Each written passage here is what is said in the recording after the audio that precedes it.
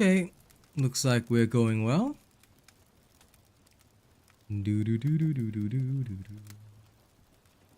Yes, I did start fast. Hey, Subingu. And Y King, what's up? I had to start fast, you know. I didn't wanna miss out, you know. We're gonna test the Fist of Fate. But yes, hello everybody. Welcome, welcome, welcome. It's time. Don't forget to like the stream if you haven't already, yeah? And of course, the Barbarian update will drop later tonight, so look forward to that. And yes, clickbait face with the duck lips. You know I love it. Okay, let's have some fun, shall we? Let's have some funny little funakis. Alright.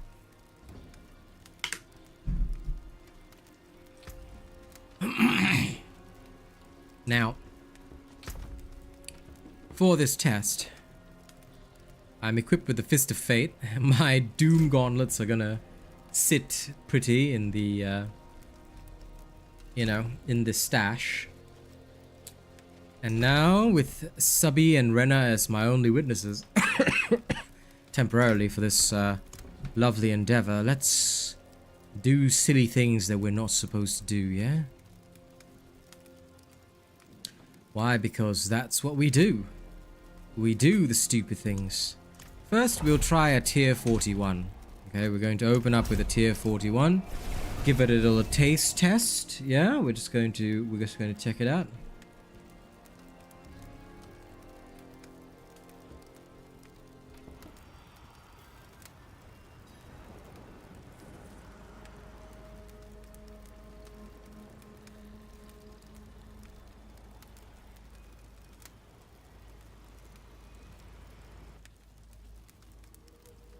Oh, so I just literally saw a guy calling himself Willy Seeker. How lovely. Hello, Justin Landman. How is the land? Doing good. How about you, my friend?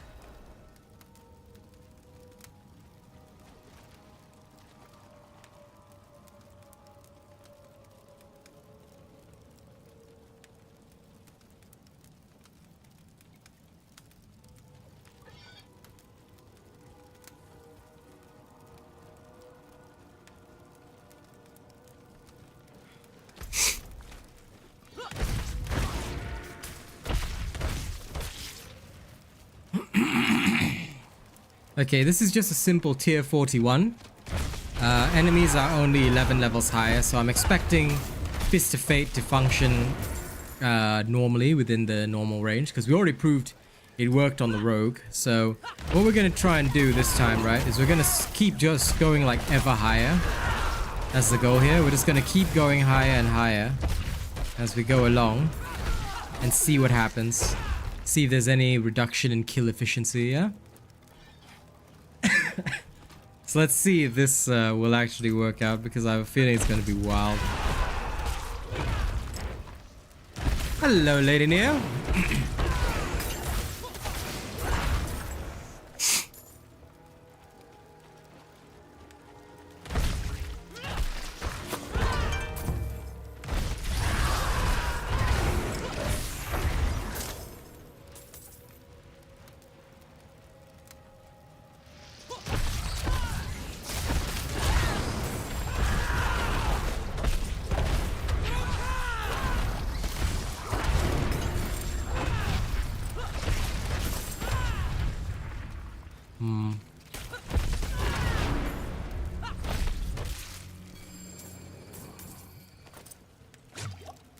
Like on the rogue, there was no realistic reduction in kill efficiency. I want to see if the same thing will be for the barb. So I don't know for sure, but we're going to try.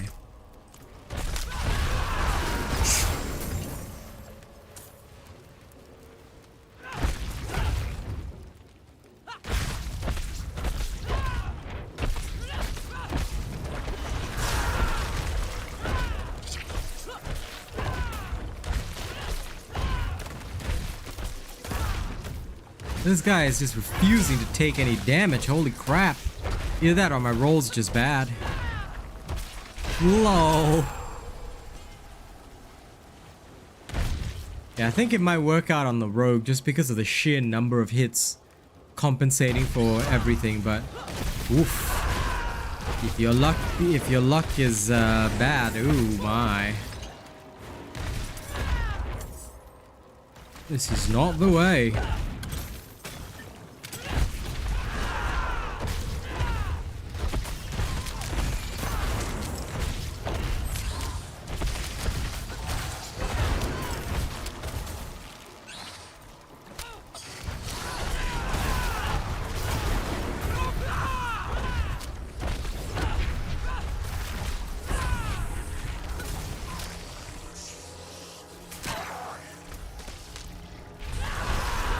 Oh, okay.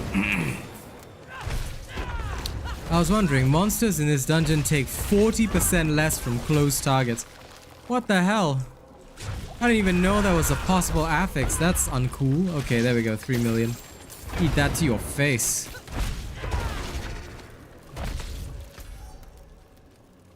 Okay. That's interesting. Yeah, this might not be the best one to test it because, I'll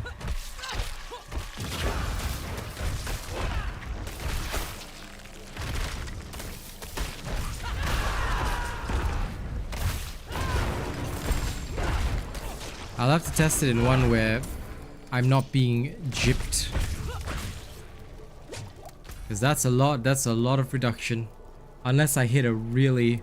Yeah, I would need to hit a really big swing. And they're all wallers, like for real.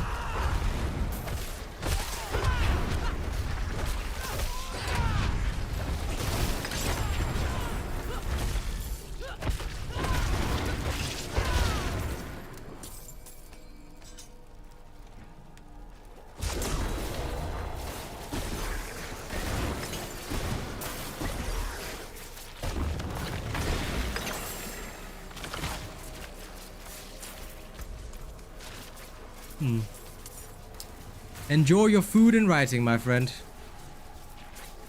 Oh, this is definitely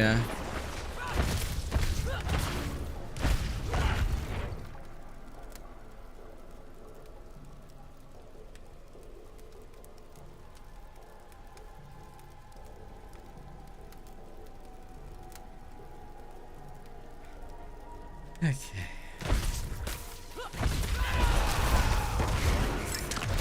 Like, I'm still hitting big numbers, don't get me wrong.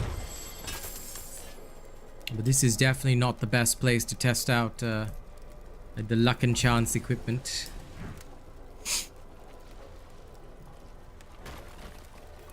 I'll need to find some 42s and 43s that are more relatable. I mean, I'm still clearing it, but not at a reasonable pacing. Which is no good. Long run, this is the ungood.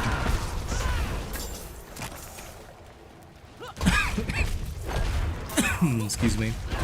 Post-dinner cough.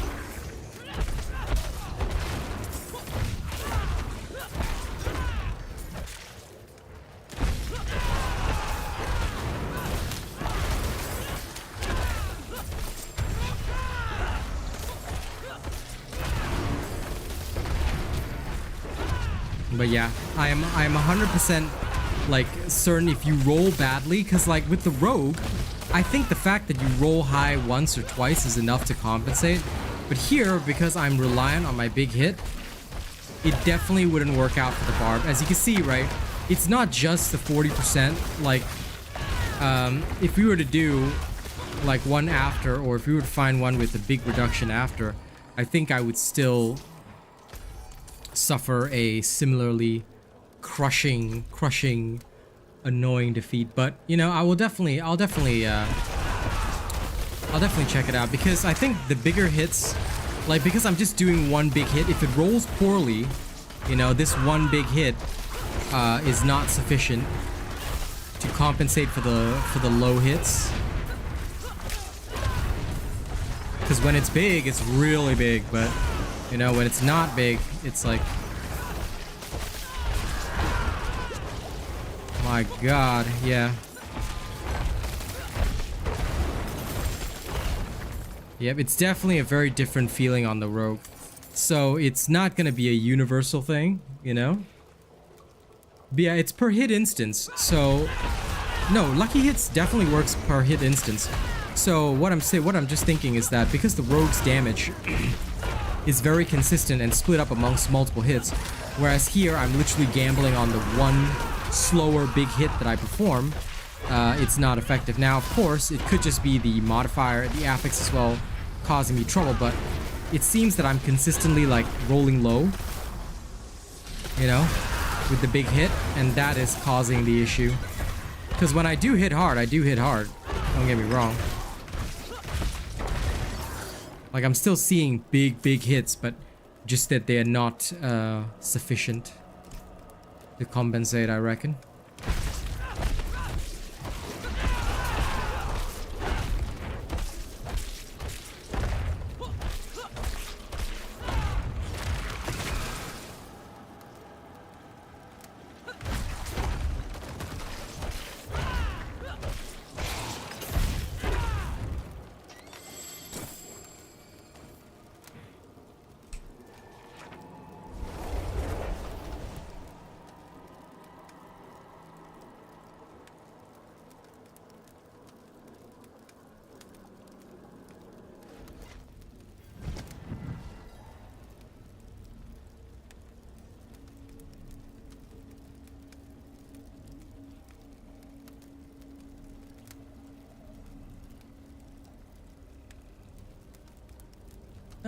I mean, I was using it on twisting blades and it was doing just fine. But for fair testing, I'm gonna try a little. Ooh.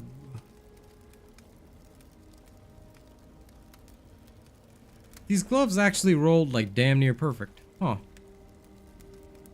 Ain't that interesting? I'm gonna go chuck these gloves in the thingy.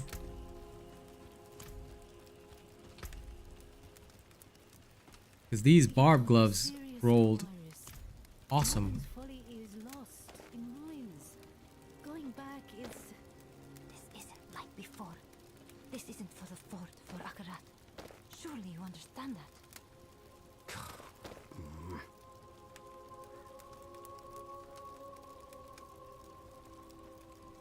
Could potentially be better. Could. But I have to roll the attack speed to be even higher. And there's upheaval instead of hammer the ancients.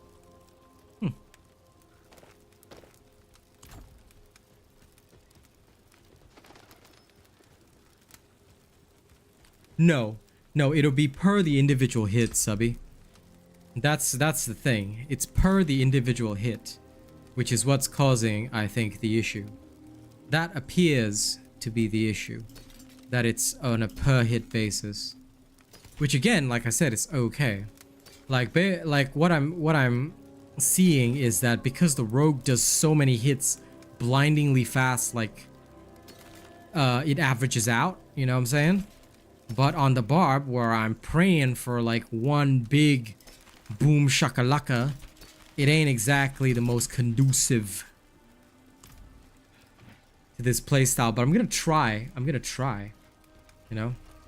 Like, I really do want to try, because I just think maybe there's a possibility this will work. I don't know why I'm so convinced on this, but I just am. You know, I must try this under more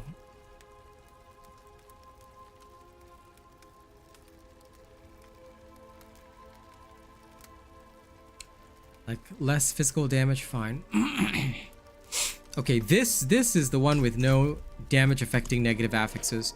If it doesn't work here in a tier 44, then okay, it won't work. I have a feeling it'll do really well on a necro.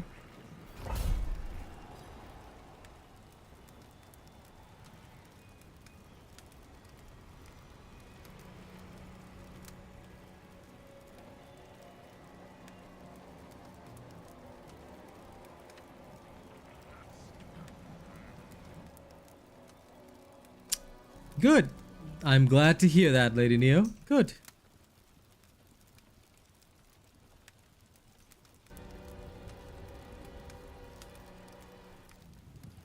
Well, 'tis not just the blade. I mean, it's not just about the lucky hit. It's the ability of Fist of Fate to roll. Basically, your hit will deal between 1% to 240%, right? So I just think that the rogue, maybe it's dishing out so much damage that you don't feel the difference. Because you just stab like multiple twisting blades into the enemy anyway.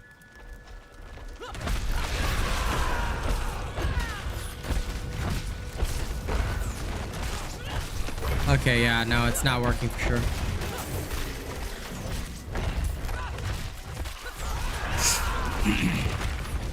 Look, where I would normally be like able to completely decimate an elite, I can't even touch this guy.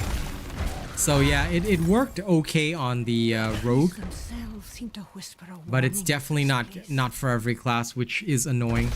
And here I thought we finally found something that could work. Like, granted, I can sometimes roll a lunging strike that hits phenomenally hard, but when it comes to the elites, like, it doesn't provide you the same kind of raw power that you would get out of just a normal pair of God Roll gloves.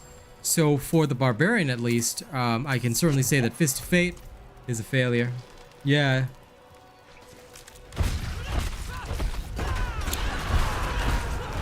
Like on the Rogue, don't get me wrong, Rogue, whew, this thing is awesome. It probably will be awesome on the Sork as well, just so you know.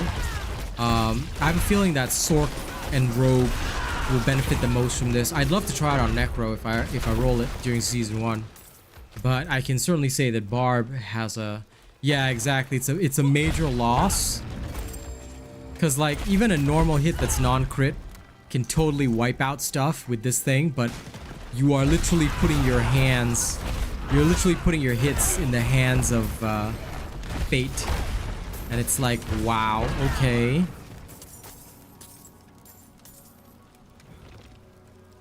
That's a shame, though. I really thought it could...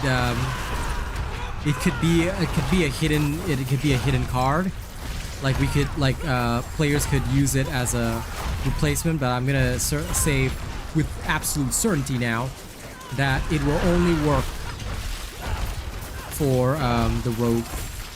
Like, don't get me wrong, it feels great when you hit that big hit, but the problem is that it makes your, to an extent, because you're already relying on crits for the barb, it makes your already unreliable crit even more unreliable. So basically, it's when you go big, you go big. Otherwise, 95% of the time, you're going home. So yeah, no. I think it'll work best for the Rogue and Sork. Possibly for Druid as well, actually. I'm so tempted that I must try it on Druid at some point, but I can say with confidence that the Barb, absolutely not.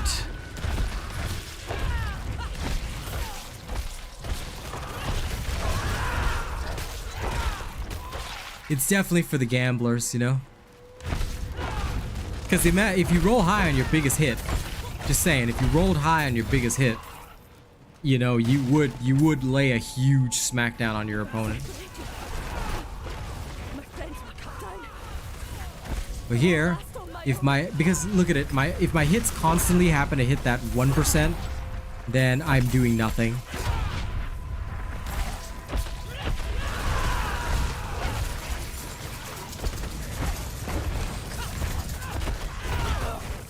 So when it's big, it's really big. When it's not big, oof.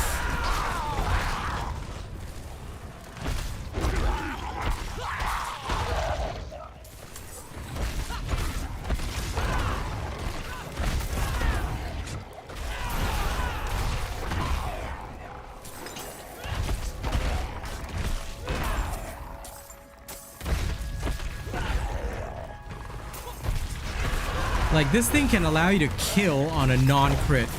Okay, when it goes big, it really goes big. So even a non-crit can deal like 700,000 damage, which will wipe out an enemy. So if you get lucky, even if you don't get a crit, you can absolutely wipe the floor with your opponent.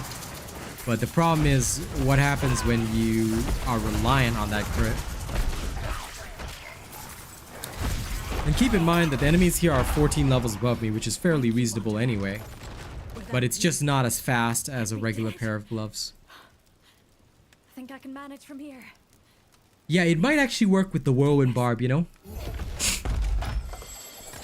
I have a feeling that this would be much more worthwhile on a whirlwind barb as opposed to this.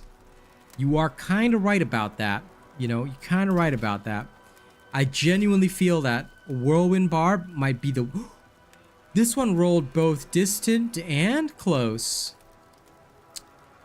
Okay. Interesting. I'll save this. Oh, well, actually. But you know what? I'll save it until something better comes along. I'm not gonna upgrade this one now. I'm just gonna leave it in the stash. And that's a cool one.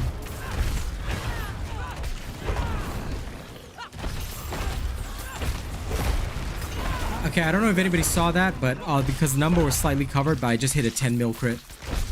So I can hit higher highs with this when I roll well. If the dice rolls maximum, like if I get a natural 20 or something like D&D, I can crit a hilariously high number. Because my best crit I know right about now is only about 6 mil. You know? 6 to 7 mil. But I just hit a 10 mil there. When it happened to roll perfectly. And because each hit, you see, right, is calculated separately.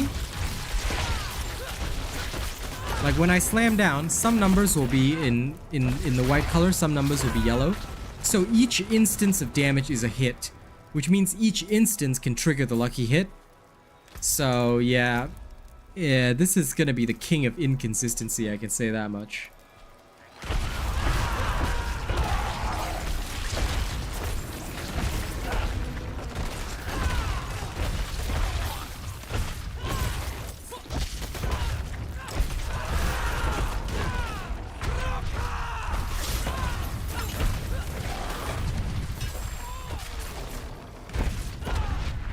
Did y'all see the critical failure right there? That was when I rolled the 1% damage. LOL.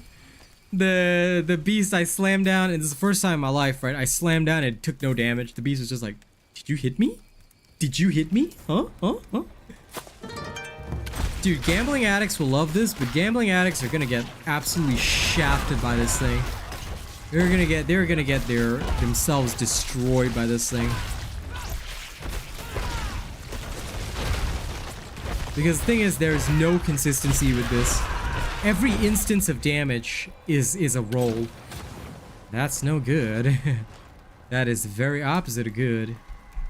Thank you, Jeremy, for subscribing. Welcome.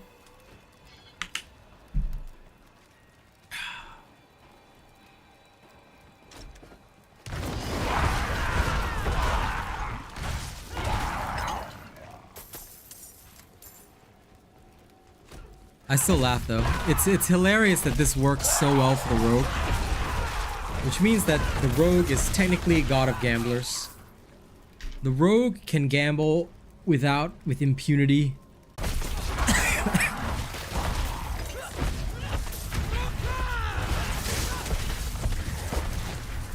Dude, I'm pretty sure I just hit an elite for 0 damage. Whoa.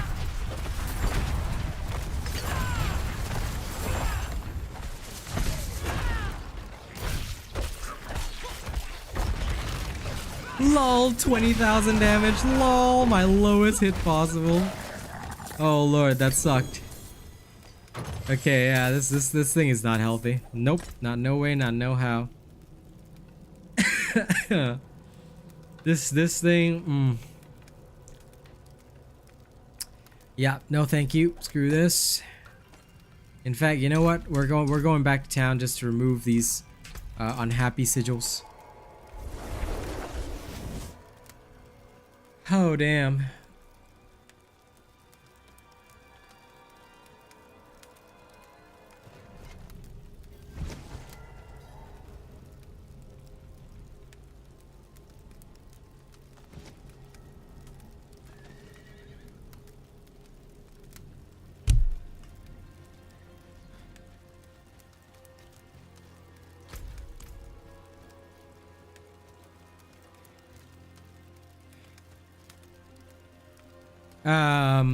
Well, John, you need correct gear, dude. If you're having trouble with the capstone, even with a team, number one, your team sucks. Also, what level are you trying to do it at? You cannot do it at level 60 without perfect gear, dude. So did you study the gear part of my build?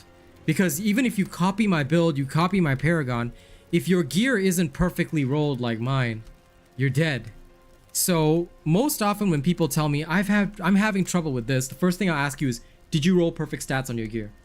Did you roll for crit chance, crit damage, vulnerable damage, slow damage to slowed or close enemies? If you didn't roll all of that on your weapons, armor, and if you didn't roll damage reduction on your armor, you are dead. You are gonna die no matter what because your gear is dog shit. It's definitely a gear issue, dude.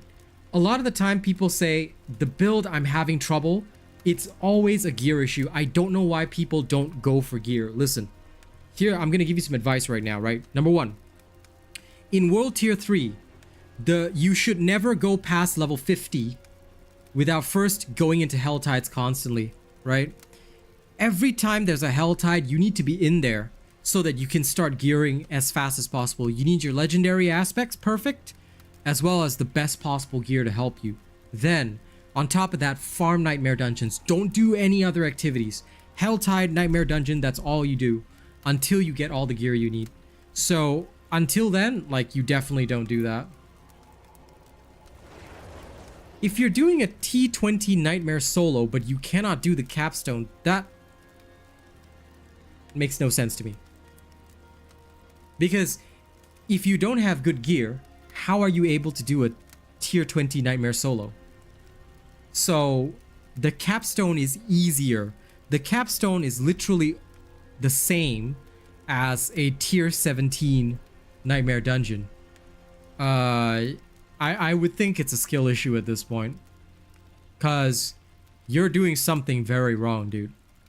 You must be doing something wrong, because if you're clearing a tier 20 Nightmare dungeon, it means that number one, you have decent gear, you actually know what you're doing, and you should have all the right aspects, because it would be impossible to clear a tier 20 Nightmare dungeon solo otherwise, because you are level 65. There'll be 73. 8 levels difference. You should be fine. You should be fine. That's yeah. Yeah, because most of my lads do it at 63. Of course, I did it at 60, but that is weird, my bro. The only thing I can think of is Elias does a lot of, if you have damage resistance close, right?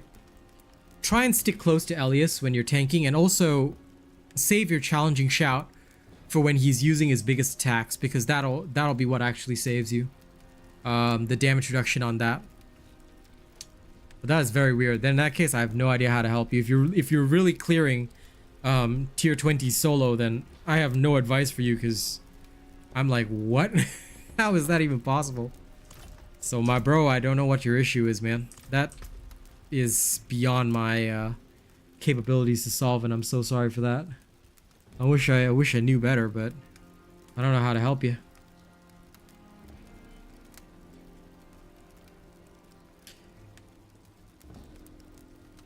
Well, I mean, at level 60, yeah. At level 63, I think you can, but depends on your reductions. Like I said, it always comes down to reductions. He does do a lot of damage, but it all comes down most of the time to reductions. The more reductions you have, the better. And if you have sufficient reductions, then you should be okay. Should being the key word, you know? But like I said, all of that shenanigans is all based on whether you can.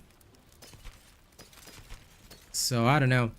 I think the first time I'll face him as ranged is going to be in season 1 on the Necro. So that one I will try and figure out what to do in that case. But most of the time, you know, with the barb, I just stuck close to him and it was okay. Roughly. But the thing is, you're able to do the tier 20 Nightmare Dungeons. That proves to me that you at least know what you're doing, John. So, yeah.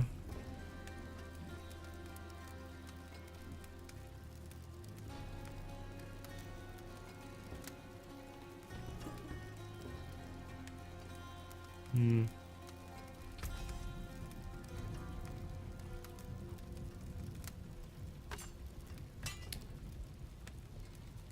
Tis inexplicable, my friend. Stay sharp, man. Greetings. Hey, Tiago. My hammer. It's going good, except that Fist of Fate definitely failed hardcore on the Barbarian. It failed so hard, in fact, that yeah, I went back to my normal gloves because, yeah, there's no way I'm carrying on with that shenanigans.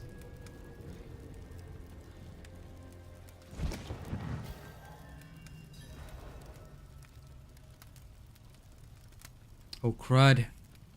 I forgot. Sorry. I went back and did all the gear. I forgot to do the sigils. My bad. Let me go clean that up.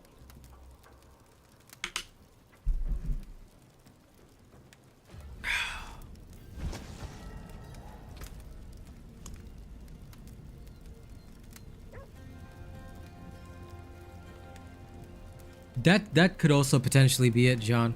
It shouldn't be, but it might be. But yeah, his random one-shots can be a bit of a pain. I do not disagree.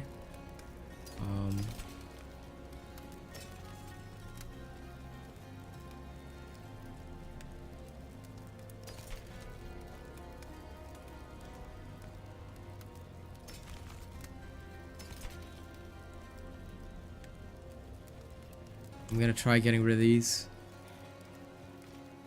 Yes, what do you want to know, KCS? And yes, I can tell it's KCS because your name literally says KCS, so... What question, what knowledge do you seek? What do you wish to know?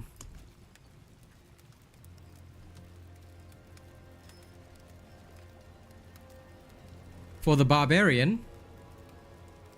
Build videos dropping tonight. Didn't you read the title?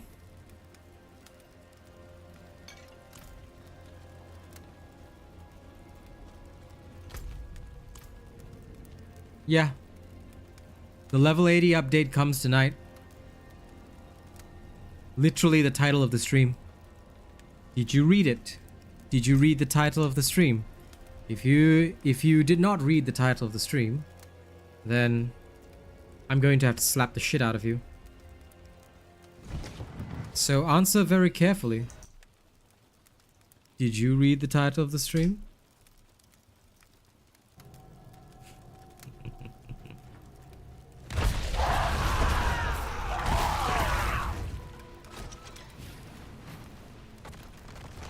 Well, there you go. But yes, the build updated video will come tonight.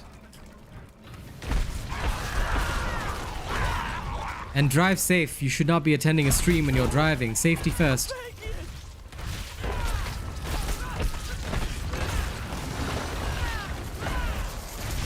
Personal safety is important because I do not want you guys to die. If you die, then I have no viewers, my friends. Stay safe, please.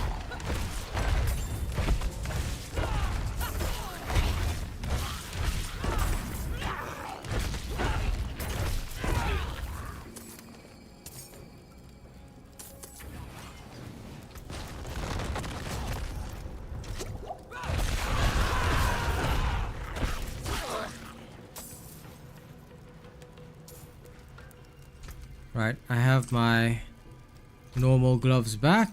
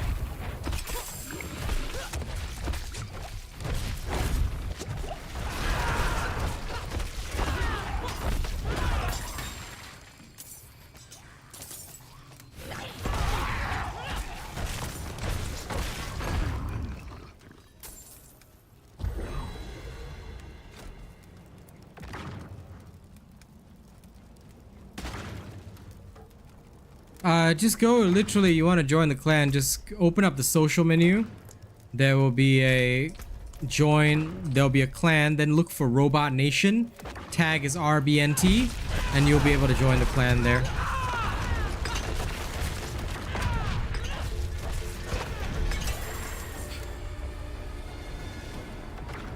As for stats, the only thing is that you just need to roll good gear, dude. You don't need to tell me your stats because your stats are literally irrelevant, dude. All you need to focus on is good gear. And don't worry about what's my max hit, because my max hit is coming from the fact that my gear has crit damage, vulnerable damage. All of this is explained in the build video tonight and also in the late game video. Just go straight to the gear section. I explain what stats I'm using. That's all you need to focus on. Because what you need is to get a good roll. So as you farm and gear drops, right, keep an eye out. It needs to have good stats. Once you have the good stats on your gear, it's no problem. We're literally all aiming for the same stats. You don't have to read your stats for me. You don't have to know what my stats are because we're all farming for the same stats. Legit. There is 100%, I'm telling you, no difference. Everybody's looking for crit damage, vulnerable damage. Well, in the Barbarian's case, damage versus close enemies. Any Barbarian is going to look for these three major stats on all of their pieces of gear. And when you have all that, you basically cover raw damage, critical damage, and vulnerable damage. And once you cover these three bases, your damage will be as high as mine because that's literally the stats that I've gone for on everything. On every offensive piece of gear. Defensive is this, it's damage reduction close, damage reduction distant, total armor if you can, and then max life. These are the 4 key stats.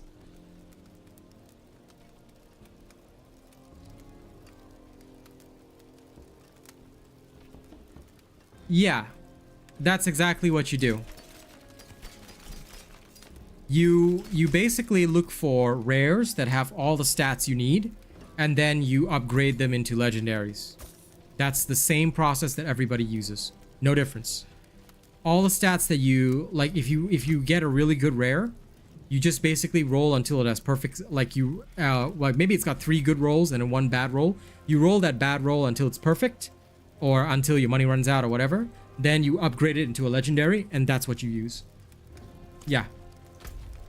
This is the standard gearing process in every single Diablo. It never changes. Just so you know, well, it's a bit easier in Diablo 4, but pretty much this is the standard gearing process. It will literally never change. So you will always be going through this exact gearing process no matter what.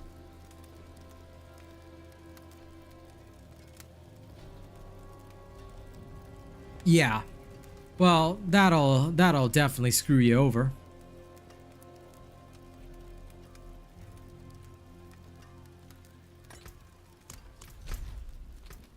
Okay, in this dungeon, monsters take 30% less physical damage. Yeah, don't. I throw away, like, okay, look, either way, it's not going to be that bad because you're going to throw away a vast majority of gear. Most of my gear I also throw, but only because it doesn't have perfect stats. 95% of the time, the gear that you find is not going to have perfect stats anyway. So what I usually do is, like, I go for 1 good roll first, then 2 good rolls, then 3 good rolls, and I slowly keep upgrading my gear that way. Then now I'm at the stage where I've got 3 good rolls on everything. I just need like a 4th good roll, and then I need to have them perfect. So that's the never-ending progress grind. Most of the time, if there's any problems, right, it's usually due to somebody doing something somewhere wrong. Usually. So yeah, if it's your first Diablo, I can understand, but don't worry, the gearing process is the same. A lot of people think that, you know, it's one of the most common questions I get asked. They're like, can I show you my stats? Can I show you my build? Like, is there something wrong with it? And I tell everybody the same thing. Literally, you don't need to, because we're all looking for the same stats. Everybody and their grandmother. And in fact, did you know that on most characters, you are still looking for the same stats, even on most characters? The only one that's borderline different is the Necro. Because for the Necro, for your damage stats, you still look for crit and vulnerable damage, but you will also look for a couple of other weird ones.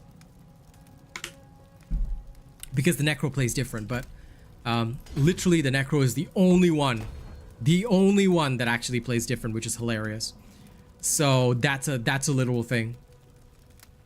So literally don't sweat it if you feel like you're doing it wrong, because you're not. Okay, everybody's literally in the same boat. We're all stuck farming the same goddamn stats, no matter what character you play. And that's just the way that Diablo, and that's actually a design flaw for Diablo, just so you know. It's the problem is solely due to how powerful the vulnerable debuff is. It's too strong. It's too strong, and because it acts as a multiplier that several characters can guarantee, i.e. Necros, yeah, it's a problem.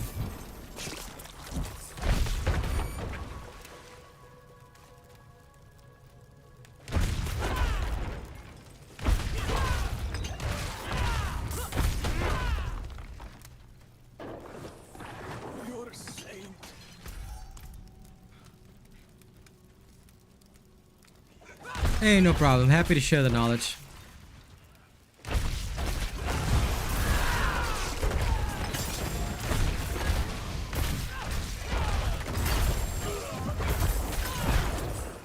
Like I said, a lot of people worry about it, but you literally don't have to worry, because once you find the right roles, nobody even cares what your stats are.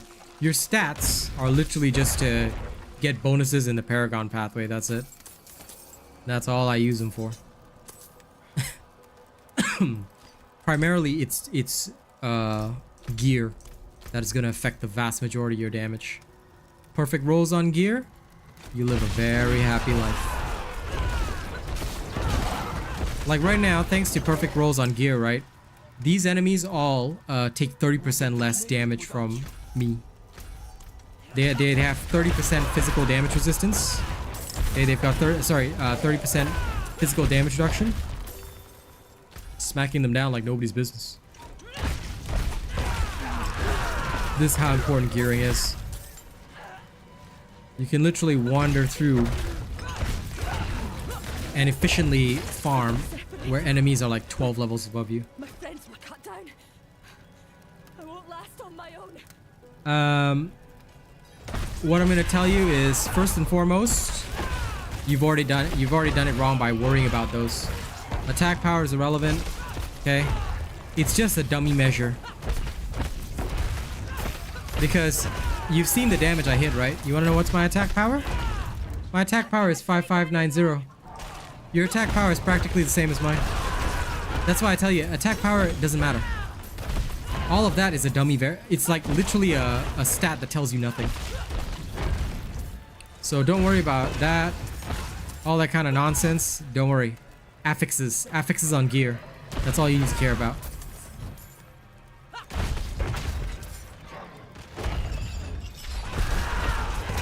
If you got the wrong affixes, if you got the wrong affixes, you can't hit shit. That's what I'm telling you. That's why I tell everybody, you know? You don't need verification from me. You don't need any of these things. You don't need any of that rubbish. The only thing you need, the only thing legitimately that you need, okay, and I'm gonna tell you this straight up, go roll the perfect affixes on your gear. Don't stop farming till you get the perfect affixes. That's all. That's literally all it is. You look for the perfect, and also you've got too much strength stat. Strength is only good.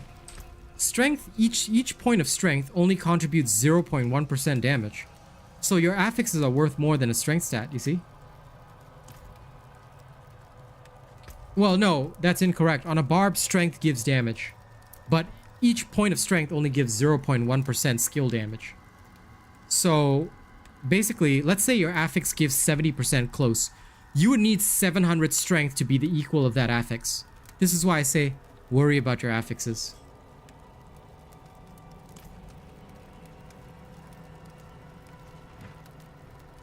Yeah, I know. No, I get what you mean now. But I'm just trying to be accurate as well. Because you never know. Some of the people that do watch the stream don't speak English and they watch it back. Right, Y-King? So I try to be as accurate as possible and not to use too many sayings. Because some of those guys actually will come back to me and say, but I thought this and I thought that. And I'm like, no. Saves me the trouble of explaining. So I'm always very clear with what I mean. Especially when people ask questions. Alright? Just make sure that if you're going to ask this many questions, please leave the stream on all the time so I can actually make money and rent. If I don't make rent, I cannot answer your questions. I cannot do this content for you guys, okay? So help me make rent. Keep the sound on. Support me. And you will receive support in turn. Okay? Good. I'm glad we understand each other.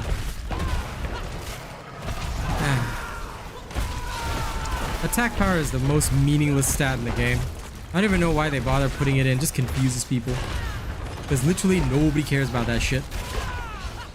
All that matters, affixes. Affixes, affixes, affixes. Well, it still only counts as one, unfortunately. Because it's based on your IP address. So, like, if a person watches me on multiple devices, you'll see a higher number there, but revenue-wise, it only counts as one. But either way, thanks for the higher revenue. Sorry, thanks for the higher engagement count. But sadly, revenue only counts as one. Because revenue is based on IP. But as long as people keep me on, it's okay. It's more about like how long you keep me on for, basically. Yeah, it's okay. Don't waste your electricity. You only need to keep me on one device. But if that, like, for example, if you were to, on one device, play, like, my streams 24/7, then it would count and it would make me money. As long as the streams are from 7 days ago minimum. So it can be more than 7 days ago, but it must be at least 7 days ago. If you're watching streams back, yeah? For best revenue, usually. Otherwise, the current stream is fine. So if it was like on a per household basis, it's based on the number of hours they watch me. But obviously they can't do it on multiple devices.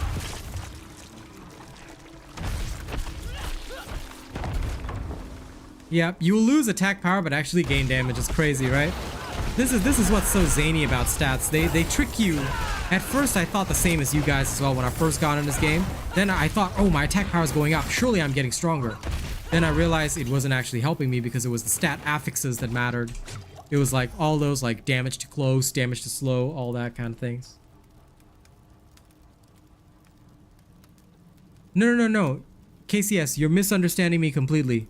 Alright? Strength doesn't matter. These stats don't matter. Nobody cares about these stats, dude. These 4 stats doesn't matter. Doesn't matter. Stop thinking about stats, bro. I'm gonna say this once, and I'm only gonna say this for the last time. I want you all to pay attention to me when I say this, okay? Anybody asks me about stats from now on, I'll ask my mods to slap the shit out of you. Because anything here, anything on this screen, is totally irrelevant to you. What you have is what you get. Don't worry about it. Yes. Take stats and throw it in the trash where it belongs, okay? The only thing I want you guys to care about, look at this weapon. Do you see this part here? Damage to stunned enemies, critical strike damage, vulnerable damage. That's 3 important god rolls for this. Why? Stunned enemies is raw damage. Now, of course, I would have preferred close enemies. Core skill damage, raw damage. Okay, this is raw damage. First and most important bucket. Second, vulnerable damage. This is your multiplier bucket, as high as possible. Critical strike damage is another multiplier bucket. You want to hit the millions? You need these 2. So, critical strike damage, vulnerable damage, and your raw damage stats. Whichever one you can get them as high as possible. Look at the sword. Same thing, okay? Damage to close enemies, 70.5%. Critical strike damage, vulnerable damage, bleeding enemies. 2 raw damage stats, critical strike damage multiplier, and vulnerable damage multiplier. Okay? You understand that? Do you see that there's no strength, there's no stats, there's no dex, there's no intelligence on this? Okay, good. Take stats out of your mind, throw it in the bin, okay? Please. Next person to ask me about stats, I will literally slap the shit out of you because I've already said it in every single video. The only thing that matters is the affixes, and I've already explained it in every single video that I've put out. If you did not watch the videos thoroughly, go watch them 60 times until you actually understand what I'm saying. Because I have never once mentioned stats. There should be nobody here that even asks about stats because it's literally unimportant.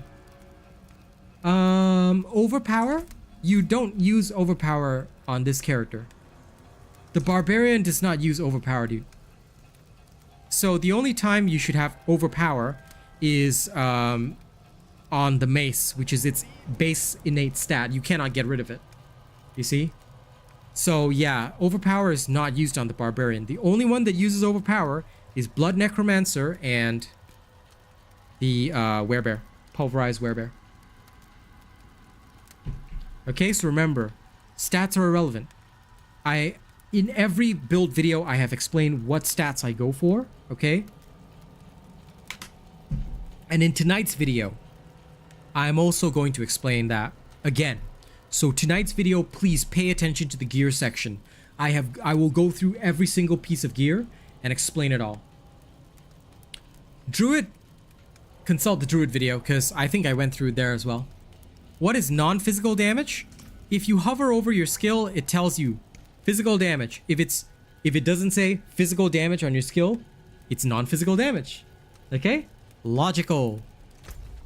Diablo can be complex, but also very, very logical. Overpower is the blue numbers, Lady Neo. Diablo can be complex, but logical. If it doesn't say physical damage, it must be non-physical damage. Makes sense, right? Basically, don't think too much. When you overthink it, you will most likely screw yourself over. Don't overthink.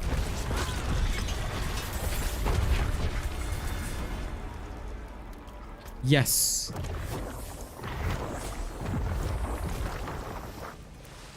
This is how you can tell Subby has been paying very close attention to my lessons, because I have repeated this shit so many times.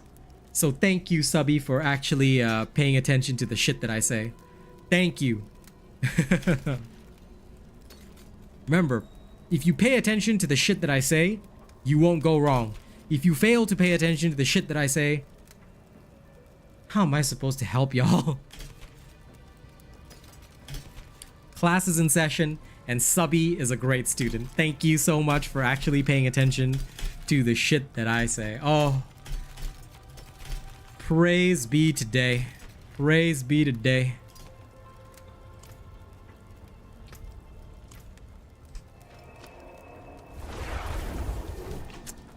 When y'all get to Subby's stage, right, you'll be able to recite my lessons like that, okay? So I want y'all to pay attention.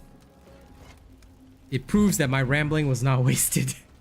So proud teaching moment. But yes, everything you said is correct. The forge is ready for whatever you need. Huh? Overpower works only with Whirlwind Barb? What? Why would a Whirlwind Barb use Overpower? Huh? That makes no sense. Whirlwind Barbs don't use Overpower stats. I got sharp, No. sinister. Only a character class that has a guaranteed Overpower uses Overpower. And in that case, they won't use continuous damage skills.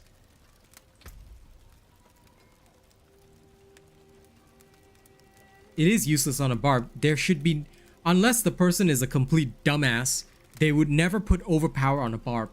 Because, number one, as already mentioned, there is no way to increase the chance of Overpower occurring. And unless you have a specific skill, a skill that literally says guaranteed to Overpower, it's not worth it. You see? So like, one example that I can give you is here. After sorry, not this one. One of these has it. It says guaranteed to Overpower somewhere. I can't remember. One of the skills has it. But the easiest... Okay, if you can't find an example on the barb, you can go to the Druid.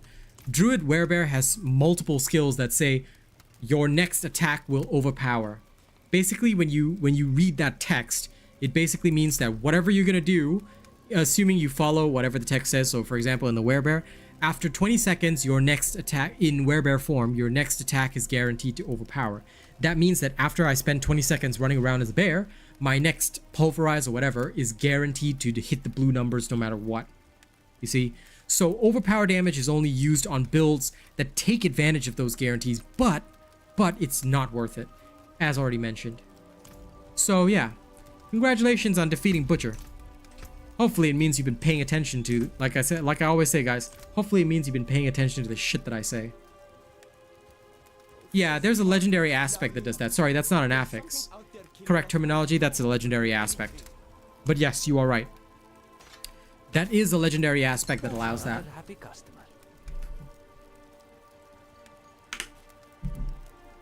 But I think that is more common on, what is it? Walking Arsenal builds? Yeah. They are rare because, like I said, they have a 3% chance of occurring and you cannot increase it. Unlike crit chance, you cannot increase overpower chance. So no matter what, you will always only have 3% chance of that happening. Okay. This I do not care about. Actually, wait, no. This is okay. This is not happening. Screw cold affix as well. Blood blister's okay. But yeah, overpower is mainly used on druid and, well, werebear druid and blood necro. These are the two that take the highest advantage of overpower. The others usually do not. Usually being the key word.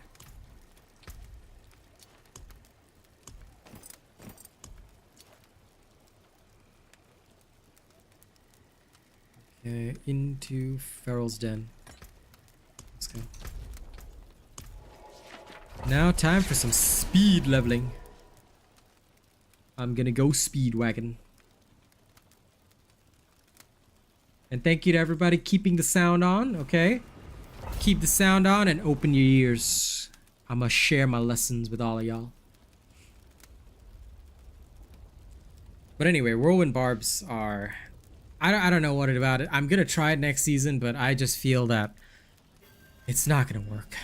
That's my feeling. Could be wrong, but that's my feeling. I solemnly feel that it is not gonna work out well. They just don't strike me as good.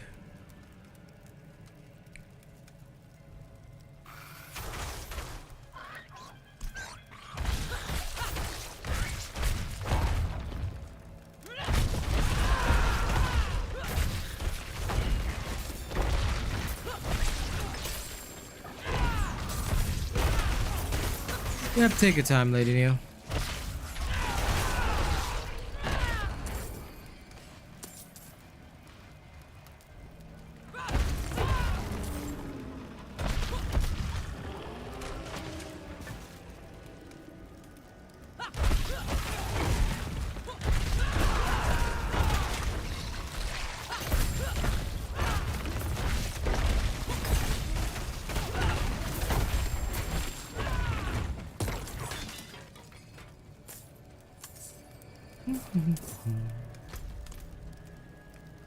Okay, good. Got the Animus.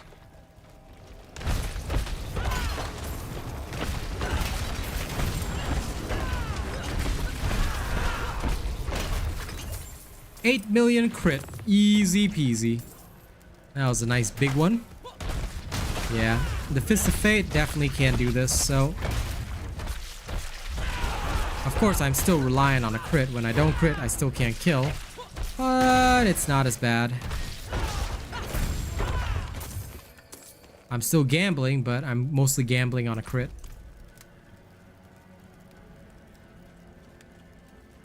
They may seem that way, but I'm gonna tell you that they are only a 3% chance. If you hit hard enough, yeah, sure, you'll see them. But count for yourself next time how often you see them. Because like I said, there's no way that you can guarantee it. And you are gonna get blue numbers far less than you're gonna get yellow numbers. Keep that in mind. I mean, hey, if you want to build a build around overpower, be my guest. You know, try it for yourself. You don't have to believe me. Try it for yourself, and then basically every other barb is gonna surpass you. And then after you've seen it for yourself, you can come back and follow my way. But I always encourage people, whenever somebody doesn't believe what I say, right? I always tell them, try it for yourself. Try it for yourself, see for yourself. See with your own two eyes. That's the best way to convince yourself. Because if you're not convinced by what I say, try, give it a try. I'm always so confident in whatever I say that I always tell people, try.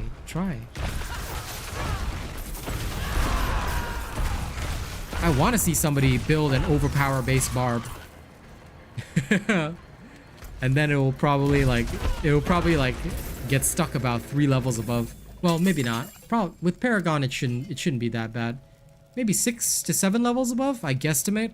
Around there. But it definitely won't reach the same heights as a crit damage focus barb. Because overpower is just too rare to actually be relied upon. Whereas crit damage, you see it all the time.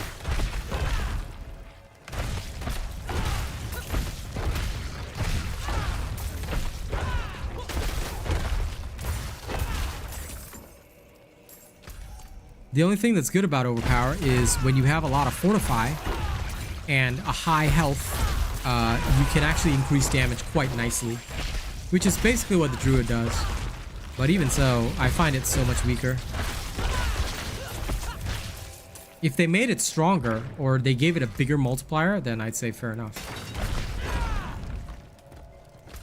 But because it's tagged to your health and fortify together, it doesn't always do the best.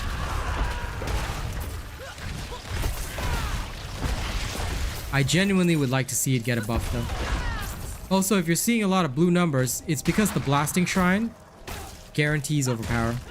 Okay? In reality, you won't see those numbers that often.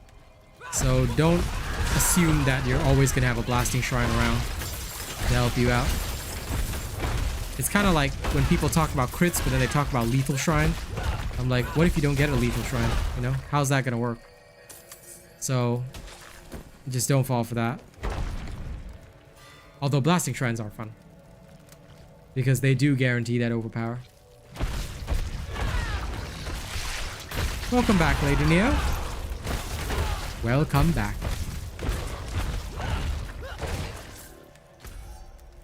Anyway. Today is supposed to be 4th of July for all the Americans. I wonder if people are setting off fireworks and stuff.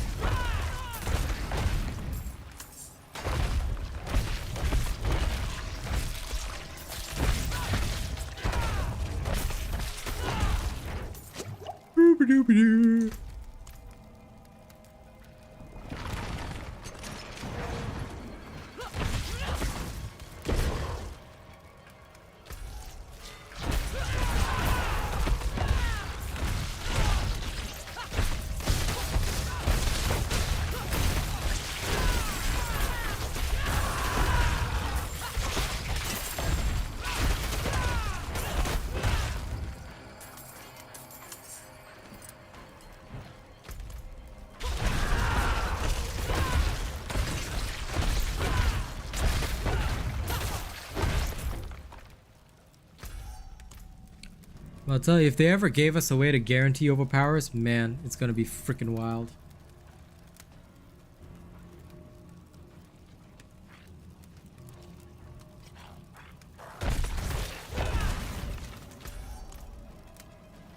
Well,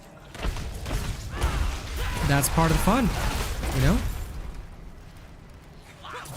New seasons are for experimentation.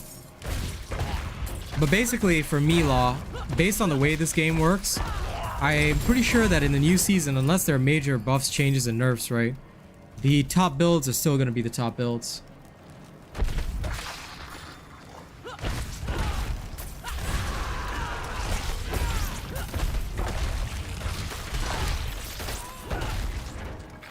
Subby and Y King, top students, paid attention to what the teacher said.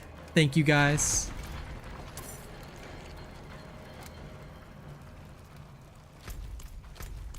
Well, since I'm a Necro main, definitely I'm gonna love the Necro.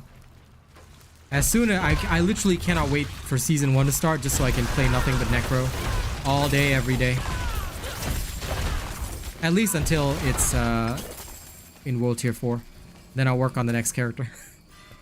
But yeah, Necro is definitely gonna be first because there's literally no sense in working on anything else until you got your Necro up and running. Then next is the Rogue.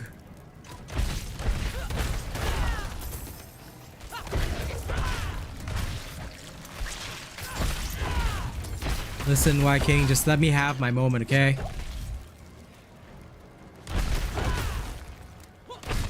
Bone Spear. I used Blood Minion this preseason, but it failed late game. So then I realized and learned a lot more about the game because it was my first character, so I didn't understand a lot of things back then. But I'm gonna come up with a way to make the Bone Spear easy to level with. You can trust me on that. Or well, don't. Doesn't really matter. I'm still gonna do it regardless. But basically, I want people to have minimum changes in their build. I thought about leveling with the Blood Minion, which is also pretty damn fast for leveling because of the guaranteed overpowers. But then the more I thought about it, the more I was like, you know what, forget it. I'm just going to focus on Bone Spear and I'll just tweak it for early and mid game. Then once I get to end game, I'll swap it over to a full sacrifice base build and see if I can run with that. That's my plan anyhow. It could totally fall flat, but that is my current plan. Okay, let me just check up on all this.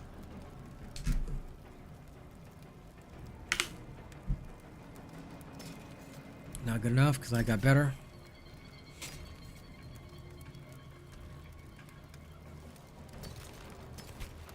I'm literally marking all of this for junk because I know none of this has God roll stats. It's that easy. All of it immediately marked for junk.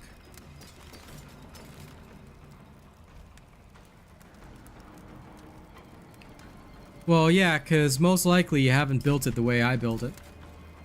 So like I said, don't worry. Don't you worry. Okay?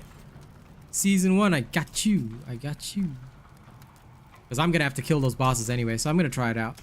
Of course, as I go and adjust, once I have determined the best possible path, I will present a build video on it. Hey, Hamza. But one thing, Law, don't forget, make sure you got all your renown done, and make sure all of your altars of Lilith are done as well. That's going to be super important for the first season.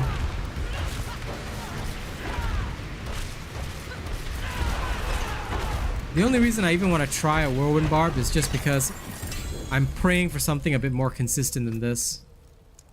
Like, don't get me wrong, I absolutely love my my Hammer Barb, but sometimes when you're unlucky, oh my god, the consistency is terrible.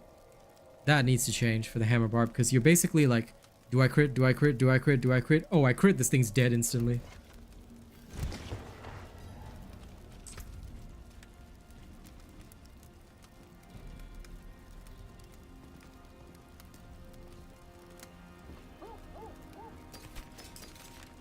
That is an ultra rare. That is an extremely rare aspect that I just saw. Which is very interesting, but still. What a shame that I need none of it. I'll keep my forge hot. Return soon. Find all the altars of Lilith as well, because they give bonuses that you should have anyway. If you don't have those bonuses, you will be quite miserable. So go get all the altars of Lilith done, if you haven't already, okay? That's the first thing I'm going to tell you. Get all that done. And then on top of that, make sure that you are at least thoroughly prepared for your renown. Because I don't know how much of the renown is going to carry over. Okay, I am very doubtful that they're going to make us redo the renown. But in case they do, okay, you'll get some level of renown already compensated, as far as I know. So just be sure about that in case they make us redo some of the renown, because you may have to. So that's something to take account of. But either way, for your first character, you must absolutely get all that done, because otherwise you won't be able to experience the full power of a character anyway. And having those bonuses is crucial. So please have those bonuses. Without them, you will be sad. But I still think that at least the account-wide renown bonuses, I don't think they're going to make us redo those in the season, because that makes zero sense. If they do, I'm going to be very disappointed, and I believe it'll change for season 2 at least, even if it doesn't change in season 1.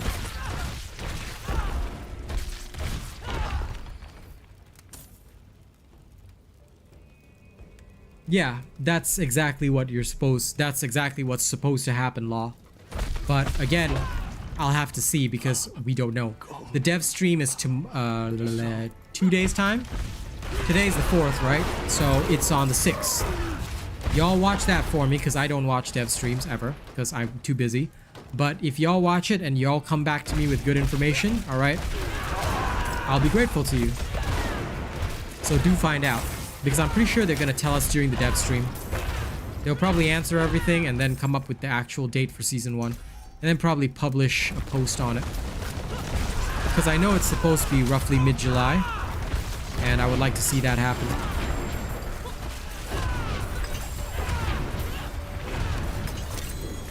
Because I'm eager to get this, you know, the first battle pass done and everything. You know, I'm going to be walking around in the skin that newbie got for me. It's going to be great. So I'm excited for season 1. Very excited, you know. I want to see all that happen.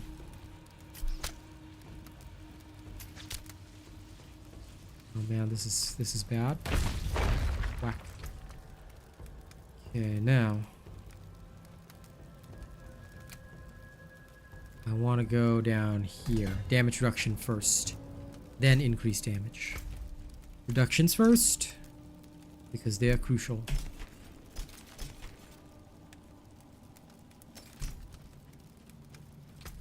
But yeah, I'm hoping that we don't have to redo Renown because I'm gonna be very upset if we do. And you're the permanent support, Lady Neo? Good. As long as you're permanently supporting me, I'm happy enough with that. Alright, Lady Neo? 110%, yeah? You must be my permanent support.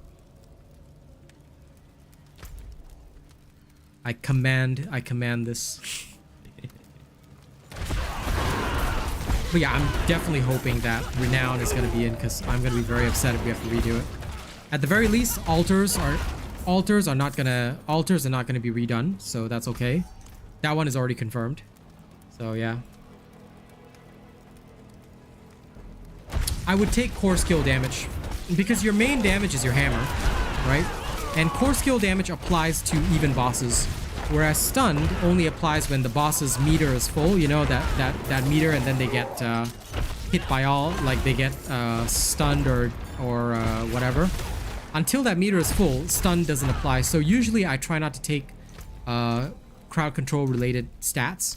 I will try for close damage first, and then if I can, core skill damage, because it's my hammers that does all the work anyway. So usually I'm going for those big hammer hits. Hence, core skill damage is far more important.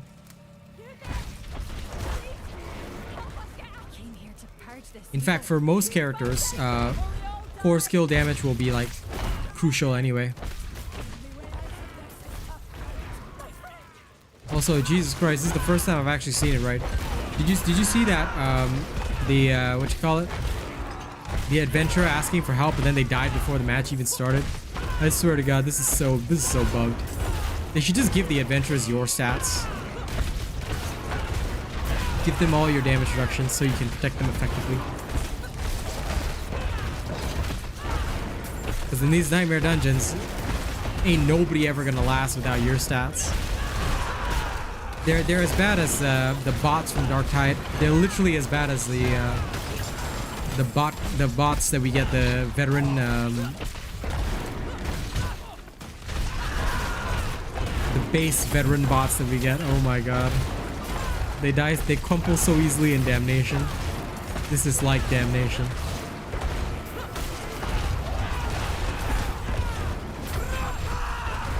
Anyone who knows me from Dark Tide, we are basically right now I'm rolling low intensity.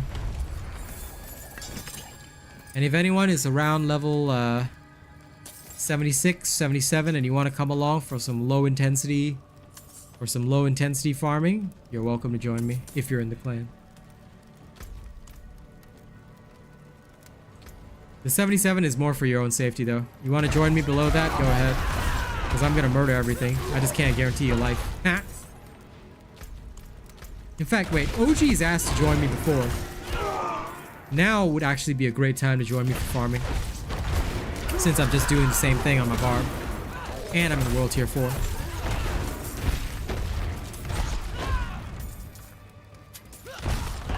So if you'd like to, now is the time. This is the time. The time has come and so have I.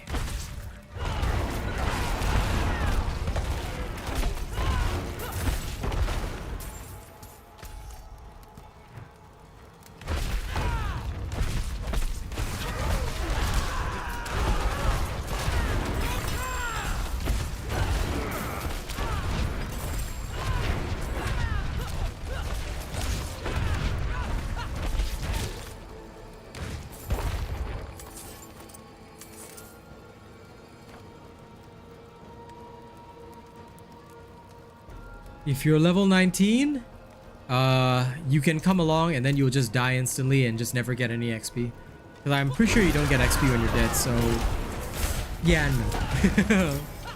I would say for personal safety, the minimum I would accept is level 76, 75, 76.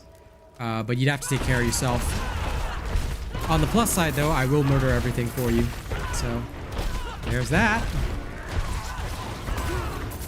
Unfortunately, level 19 might be a bit impossible. But if you've only tried characters, forgive me for saying this, if you only tried the characters to like level 20 and you're not sure which one you like, my advice is there's still a lot of time before the preseason law. Try every character to minimum. Okay, it doesn't take that long, by the way, but try every character to about level 60 to really get a taste. Because level 20-ish tells you nothing about the character. In fact, to see whether a character is even decent, you have to go to at least level 50, which takes about 10 hours, roughly, playing the most efficient methodology.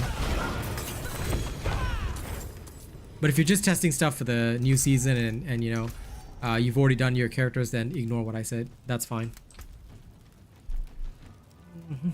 I'm just gonna junk these in advance because I don't want to bother later.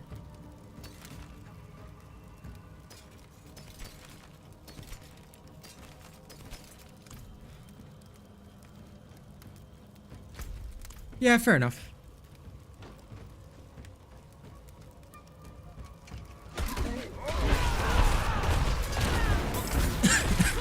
In that case, that's okay. But yeah, regardless, you will probably have to get any character in the game to approximately level 50 to really get a flavor. Because a lot of them are super terrible early game, or some might seem really good early game. Like, I still remember that guy that said Sorcerer is S tier. I was like, lol, lol, Sorcerer S tier. We all had a great laugh. But yeah, there's some things that may seem really good early on and then they fizzle out really badly later. Or there's some things that don't seem so good early game, but then like get really strong later. You know, all that kind of stuff. Barb is in fact one of those because Whirlwind Barbs tend to do well after level 50. And again, it's one of the reasons why I want to try one. But, you know, for the most part, the early game for them is pretty terrible. I actually rolled a Barb to test it. My god, was it dog shit leveling. Like, hell, my Hammer Barb had no AoE, but even then, it still felt better. Somehow, because it was dog awful trying to beat bosses.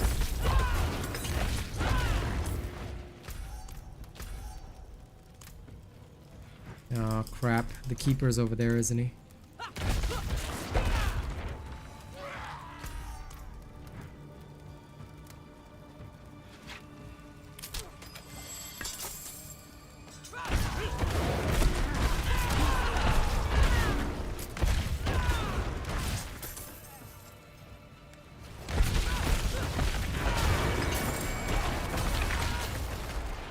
Love seeing those 3 mils pop up.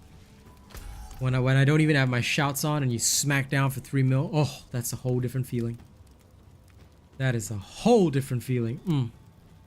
And thank you to everybody keeping the sound on. I see many of you out there.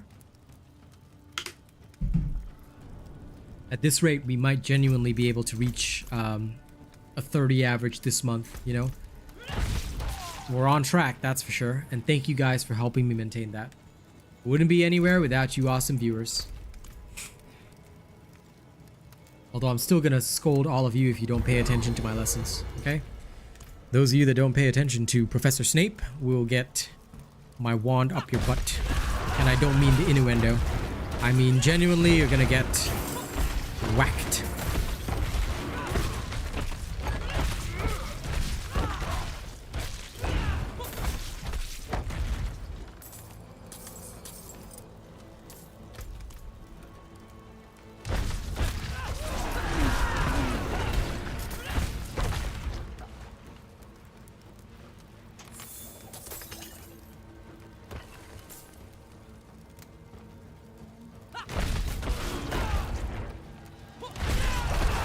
Hey Mike, how's it going? Mike is the 20th active viewer today. Yay! Alright, we're on track, guys. We're on track. That 20 average is definitely going to get maintained. Now we just got to push to 30. Hopefully this month, but if not, next month is also fine. How you doing, Mike Wazowski?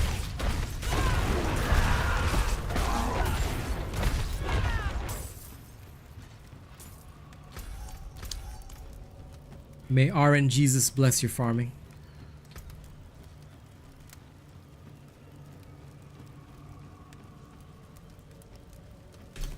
I'm always destroying dungeons. I'm just saddened that the Fist of Fate didn't work. I was absolutely excited for it. Truly. But it let me down. You know, I thought it would do so well. It did not. Yeah, please do. I mean, it's optional to like the stream, but it really helps if you do. Likes are basically like for the algorithm. They tell YouTube that, hey, this guy is liked by his people. Then other people may get recommended my stuff.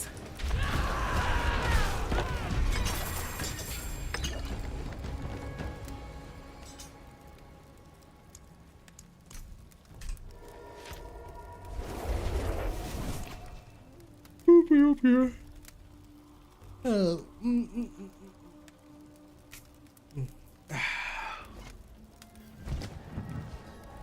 Hello, River.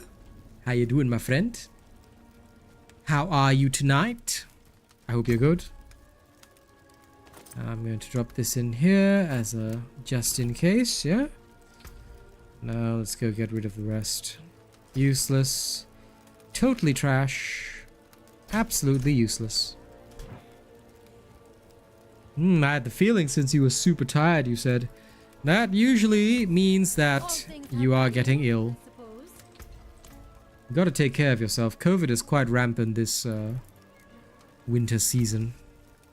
I hope you've had your flu shot and the like at least, because if you haven't, you are going to need that.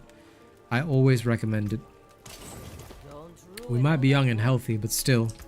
I'm telling you, these past few years, the world has not been kind. So, be very careful. Very, very careful.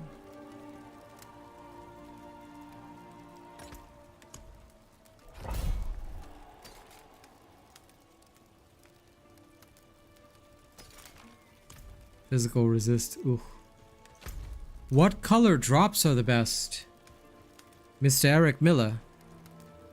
Don't worry about the color of the drops. What you need to worry about are the affixes. Because rares can always be upgraded to legendary. Uniques are uniques. Worry about the affixes. And watch the build videos to understand better what to look for. Because I covered that in every build video. Eventually you realize that you're always looking for the same stats no matter what. But I did cover all of that in the build videos, so please make sure you watch them thoroughly.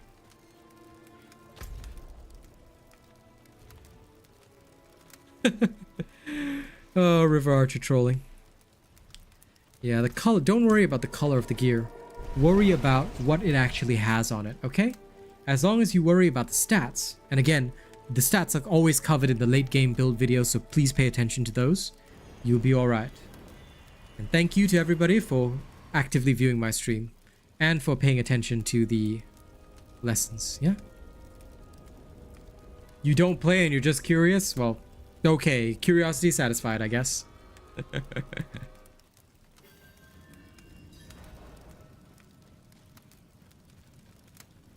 Congratulations. My staff is still dog. Doo-doo.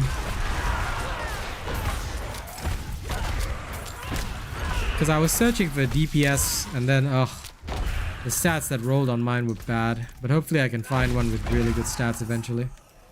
Eventually. C'est la vie.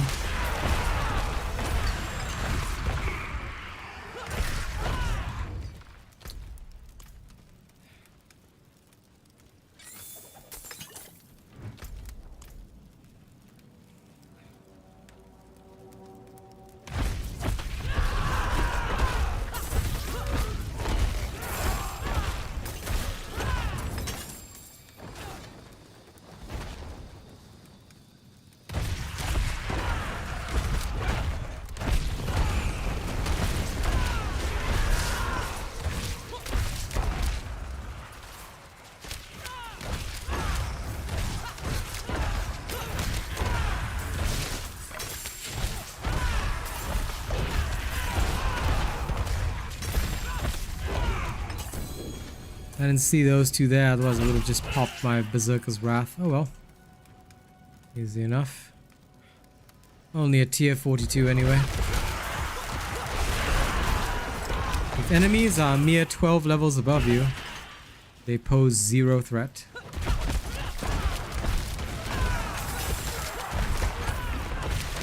Also, I love artillery shrines, they're the best.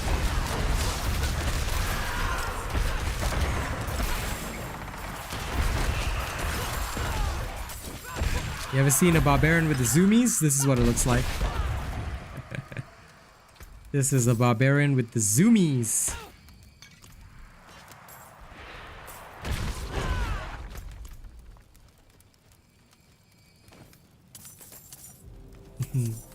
Based on the way that's going though, that's literally only useful on the rogue. But maybe a whirlwind barb. I do want to try it on a whirlwind barb if I had one. Someday, eh? Maybe in season 1. I have a feeling that it will actually work well for a whirlwind barb. Like, it's just a feeling in my gut. Based on how it worked for the rogue, it's a feeling in my gut. I think it might actually work. They're haunting where we fell in love. They're haunting where we fell in love. They're haunting where we fell in love. I don't think it will. I don't think it will. But it would be hilarious if it did. I would laugh. I would laugh.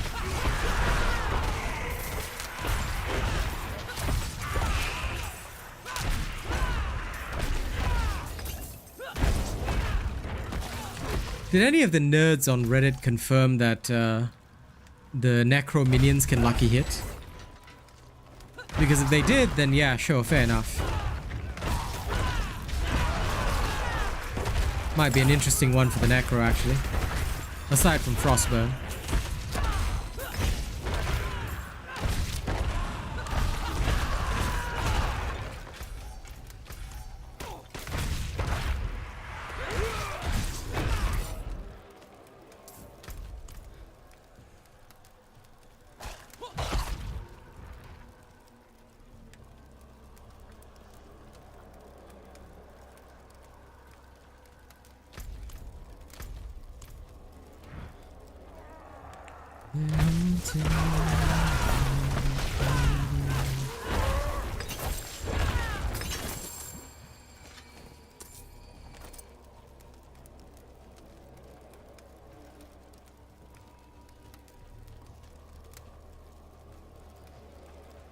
Yeah, I mean, when you're leveling it, I plan on doing it the same way that I did with Hammer of the Ancients. Like, I'll be using Leap and Ground Stomp initially, together with Call of the Ancients, up to and about level 50. Then I'll swap to Shouts, because you really need the Martial Glyph to even have Shouts apply well. And in addition to the Martial Glyph, you're also going to need the, whatchamacallit? The other one. The Bold Chieftain's aspect, yeah. But I do plan on trying it out. I mean, after all, it might work. Should, theoretically. Worst case scenario, I will swap to, I can always swap later to a Hammer Barb. Won't be a problem.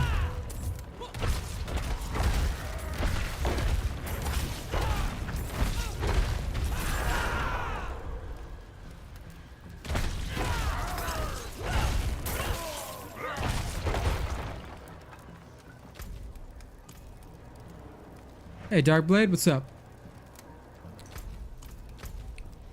Okay, let's go this way.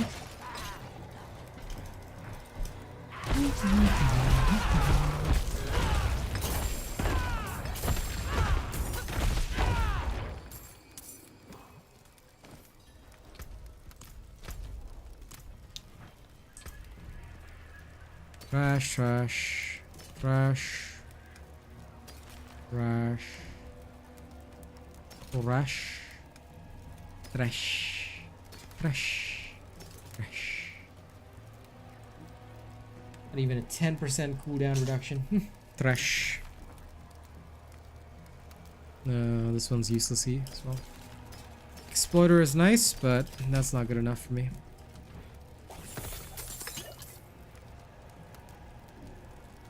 Nope. We never care about data leaks here because meh. Let the data miners get excited about it. I think I actually told you that before. No, I don't bother with anything data mined. It is irrelevant to me. When it's actually in the game, then I'll worry about it. That's my standard policy for any game. People always ask me about data leaks. I say, you want to talk about data leaks? There's other streams that you can talk about data leaks. Go there because no interest here. Until it's in the game, I don't think about it. With good reason. Because otherwise, you have weird expectations and then get disappointed. Or it may take longer to implement and then you just get even more disappointed and frustrated. So no, I saved myself the heartache and the theoretical discussions. I despise that. Only when it's in the game shall it be talked about. That's my way. I got sharp, blunt, sinister.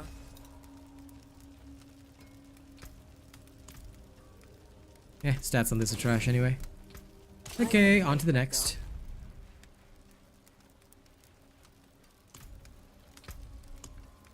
That wasn't too bad. Refresh.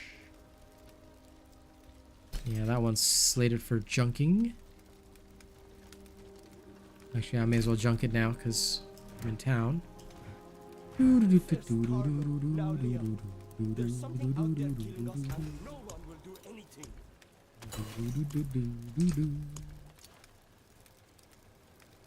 Oh, there's another one. You. If you want work done, let's get started. Okay. Yeah, this will be fine. Off we go then.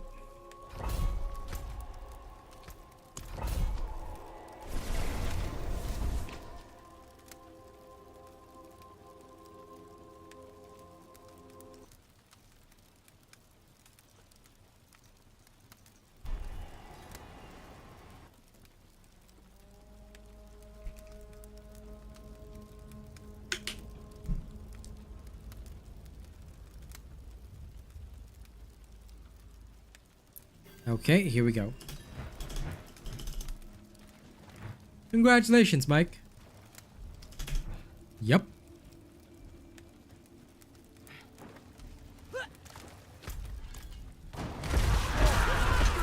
I enjoy playing solo.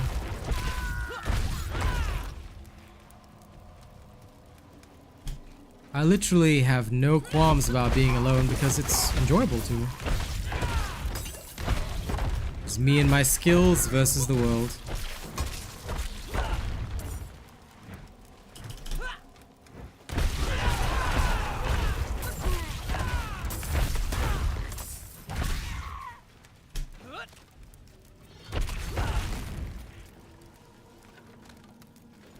But anyway, congratulations, Mike.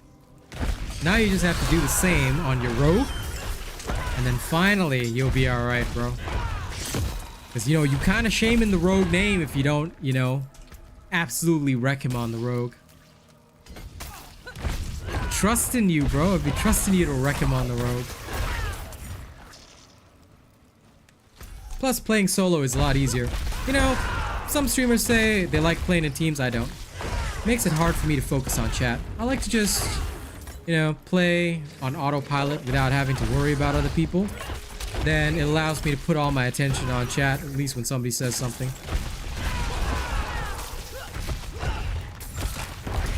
Yeah, I'm looking forward to it, man. Then you'll finally reach the level you want to be at.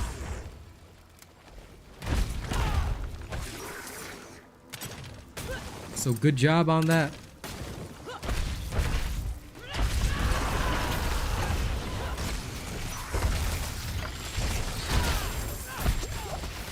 I'm hoping for a butcher here, because it's only 13 levels. I should be able to smoke him.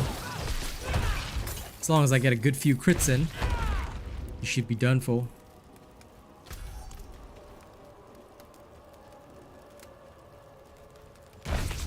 Well, hello there, random spider.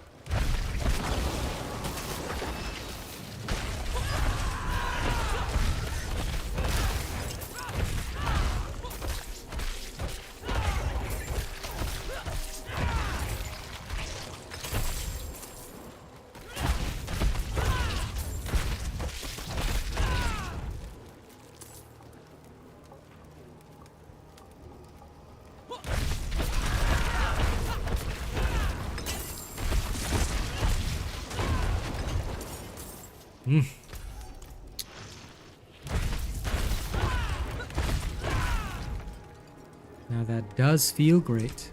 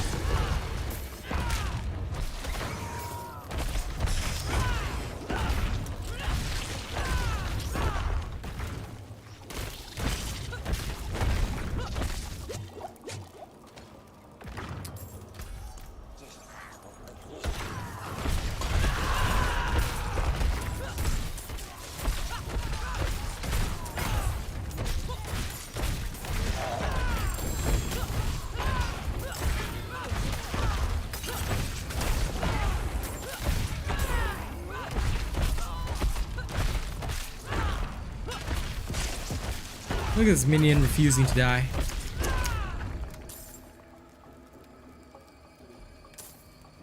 Yeah, that's okay. Absolutely nothing wrong with that. You know, everybody's got their preferences. I mean, that's kind of the key to the whole thing, you know? So if you feel that your Necro's playstyle is more fun, that's absolutely fine, man. Not everybody's gonna like every single class. Like, I myself have my preferences. You know, I love Rogue and Barbarian and Necro. But, you know, I would say out of all of them, still Necro is probably my most favorite. Because I would find it the most fun. You know, having played it across all the different Diablos.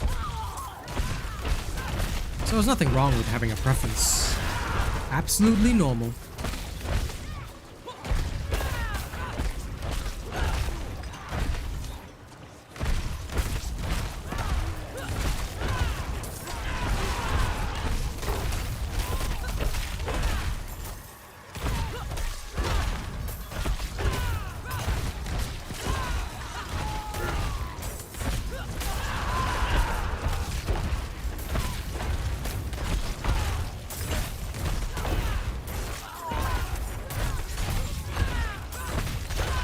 Hello, Otis. How are you? I'm doing good today.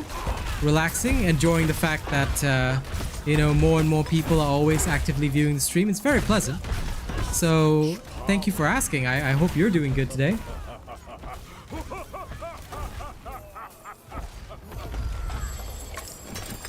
Probably because the rogue is more like a mix of the, it's like they took the Boazon from Diablo 2, mixed it with some of the assassin skills, and came up with a new class. Because the rogue technically wasn't in any of the other Diablos. I mean, sure, it was in Diablo 1, but back then they didn't even really have anything, you know, major back in Diablo 1. It was a very different game. So, yeah, that's where... Ooh. Well, that's what I get for having a nostalgia moment. Got my ass kicked because I didn't have my shouts up. Sometimes playing slower is the key. At least amongst these snakes. That's what you're gonna get, snake boy. God, do I hate snakes.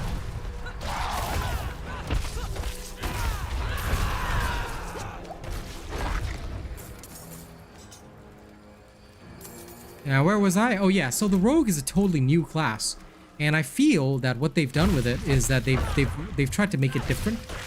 So that's why there's not as much love. Because honestly, I would have loved a demon hunter to be back in this game.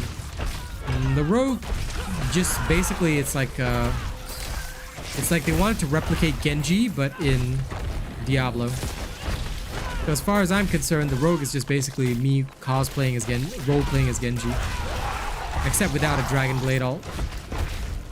Which they should give me. Because how dare I not have the Dragon Blade?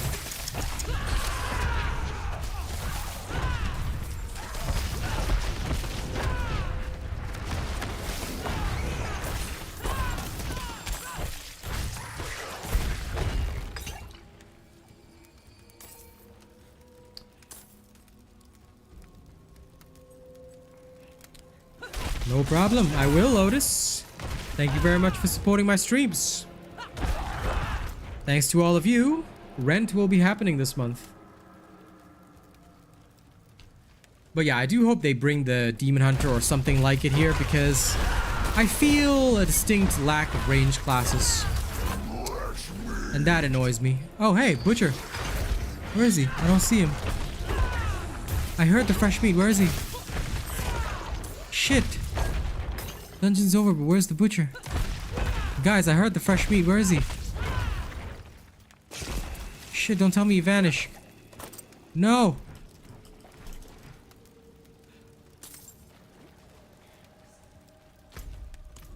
Dude, ripped off. My Butcher vanished because the dungeon was completed. That is so not fair.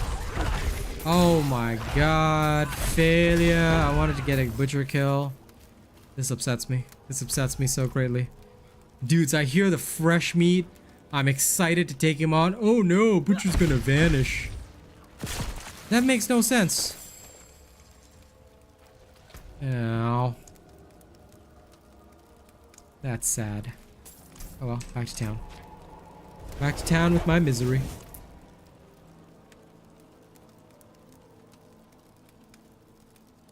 Going back to the House of the Rising Sun.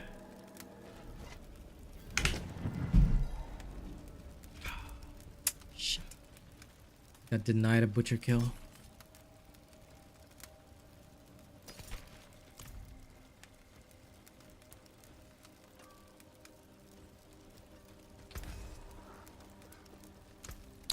My opinion is Twisting Blades is better.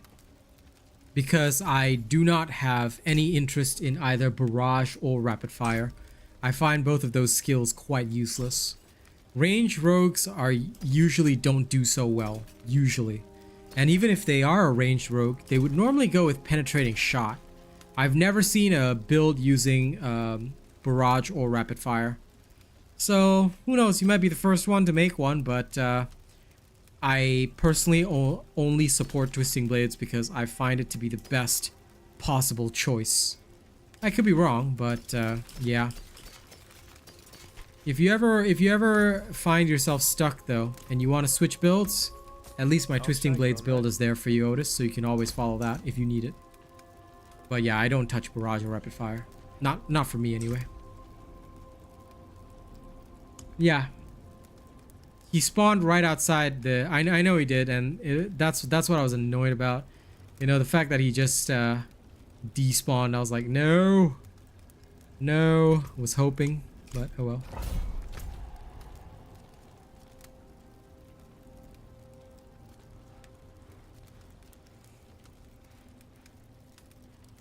I mean, I'm sure hybrid... Look. Hey, by the way, hey, Pen. Any number of builds do exist, but I have a personal preference, and my personal preference, and I'm going to tell you guys straight up, the reason I would never use a hybrid build is because I would have to look at the DPS stat on multiple weapons when I prefer to focus on one. That way the other weapon is basically used as a stat mule, which makes it a lot easier to reach the higher heights of damage. That's why I do things the way they do. Yeah. So, honestly, you could run that, I have no doubt. But it would mean that you would need all 3 god rolled weapons, which can be very difficult to do. Just as a word of warning, alright? So, my advice is if you go for builds like that, which you absolutely can, I don't discourage it. You know, experimentation is the spice of life, and everybody's gonna do whatever they want to do. But I'm gonna tell you straight up, if you find yourself having trouble killing 10 levels above you, okay,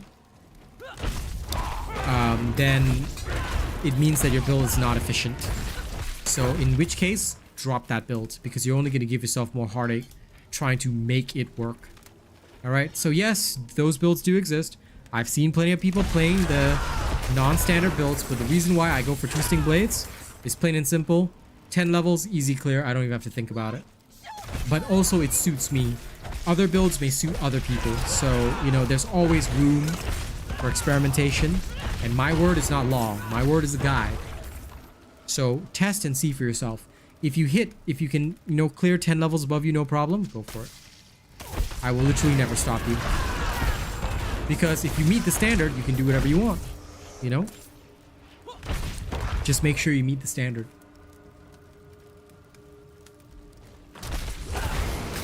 Ah, fair enough. What a shame. Maybe I'll encounter him again here. But yeah, like I said, there are all sorts of builds out there, you know?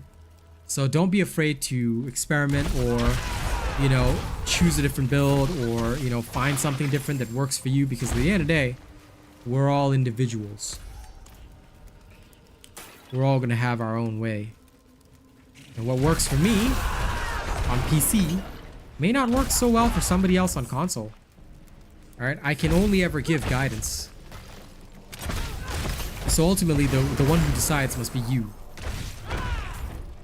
So just judge it by making sure it meets the average standard.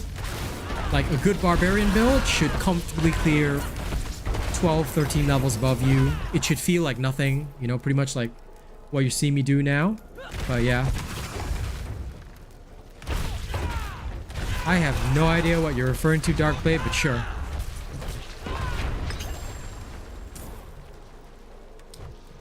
As long as it's not anything illegal.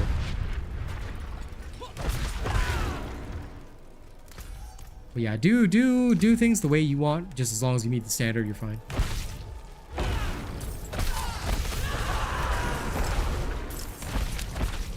Okay. Well, you can try out my build, see if it works for you. If it doesn't work for you, that's also okay.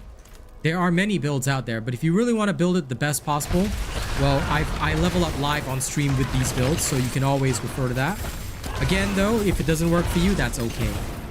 But usually, whatever I create and build, like you'll see me do, I play on stream, I test it live, so the results are pretty much guaranteed, usually.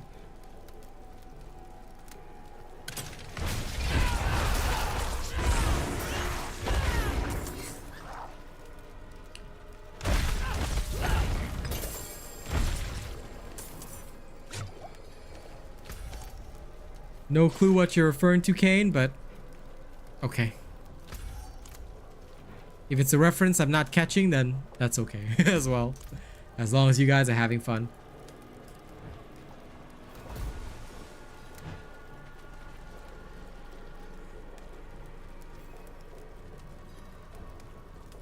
No problem, Otis. I probably will, because like tomorrow when I play the rogue in the morning, I am 100% gonna experiment more with the fists again, just to see, you know, how decently it meets standards. Oh, Diablo 3 Demon Hunter makes sense. I like the Demon Hunter, but I never played it till the end, because with Diablo 3 I wasn't a content creator at the time, so the time that I spent on it was very minimal, and I also bought it like very late into its existence because I was very poor when it was released. So, you know, last year I actually bought Diablo 3 for myself, played it for a little bit just to enjoy the story and whatnot, and of course I played the Necro through it, got to the end, didn't really do anything much besides that, you know. So Diablo 4 is the only game where I've really gone in depth with the seasons and stuff like that, and that I'm actually taking so seriously now that I'm a content creator anyway. So yeah, I may not catch all the references, but yeah, okay, that's a bit of history I didn't know about. Thank you for telling me, both of you.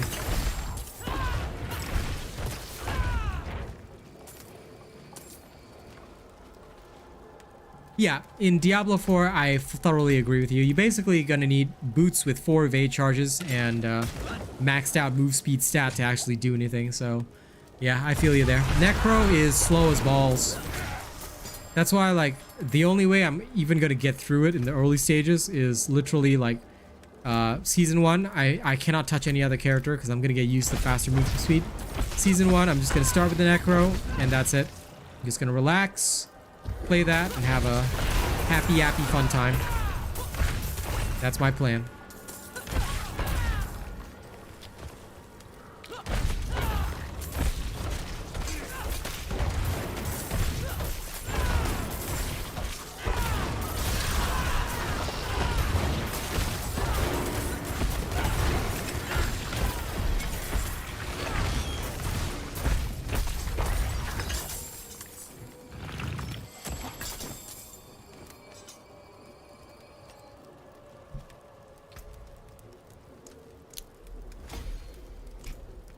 Aha. Next into Aya. Gonna slowly level up each one. Back to town. LOL. I actually think that'd be pretty cool. Can you imagine if a golem piggybacks you? Not gonna lie, that does sound pretty interesting. And as always, thank you to everybody keeping my stream on. I sincerely appreciate you guys helping me make rent. Okay, just know that you are seen and appreciated. Now, let me get rid of all this. And then first things first, I'm in desperate need of checking. Did I accidentally leave the heating on? I don't think I did, but might have. Because I'm feeling unusually hot today. Shouldn't be the case. Oh, what a sad ring. Goodbye, ring.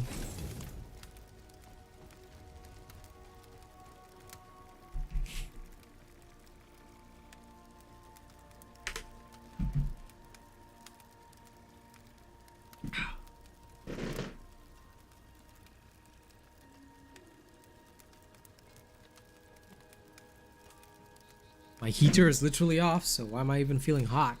Weird. Congratulations, buddy. Well done. I'll take my time to reach that level.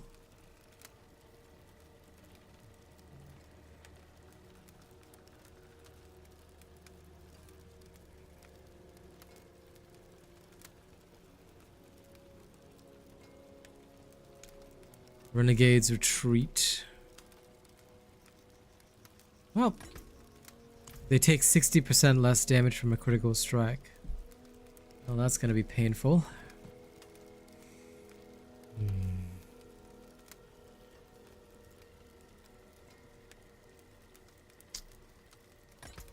Don't really have many choices though, so that'll have to do. Let's go.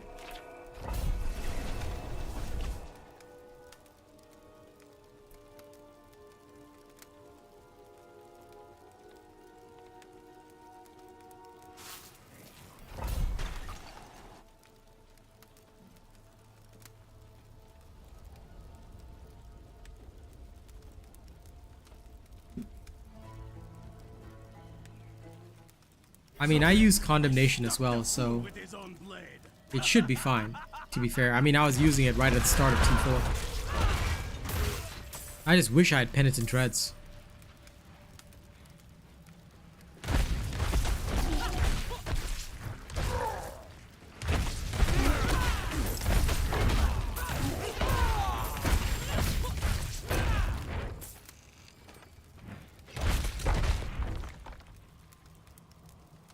Because they don't want people to see their profile? I mean,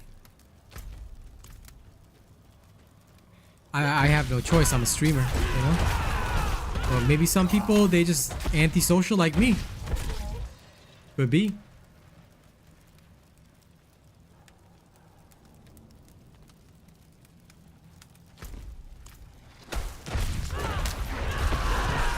A lot of the mounts in the game look like crap. I got the PvP mount.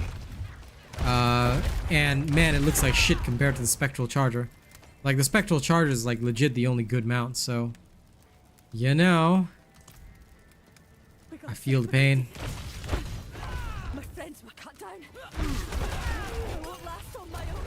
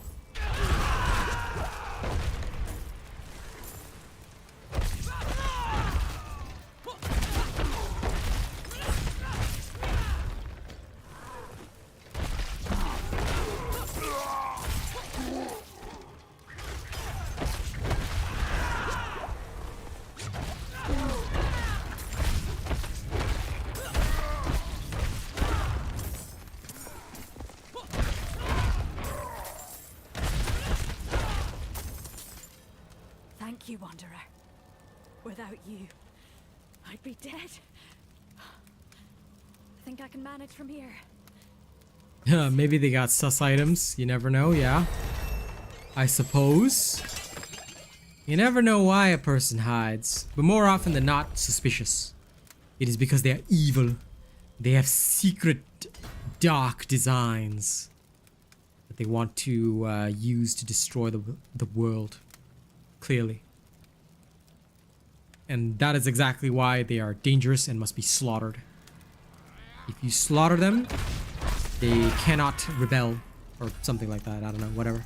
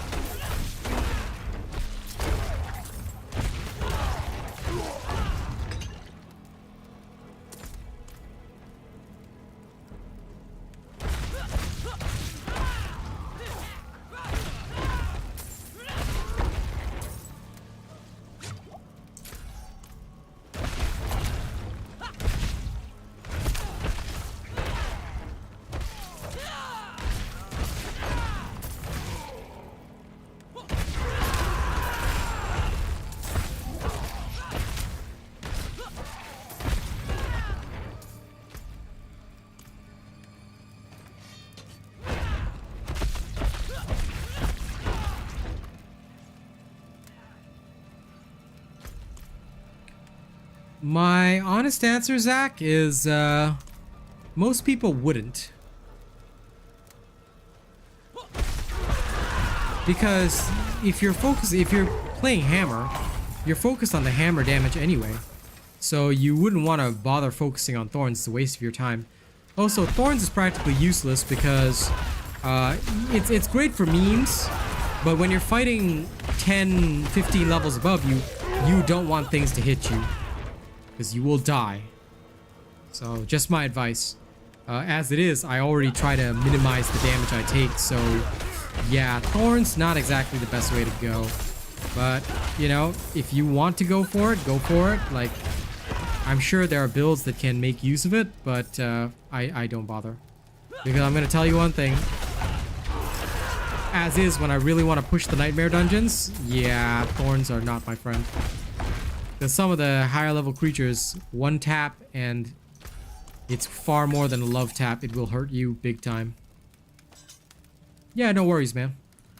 Like I said, if you get locked into a build, don't forget, you've got no hope of restructuring. Like, you still can't... Okay, you can respec and restructure even at, like, World Tier 4, but it's very painful to do so. So sometimes you get it wrong, or you do it the wrong way. It's rough. But either way, regardless of what you do, my build is always up on my channel, so if you ever need a reference, it'll be there. I do hope that you succeed with your hybrid build, if you go down that road. I don't know which elixir I just got. I got one of them. Somewhere. Oh, never mind. Let's just take the Iron Barb. 5% bonus XP is a must-have at all times.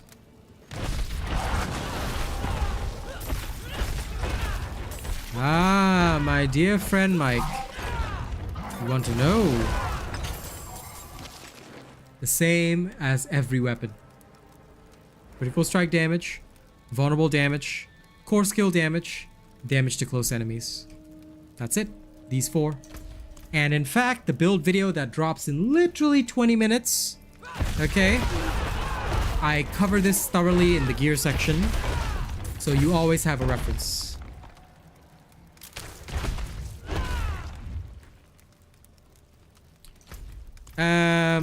My advice is, like I said, you can try anything you want, Zach, but if their death blow build is not functioning where they're like, look, anything looks good when you're not challenging yourself, right? So if they're not comfortably killing 13 levels above them with ease using said death blow build, because I can't for the life of me imagine it doing well, but you know, maybe they've got a better way than me, who knows. If they're comfortably killing 13 levels above them, okay, fair enough, then the build works. If they're not, and if they cannot do it solo like I'm doing on stream, you know, with ease, if they cannot demonstrate this, then the build is not good. Because this is the standard. This is what I'm doing is the standard for leveling. I started this at like level 83. I've gone up like 3 levels already. The gold standard for leveling is about this. You need to balance your kill time versus your XP gain. So most people for fast leveling will be fighting about 10 to 11 levels above them. If you have to push it a little bit because you don't get the right sigils, that's fine. You know, same thing for me. I kept getting crap sigils, so I ended up like this, going a bit above the normal state. But still, you know, theoretically speaking, this would be the standard that they need to meet. And if they cannot meet the standard, it means that their build doesn't work. Same thing I tell everybody. There's a reason why only certain builds perform well in World Tier 4. And technically speaking, anybody can build anything that they want. But you have to meet the standard. If you fail to meet the standard, then your build doesn't work. And therefore, you are wasting time. So just assess it that way. And like I said, there are a variety of builds that do work. So don't think that just because I like Hammer, that everybody and their grandmother has to play Hammer. No, you can play whatever you want. Just make sure it meets the standard. If it meets the standard, then you do what you please, you know? You've met the standard. Nobody can say anything to you, you know? So as long as you got that, you're alright. Thank you for subscribing to my channel, Playboy Chris. What a name. Congrats, Playboy Chris. That is a hell of a name. You shall receive a thumb from me. And as always, thank you to all the viewers keeping my stream up and running.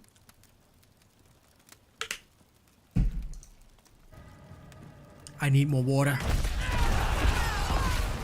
Ran out of water.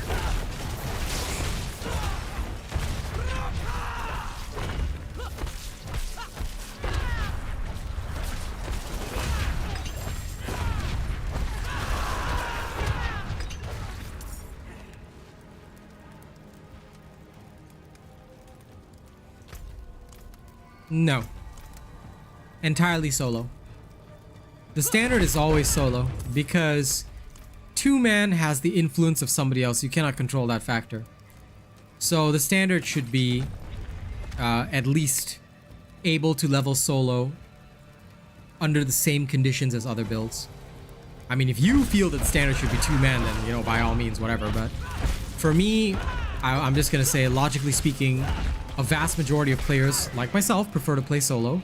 And if you cannot operate on your own, and if your build cannot operate entirely in isolation, then I'd say it's not a good build. Because if a build can operate solo, it will always enhance team play as well. At least that's what I've found. And also, pretty much for many other games, that's also one of the common things. If a build functions solo, it usually does even better in team play when you have other buffs, other factors coming in to contribute even more.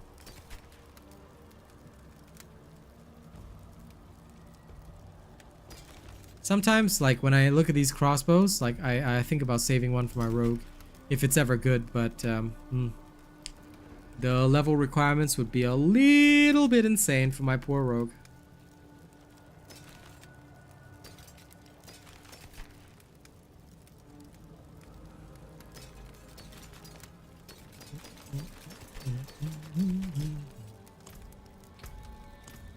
Okay, back to town.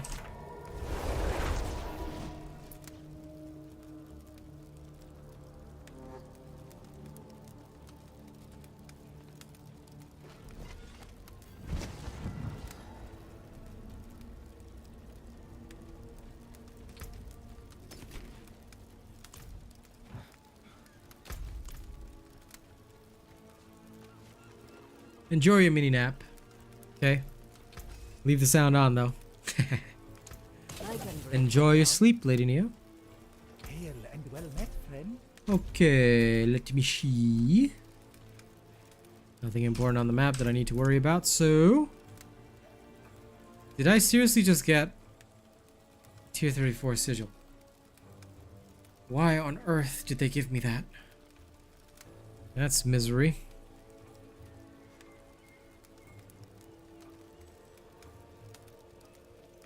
And they gave me another Renegade's Retreat. Okay, you know what? Time to craft some sigils. Yum yum. Hey, hey! Choco's going at tomorrow. Yeah, obviously I know that, bro. How you doing, Truffles? Normal. Okay. I assume that you were both playing Overwatch, yeah? Yeah, we were. Nice. Shoot. Shut up. Seriously. No, Truffle's going LS. Well, duh. He should be the one making noise. Problem. No. I think I reminded of my scalp problem after I shaved my head. You shave your head before going in, bro. Come on. I ain't about to deal with that much hair, honestly. Yeah, but they're gonna shave your head anyway. Yeah. So why you want to pre-shave? Better than. Yeah, because I had a lot of hair. I don't want to do that amount of hair on my body. You don't have to. You go. I mean, whatever. Okay, whatever makes you happy, bro.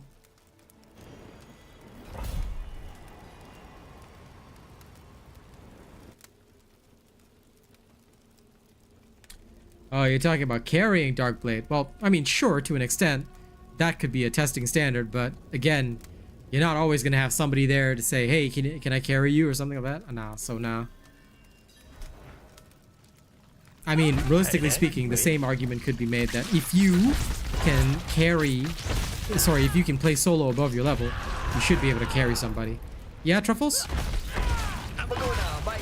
Okay. No, Truffle. Good night, buddy. Stay safe tomorrow, man. Oh, my Truffle. Lol.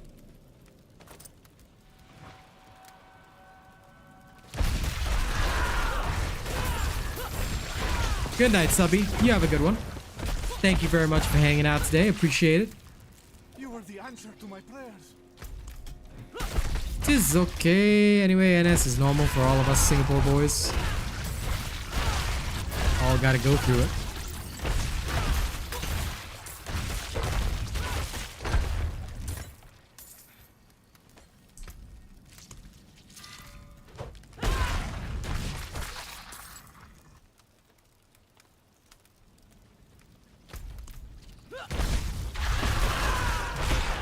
So for those in chat that don't know what that was about, Truffles, my little brother, is going into military service. It's compulsory for all Singaporean males. So since he has just turned the military age, he shall be entering for 1 year and 10 months. Again, standard. So yeah, tomorrow is his day.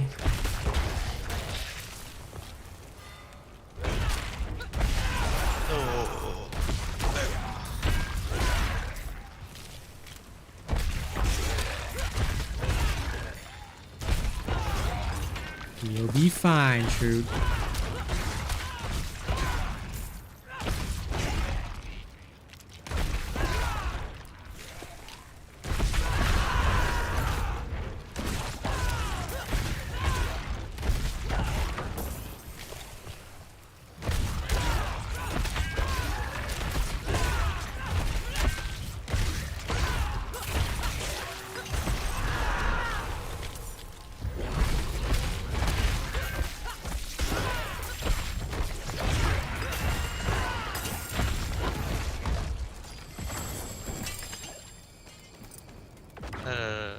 Sad. My duo is Go and S.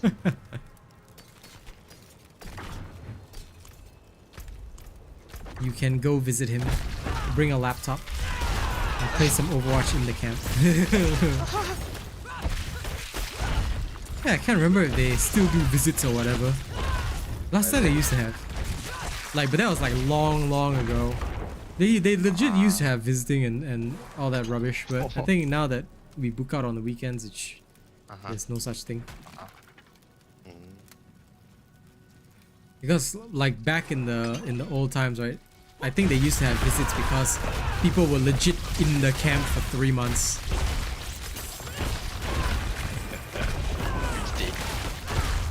Yep. But now I think, yeah, because you book out on the weekends, it should be fine. Because I remember during my time radio, there was no such thing as visits. But I remember like an old movie about the military still had like visits and stuff like that. So. Oh. Very very cool. Ancient history. I won't last on my own.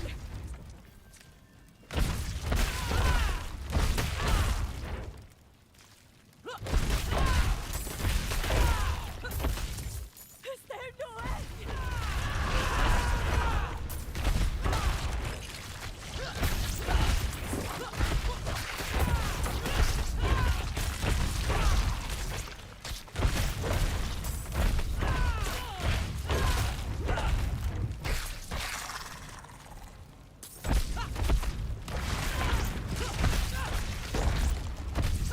So what about you? What are you doing now?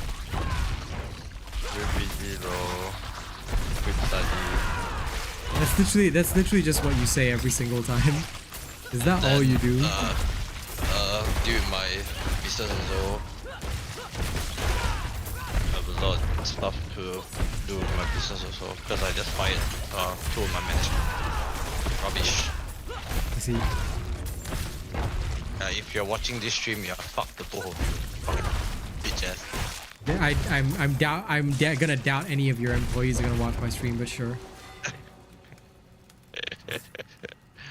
Thank you, Wanderer. Fuck you, Without fuck your you, mother also lah. Gee, I'd be bye. dead. Make Hey, me hey, go hey. into debt. Keep it cool. Keep it cool. Okay. They make me go into debt, way. But you still no swearing to that extent. Okay. We are now friendlier people. So you can. Yes. No. Since now. Okay. Corporate Okay. sponsorships are awesome. So now you have to use more creative means of scolding people. You cannot use swears. You must use creative means. Okay. Wouldn't have made it without Okay. you. Time for me to find out swear in other language. That And still swear counts in as a swear, very nice bro. way. Yes, okay, you can use clever, terminology. Find clever ways to insult people, that's okay.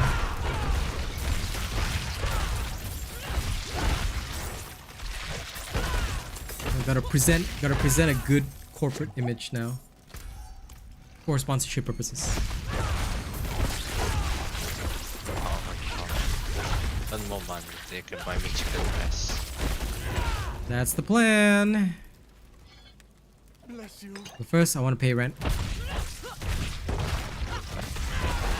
When you coming back next year? 2025 left. Now it's 2023. So yeah. Wait, you move in when the start of this year, is it? Yeah. I came to Australia last year, but I moved into this apartment, I think around... January. No, I think it February. was slightly I'm not earlier wrong. than... No, slightly earlier than that, I think. It was definitely like before the Christmas period. I'm quite certain because I was already doing my streams before Christmas. When in think. February only you get your car, is it? I remember you get your car. But yeah, the car came late. Yes. So I think the car was only around like January or something like that. Yeah, you're right. So I moved in already before then. But the car was like much later. So that's why. But I moved in here and started paying rent already like around December. It took me a while to find. I remember it took me a while to find the apartment. Like we got it, but we didn't sign until quite late. I think maybe around November, possibly. I remember roughly like that. But I don't. But it was such a blur of activity that I actually like don't remember much.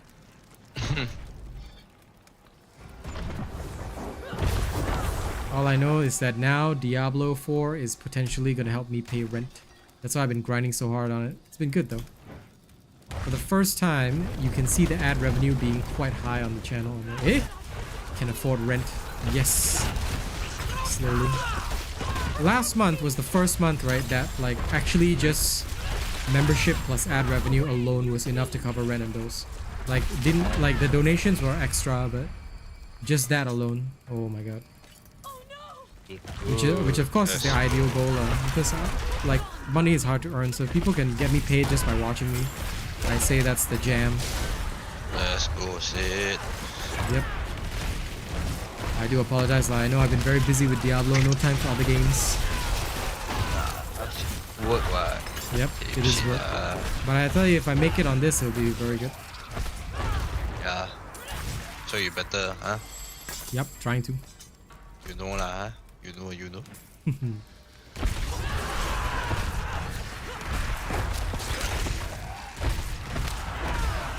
The answer to that, Y King, is that poison will always eat your hit points no matter what. I've even tried like putting on poison resist. Doesn't do shit. Like the DOT is so strong for World Tier 4 that it's ridiculous. So I just try to avoid most things that have poison on it because it will completely mess you up. I'm not even kidding. Those, especially the exploding spiders, like these guys, I actually use my evade to move away when they're about to explode because it's literally a death sentence.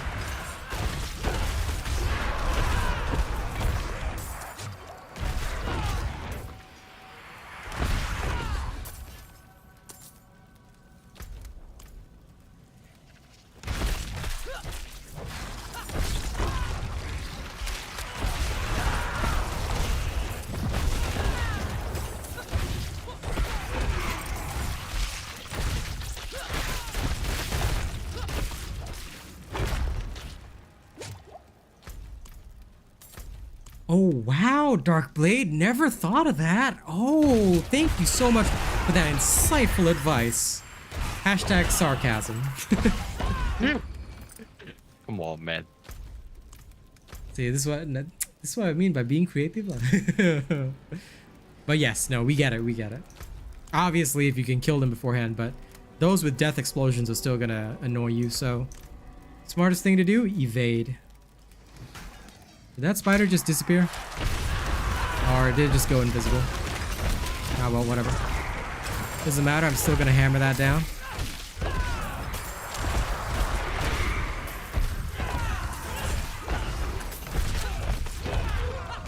You know, every time I use sarcasm, it really reminds me of that freaking meme comic where the dude's like, my phone sucks, and then they're like, why don't you just buy one?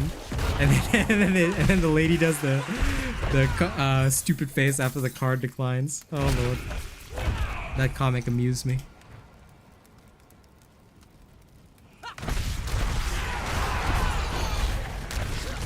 Yeah, that's something that I always have to control on the rogue. Because I'm so used to dashing around that, like, when I try to dash out or whatever, or, you know, I end up dashing into combat, oof, I end up going into the death zone. Like, I can kill him just fine, but I keep rushing into the poison, so same problem for me, man. I feel your pain. Okay, this sucks. This sucks. Sucks.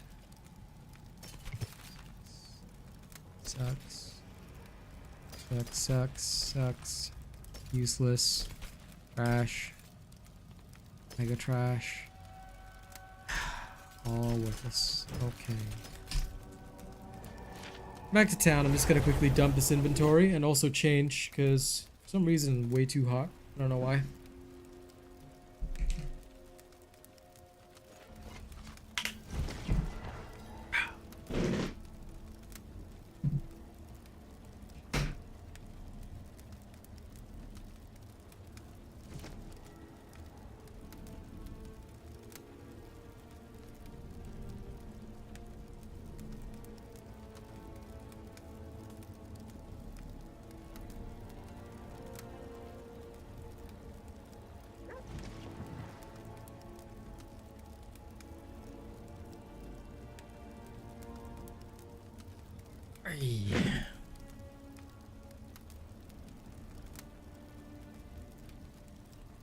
Understandable.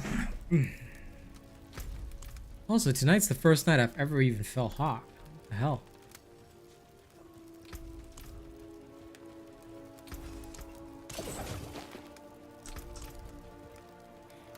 Anyway, I'll cool down for a while and then go put my Udi back on. Probably later in the night. After this, though, I'm gonna go get a drink. I'm out of water. Need more aguamenti. Bottle of water. Yes, I need water. Nerd. Okay, there's one more dude to kill. Let's go. It should be around here. Come at me, Forsaken Miner. There you are.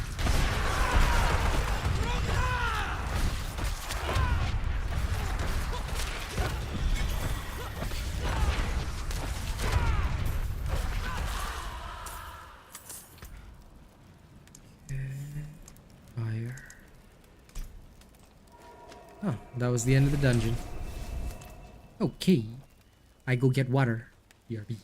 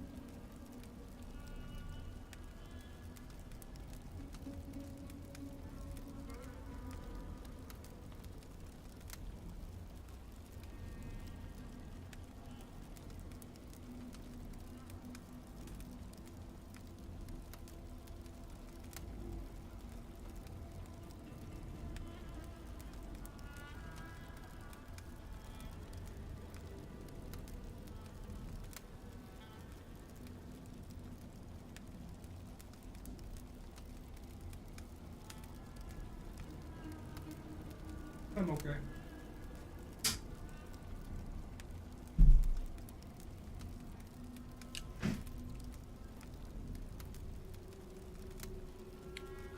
Okay, I'm back and I have water. I back aim shoot. Nice. Nice. Very nice. Yep, Very now cool. now to find my disconnect button. Right. Okay, I'll disconnect myself. Bye bye. No. go sleep. How can you abandon me so quickly? Get out. Okay, You go get some then I stay rest. for another 5 minutes. Okay, sure. I accept that either way.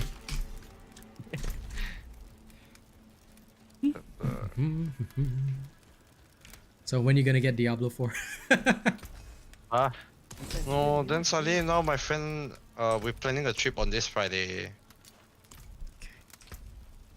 So, yeah, Diablo money go to the trip already. Lol. Alright, enjoy your trip. Yeah, later take many photos. Okay. I look forward to it. Yeah.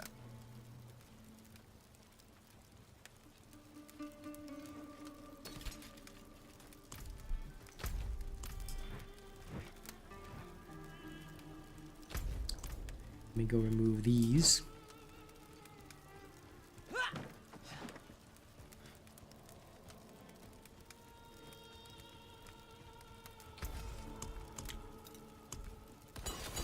That sounds like a fun idea. I look forward to you coming up with one, Darkblade.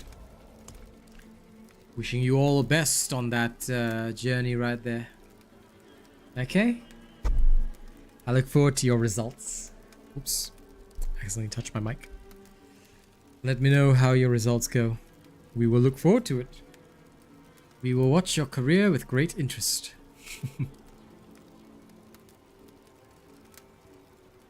Let's start with Dark Ravine. That looks reasonable.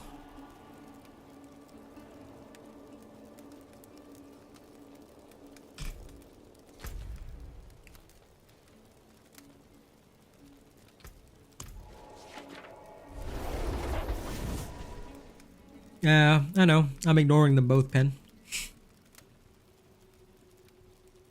All I care about is NMD, Nightmare Dungeons.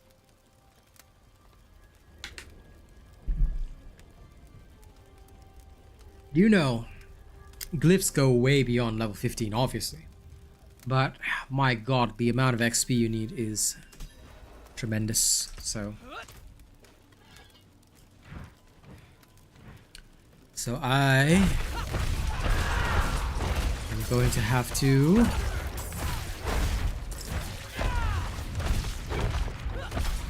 keep farming. Okay. I understand. You go sleep, Birdie. Good night, buddy. Thanks for hanging out, my man.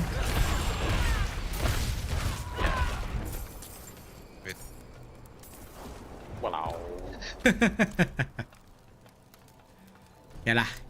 My good friend, you go get some rest, alright? Have a good day. Have a good day tomorrow. That's my buddy Shoot. He's one of my Overwatch buddies. But I literally haven't touched Overwatch since starting my Diablo 4 career. Because we didn't really get much viewership on Overwatch, obviously. You know, it's not like I'm a super fantastic player or anything. But here, it's different. I can do many good things here. So, Dibbles is where I belong.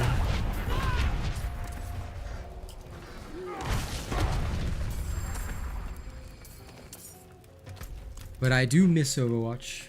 Sometimes, if I could. I'd like to play. But my god, do I get irritated with some of the people that you play with. Because, ooh, unlike Diablo, where my consistent effort shows results, and you know, I can just single-handedly carry.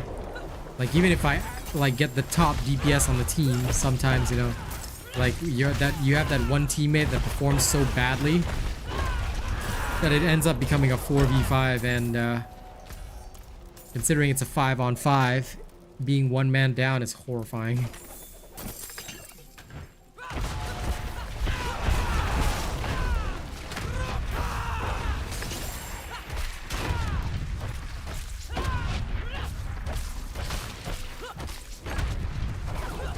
Oh my god,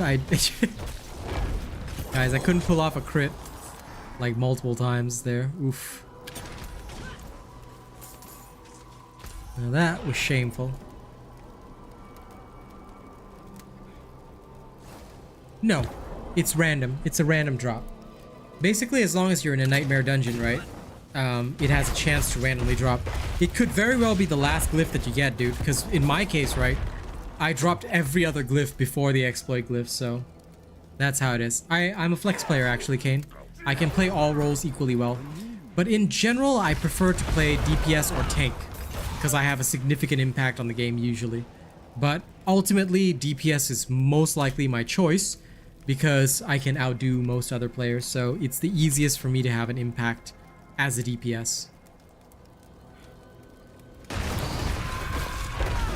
Tank I generally don't favor unless, you know, I am very sure that the people playing DPS on my team are going to be absolutely perfect. Which is not often, so yeah.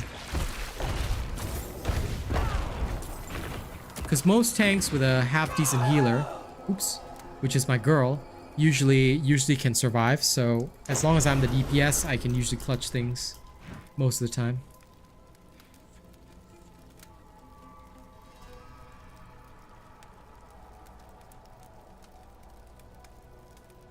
My girl's going for a nap tonight. She's very tired. She did not sleep well. So I just told her I hope she has a good rest. Symmetra and Mei are absolutely strong. I do love it. Symmetra and Mei can have very high impact. I love Symmetra just because with correct turret placement you can completely shut down enemy teams. It's beautiful. So yeah. Feel you on that. Like I said, I do like Overwatch. It's just that, of course, you get the vegetables sometimes on your team, which is not very lovely. You know, you get a bit of eggplants, bean sprouts, a couple of carrots sometimes, tofu. Not very conducive to a proper gaming environment.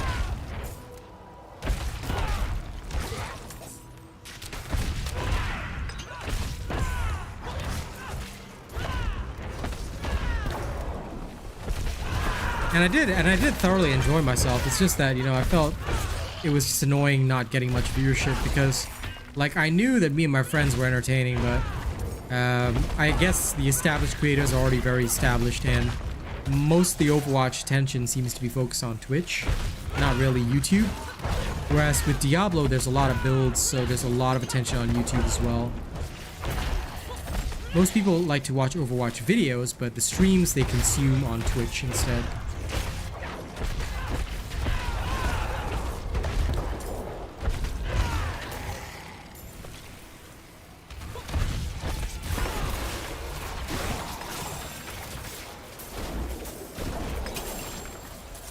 I didn't play Overwatch 1. I just came in on Overwatch 2 because it was free to play. And I'm okay with it.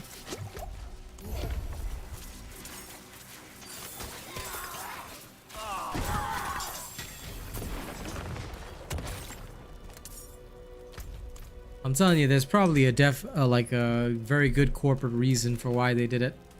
No company makes a move like that that's gonna lose it money. So, you know for sure that there was something corporate about the whole thing. And they probably did the calculations and said that they were gonna make a lot more money. And sure enough, there are a lot of people playing because it is free now. Its only competitor, its only technical potential competitor, meaning a game in the exact same vein, was, I think, Paladins, and that's like 10 years old and like nearly dead as well.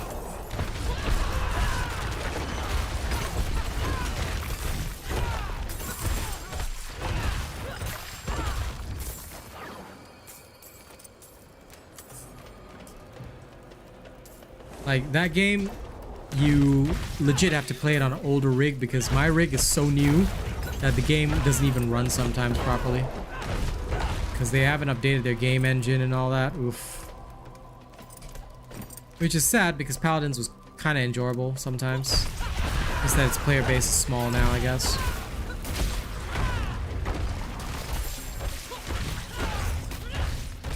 But yeah, I don't have any issues with Overwatch, nor do I have any feelings toward it.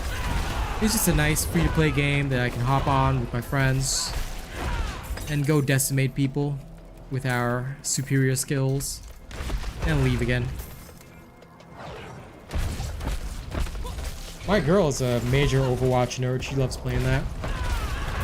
She thoroughly enjoys it. But I get super toxic, so I can't often enjoy it with her because I'm the type of person that expects perfection of people.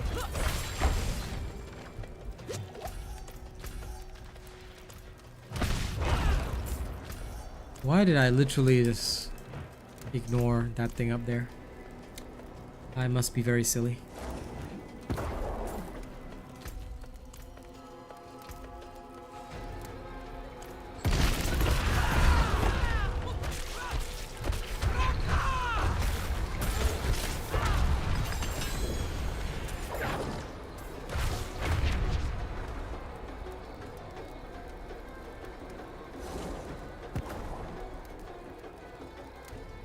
You know, players said follow the rats in the dungeons.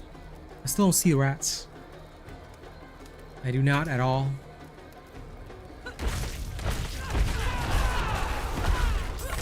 Either that or maybe my hammer just completely murked a rat.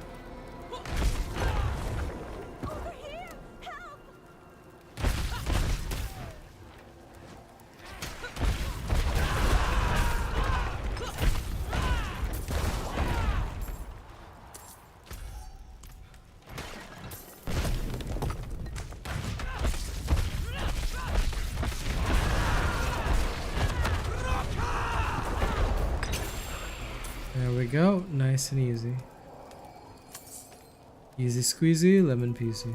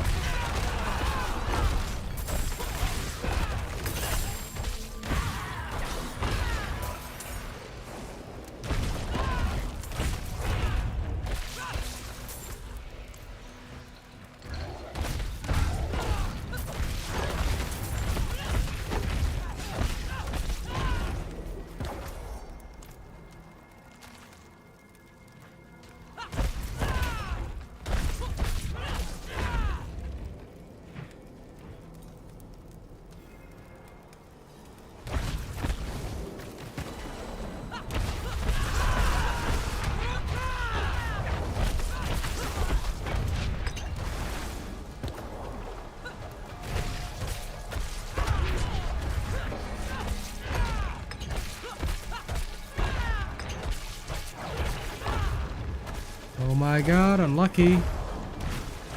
Triple unlucky. And they even dodged on that one. Oh, they got the dodge. No, I got the dodge. They didn't, but still. Oof. I hate it when I don't get my crit.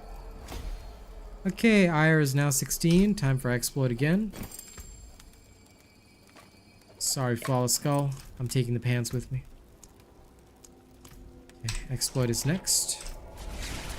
I'm back to town.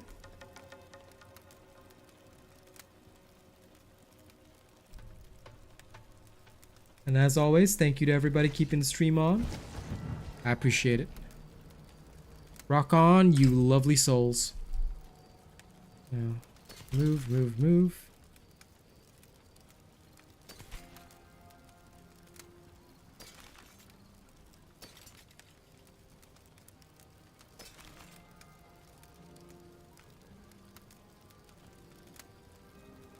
Well, that would count as an exploit, and as an honorable gamer, I do not take advantage of those. Especially not in a public place on a stream. Also, I thank you not to mention or suggest any exploits. You do realize that technically speaking, as a YouTube partner, I'm also supposed to obey game terms of services, especially if I stream said game, blah blah blah blah blah blah, moderation of chat, blah blah blah blah blah. yeah. I try not to show or deal with exploits. Just my style. But also, that's what actually gets me some sponsors, so I'm pretty happy with that. This I'm going to save. This, no need. I have something to fit you, I'm sure. It is such a Hankit moment, isn't it? But I don't think Hankit... was Hankit the one? I think it was somebody else back on Darktide that discussed the thing.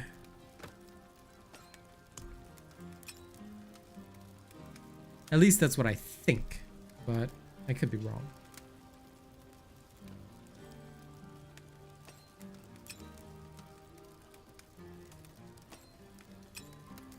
So let's take out.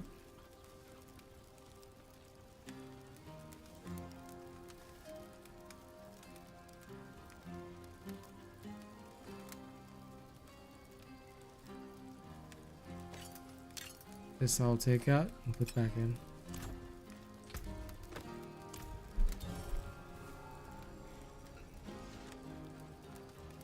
Well, I appreciate that regardless, Ray.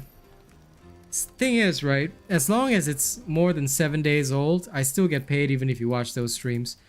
But for some reason, like, of course I get paid if you watch any of my streams, you know, even if you watch them back. But for some reason, the ones that are at least 7 days old usually earn the best. So thank you for the support regardless, man. Well, thank you. I'm glad you enjoyed the lovely voice. Really? I don't remember that. I must have a short memory. Because I only remember the people like who used to just shoot exploit advice left, right, and center on my Darktide streams, and I was like, no, we don't do that. We don't do that. Just so everyone knows, the only reason I enforce such strict rules for myself is that it's easier to get corporate sponsors for me. Because that way my stream becomes like a really clean place for them, you know. We manually moderate it and stuff like that.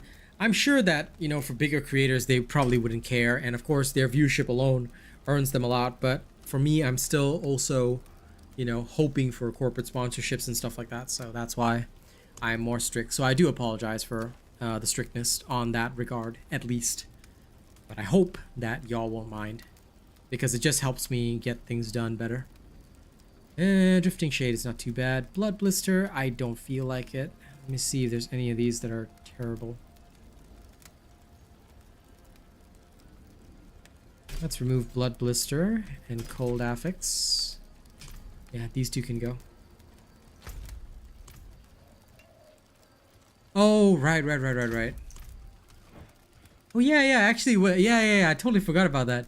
He actually mentioned this. Yes. That's right.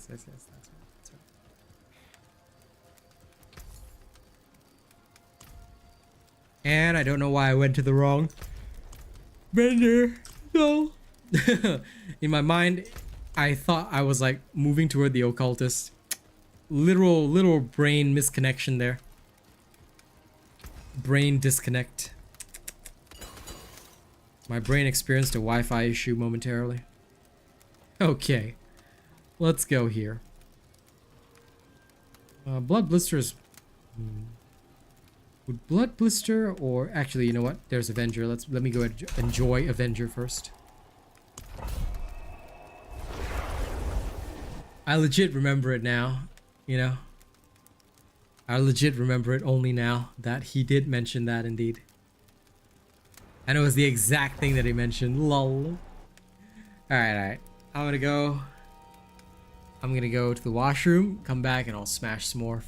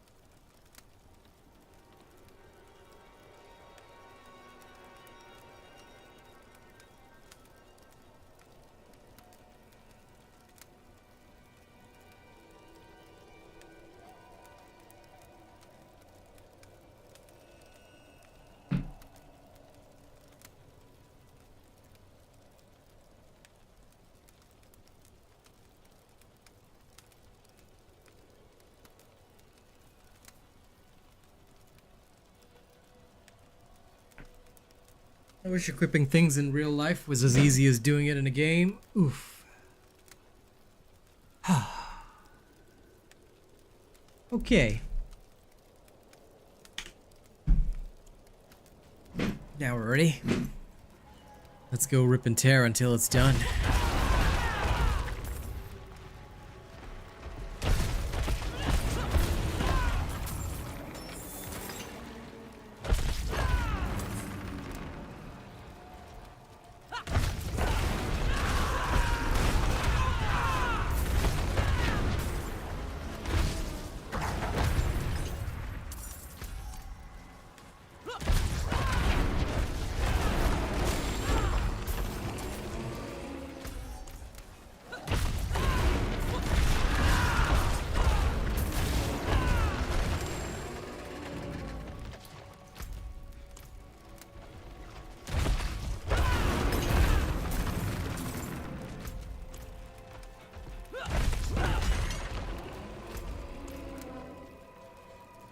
Hello, A. Smith. What's up, man?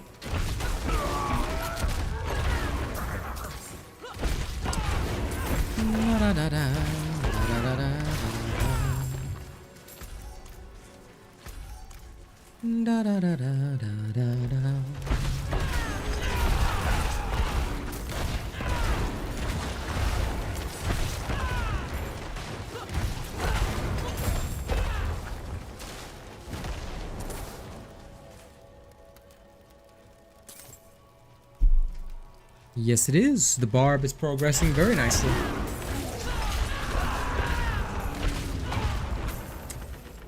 I am indeed. It is a good day in general. Hey, Gerardo, what's up? Welcome. Always nice to see many active viewers supporting the stream. I'm getting closer and closer to that 30.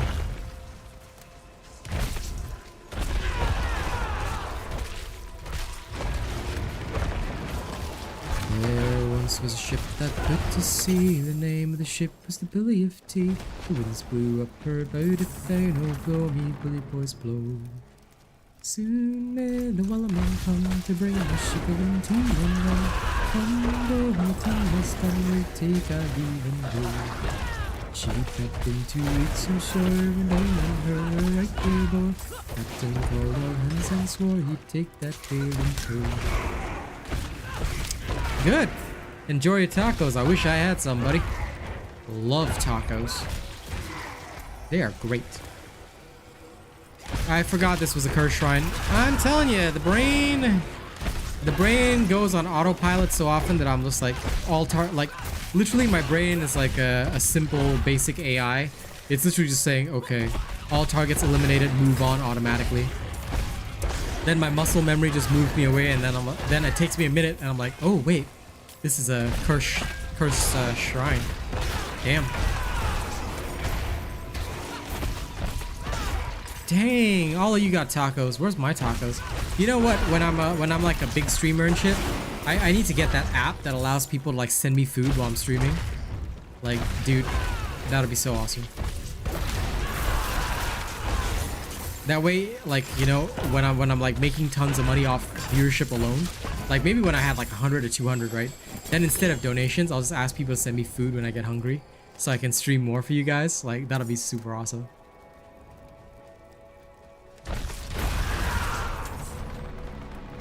I'm just farming. Like, for example, okay, when I say pushing dungeons, right? It depends like how high you want to push. Like, the enemies here are level 99, but they're easy enough to take on. So they're about 14 levels higher than me, but I'm at the stage in my journey where 14 levels is pretty much nothing. Like 20 levels above me would be challenging, but 14 levels is too easy. So like I'm doing dungeons at this level because number one, it makes sense. Number two, it's just really easy to farm, and therefore I'm getting like the best possible XP, because the higher the enemy level, the more XP you're gonna get, right? So by fighting enemies that are higher level but that I can also kill really quickly, it gives me the best possible combination. This is the time to kill. So my time to kill is really low, and that means the dungeon pretty much goes by fast. And that is usually the healthy way.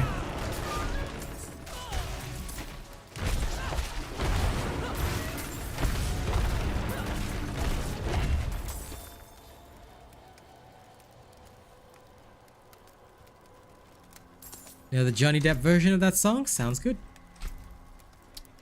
I like the Weller Man. It's a nice one.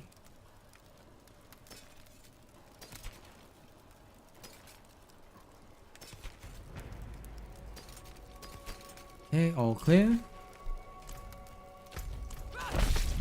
Well, to be fair, I play video games for a living, and I do play Diablo like pretty much all day.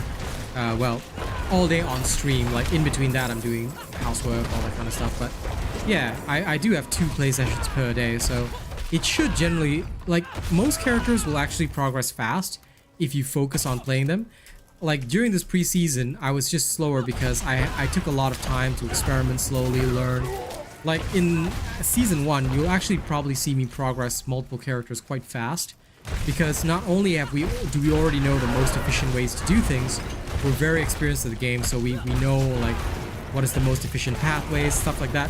Because like I've been telling everybody, unless there's a major patch on day 1 of season 1, which drastically changes how some characters are supposed to function and stuff like that, the top builds are most likely going to still be the top builds for season 1. Hey, Lady Neo, welcome back to the sponsors again. Welcome back to the honored members. I mean, she always was, but you know, figured I should welcome her back since it says she just became a sponsor. Welcome back from your nap.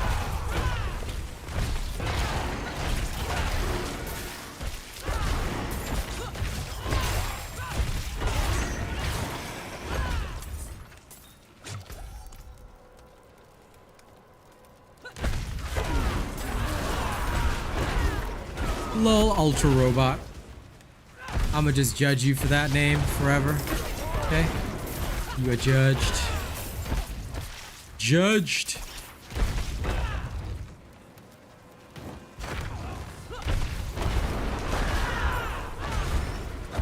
Congrats on waking. Welcome back, my friend. So your support is appreciated as always. La la la la la.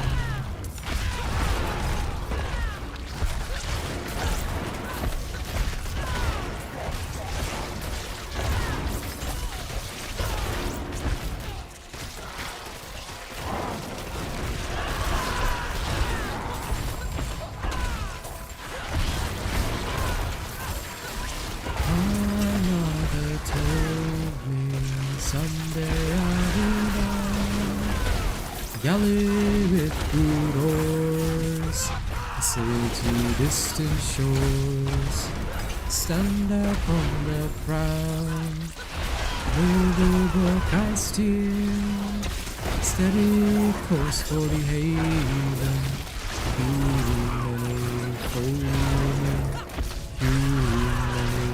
foemen. There we go. My mother told me someday I will buy galley with good oars, sail to distant shores, stand upon the prow, riverboat I steer, steady course for the haven, many foemen, many foemen.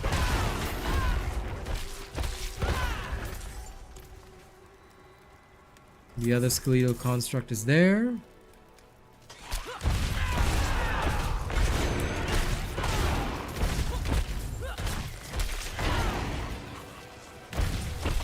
Hard work always pays dividends.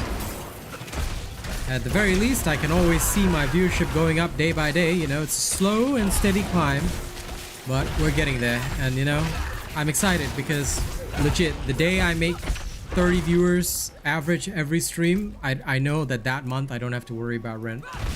And I think that if I can double that, once I get to about like 60 viewers per stream, I reckon I'm gonna start doing giveaways, you know, start supporting, you know, trying to give back to the community. Because once my rent and bills are paid, I don't need anything else. I'm not the type of person to seek wealth, so I really want to do something for all the people that have always been, you know, doing stuff for me. So that's like my personal roadmap, you know. I'm gonna start giveaways at 60 viewers average, and then once we reach 90 viewers average, I'm gonna do even more frequent giveaways, you know. That's all in the plans.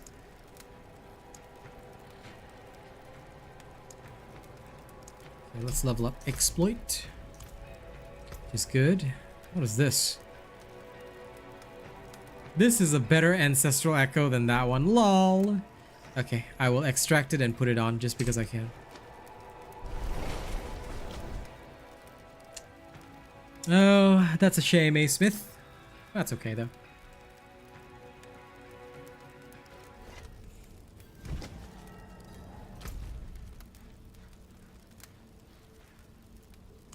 I did the world boss this morning. I didn't see one tonight. Excuse me. So I don't know if there was one tonight.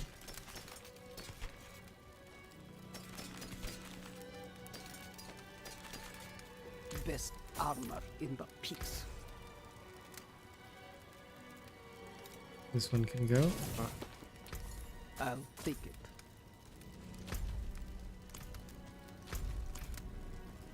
My mother told me someday I will buy galley with good oars, sail to distant shores, stand up on the I prow, can take common, turn, noble smash. book I steer, steady course for the haven, too many foemen, too many foemen.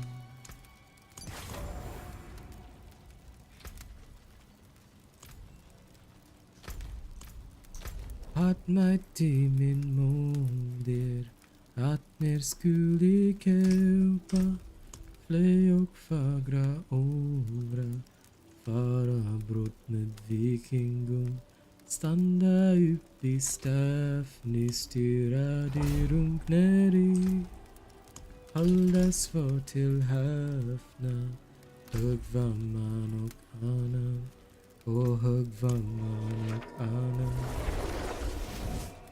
Alright, let's go stomp some more. I want my glyph XP. And hopefully I want to collect more sigils along the way. I need more nightmares. More nightmare duns. Seem to not be getting drops for 46 and above, which I really want.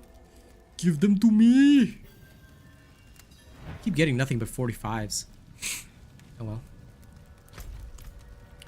That's progression for you.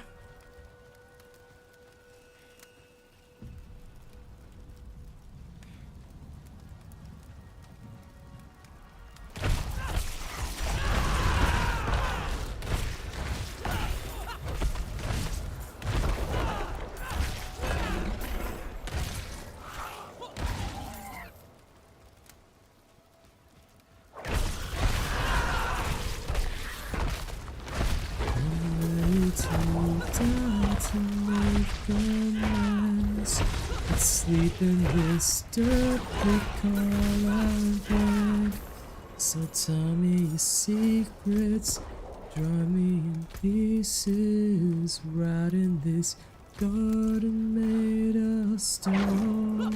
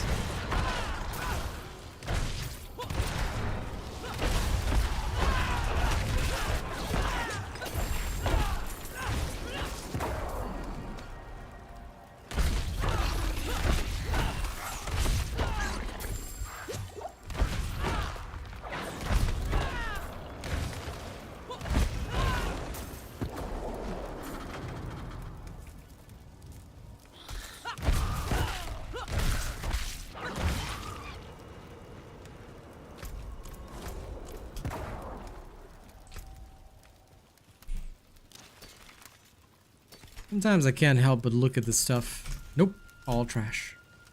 And look, Sado completed a challenge. Seasoned Paragon. Well done, buddy. Congrats on seasoning yourself. I hope the seasoning is tasty.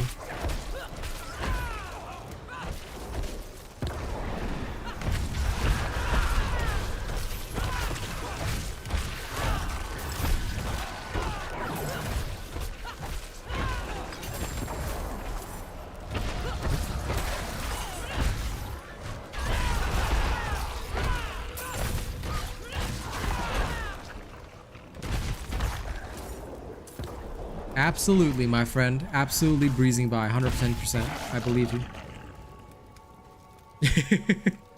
I know that feeling, bro. It sucks so much when it's your main weapon and you have to go for DPS per second.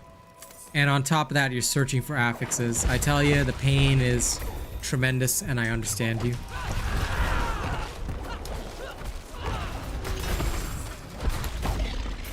But if it's any encouragement, better swords have not dropped for me for a Dragon Age, so I hope you're ready to suffer as much as I am, because I am suffering tremendously. On what, Mike? Which character? If you're using the hammer build, that's covered, my friend. Did you check the build planner? In fact, if you're confused, did you know that this level 80 build just dropped? Alright, it's available on the channel right now. Might I suggest you have a look at the planner? If you follow the planner, you literally will not go wrong. So, check the planner.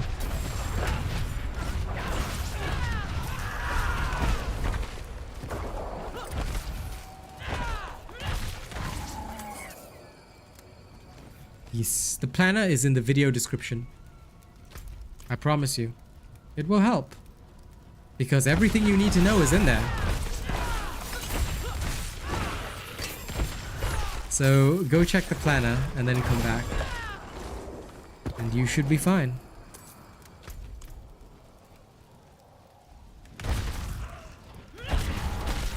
Yes, of course I played the road. Sorry, didn't see your question there until now, but yes, I have played the road. Very fun class.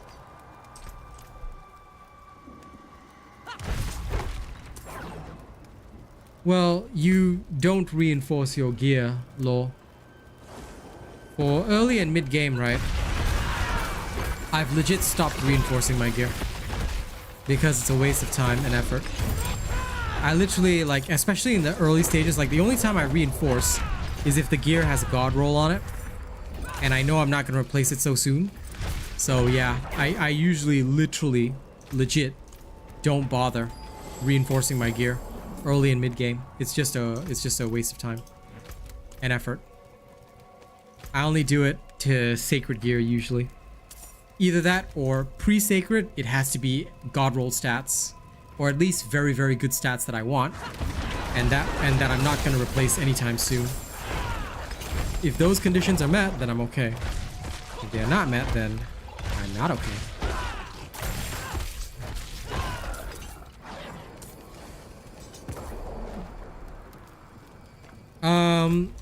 My advice is Thorns is good for nobody. Because when you start fighting enemies way above your level, they hit you pretty hard. And for Thorns to trigger, the enemies have to hit you. It'll be fine in the open world, or it'll be fine in like, it'll be fine in like, you know, like the easy dungeons or Helltide. Like, you could make some meme builds. But if you want to actually seriously do high level stuff, no, not gonna work. Because you cannot, like, in this game, live off like dungeons just 2-3 levels above you. It's really not gonna work. Unless you want to grind very slowly, then, I mean, you can. But for the most part, like I've always told people, the standard of testing is that if you want to see whether something really works, by the time you're in tier 4, you should be comfortable around level 80, fighting at least, and fighting fast around 14 levels higher, like what you seeing me do right now. Like, you should be going at this kind of speed. If you're not going at this kind of speed, the build is inefficient. I mean, you can make any number of meme or fun builds, but if you're not doing something like this, you're not ready. Or either that or the build itself is not ready. So I would not recommend using stuff like thorns at all for even for the classes that, you know, are so-called tankier. Either way, it's not usually a good habit. Of course, I'm sure somebody out there has made a thorns build that works, but Razorblade doesn't come with any resistances. So you're gonna have to have hella good resistances from elsewhere. Please, help us get out of here. We came here to purge this evil. No problem, Rings. Happy to help. Now, I can't leave my friends here. Hey, listen, man. Not like this. Of course I gotta promote the new video. Otherwise, are you guys gonna have a clue on what to do? My guidance is here for you, Mike. The guidance is in the video. Easy peasy, right? And do share it for me if you could. I promise you, you won't go wrong following the videos.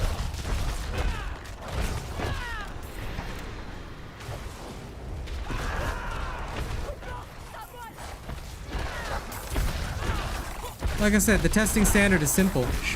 If you're killing 13 levels above you, go for it. If you're doing that efficiently with your thorn minions, go for it. Nobody's gonna say anything otherwise, you know?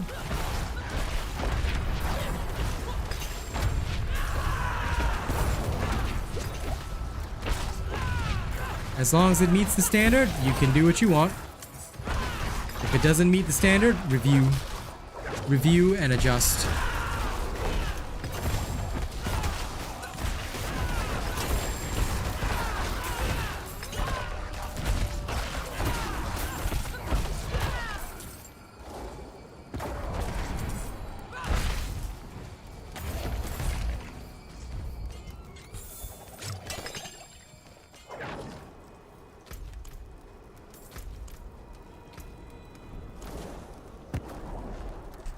Let's head back to town so I can sell off my stuff.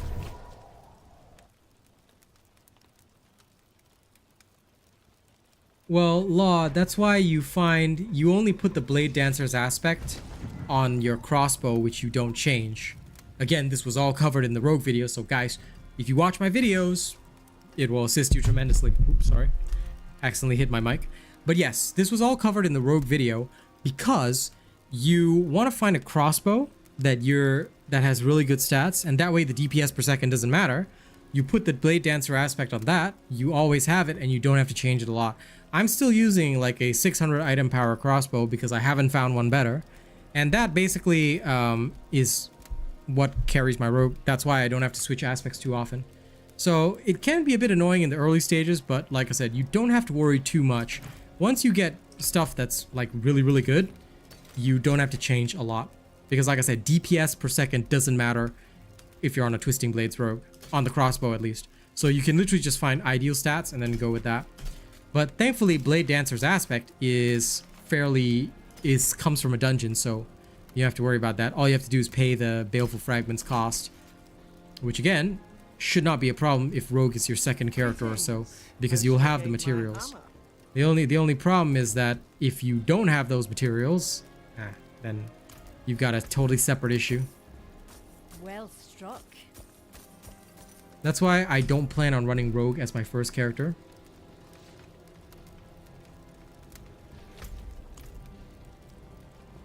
I wouldn't know, man. And I think only one person has found Andariel's Visage. If you ever find it, you can test. You can be one of the first to test. But yeah, for me personally, right, that's what I do with the Twisting Blades rogue. I just find a good crossbow, plonk the Blade Dancer's aspect on it, and then when I find a really good one, like in World Tier 3, that I know I'm not going to change for a while, that's when I put the extracted Blade Dancer's aspect, like the ones with the really high stats on it. That's basically what I've done. Keeps it simple and keeps me from spending too much. But rogue is going to be my second character in Season 1, because, well, second or third, because I find that Blade Dancers is so mandatory that I don't think I'll be able to function without it as a Twisting Blades rogue. Again, assuming no nerfs to the playstyle, that is what I'll be.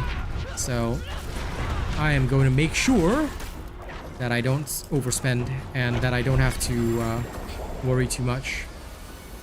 Now, what did I just get? I just got the Butcher's Cleaver as a random drop. I didn't even have to kill Butcher for this again. I already have one, by the way. But yeah. Lol. If only I could do a giveaway of this. I'm like, hey, I got a Butcher's Cleaver again. Which I do not need.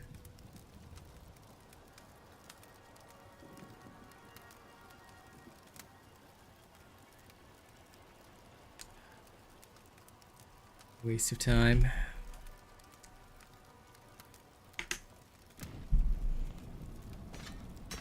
Like I said, I've got 2 of these, so not exactly a stellar drop for me. 'Tis not something I require. But I guess something is better than nothing, right? I would rather some more useful uniques dropped. Like, oh, I don't know, Grandfather, that'd be nice. Harlequin Crest. A lot of the good stuff, I would prefer if that dropped instead of freaking Butcher's Cleaver, which nobody cares about. You know what, for shits and giggles, I'm just gonna max it out. My hammer sings on your return.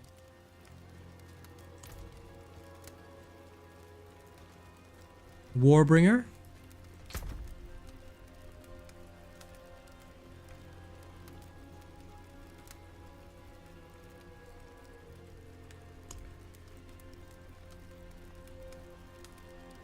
I think this is my collection of weird stuff. You know what? I'm just gonna get rid of some of these because this is too cluttered for me. And I really don't give a shit about any of these anyway. So out they go. These I was all saving for the Necro, but I really don't care. Now, this Butcher's Cleaver. Let's first insert a lovely... Wait, which one can I afford to lose? Bone Blade of the Expectant. I think I can afford to lose this one.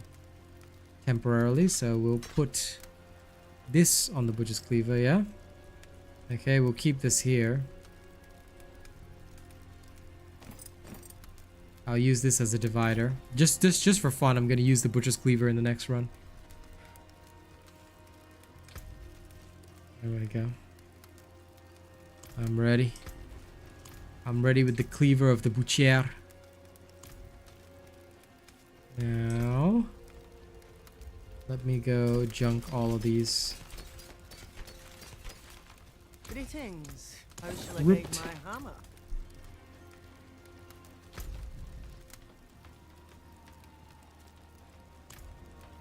Okay. Let's have a look at me dungeons. What do I have that is not annoying to do?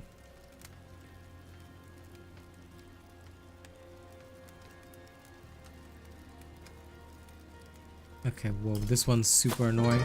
Let's go to Blind Burrows. Thank you for subscribing, Mr. Allen. Oh, Mike is watching the video. Yes, Warbringer is the second pathway.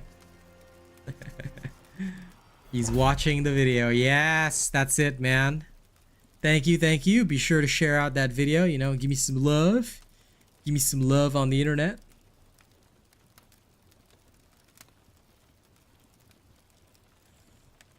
Well, I appreciate you, you know, playing the game on one screen and watching me on the other. You know, that's always nice.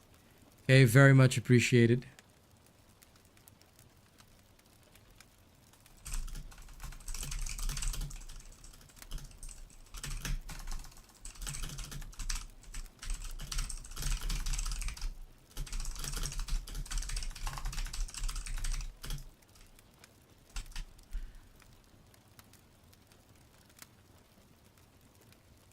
Nope. I'm gonna make sure everybody learns the proper way. That is to say, go watch the damn videos. Because I literally put in the effort to make sure I show you that stuff in the videos. Y'all better be watching it.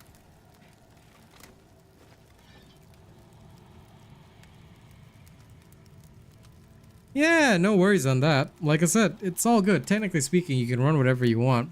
As long as it meets the standards, so... you know, you don't have to follow my builds. You can always build your own, run your own, you know, do what you want. As long as you can verifiably complete stuff way above your level, then you're fine. You know, if you can't, then it might be wise to, you know, run something different. So yeah, that's basically what I tell everybody. Besides, there are people who literally swear by rend anyway. You know, they literally cannot give up rend, so there's that.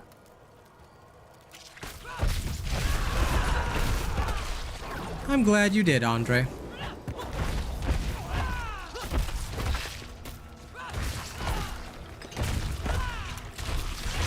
And thank you to everybody keeping my stream on, alright? I appreciate it tremendously. Keep sharing your love for the stream. And I'll be making rent this month, yeah? Thank you all, thank you all. We got pretty close to 230 today. So I'd say that's a good day. But as long as the average is over 20, I'm happy. And I think it will be today, so appreciate all of you.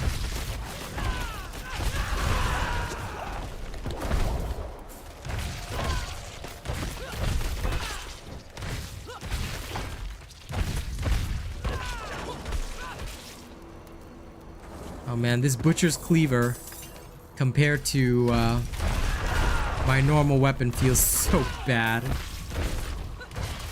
I know its affixes are the only thing that affects me, but my god, I'm legit feeling the difference. This is how important affixes and stats are. Like, this is why god rolls are so crucial. But then again, I expected something so much better, you know, like the Butcher's Cleaver. But instead, it's just a borderline passable axe. Okay, but still not fantastic, you know?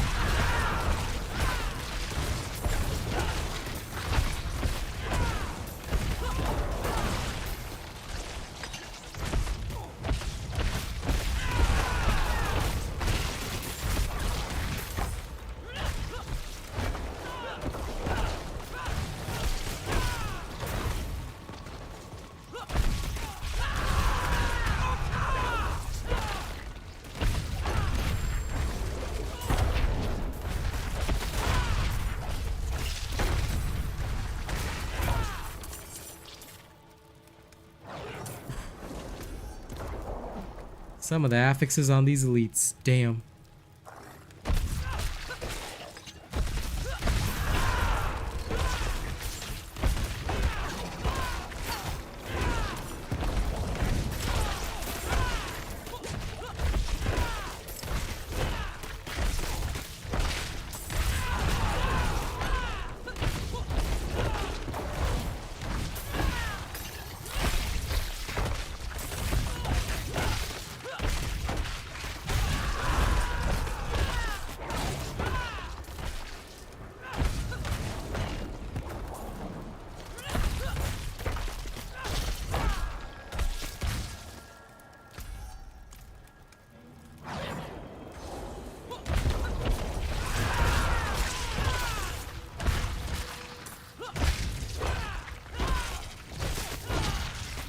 That'll happen.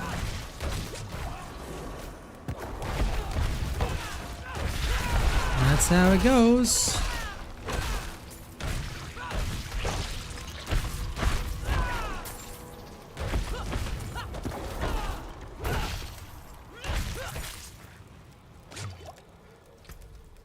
God, this Butcher's Cleaver sucks. Okay, I'm going back to my normal sword.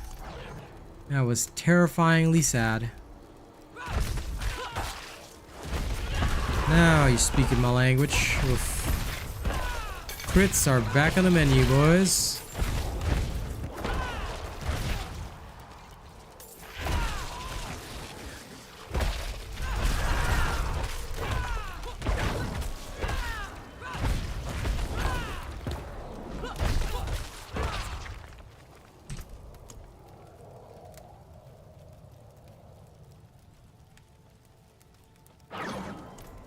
Ah, there we are.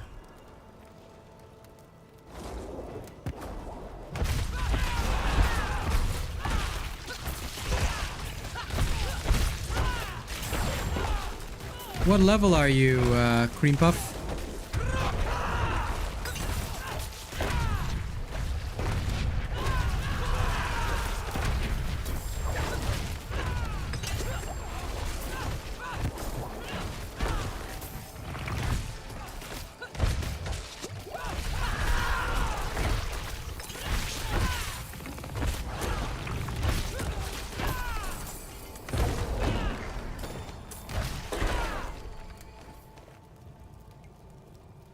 What level is Tim right now?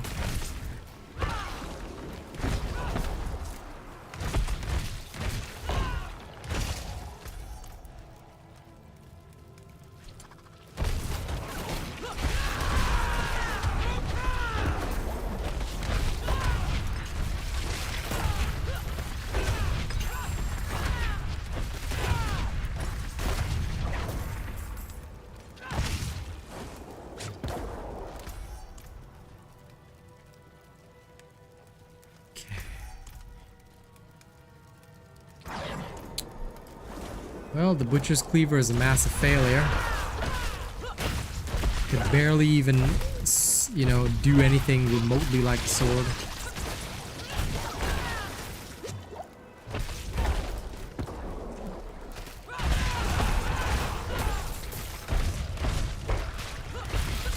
I don't know why people even bothered farming for the Butcher's Cleaver in the first place.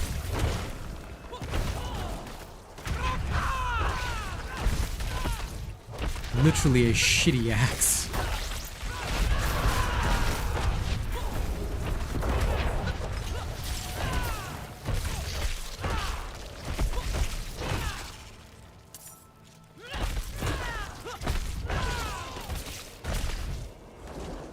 I mean, I guess. But you're not going to use an axe anyway, because swords are the most important weapon.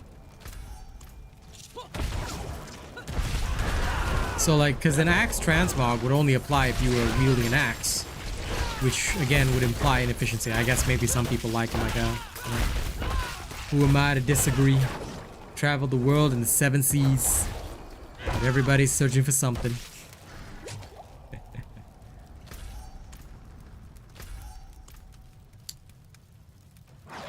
Actually, I'm gonna scrap it right after this and see if I get a transmog out of it. You never know, maybe when I'm playing axe temporarily, I'll just put on the transmog just for hilarity.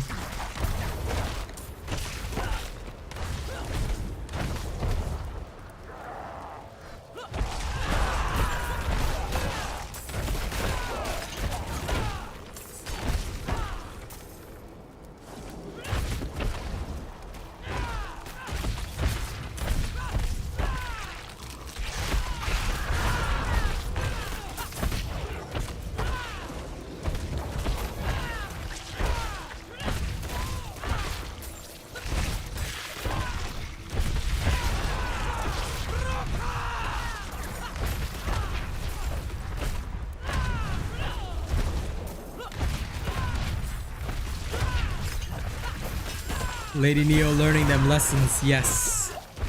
Because sword have base crit damage increase. So, due to the innate affix being crit damage related, which is a major stat, well, that's what you gotta have to really do anything anyway. Yeah, Lady Neo paying attention to my lessons as well. Good. Sensei is proud.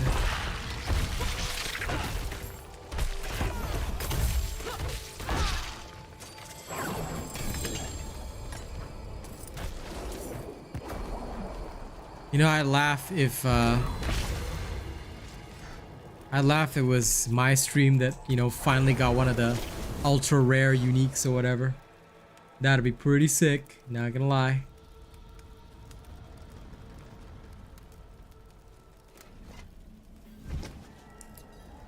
Ah, you're 35. Okay. So at level 35, pretty much everything will feel like it shreds, because you're still in the early stages.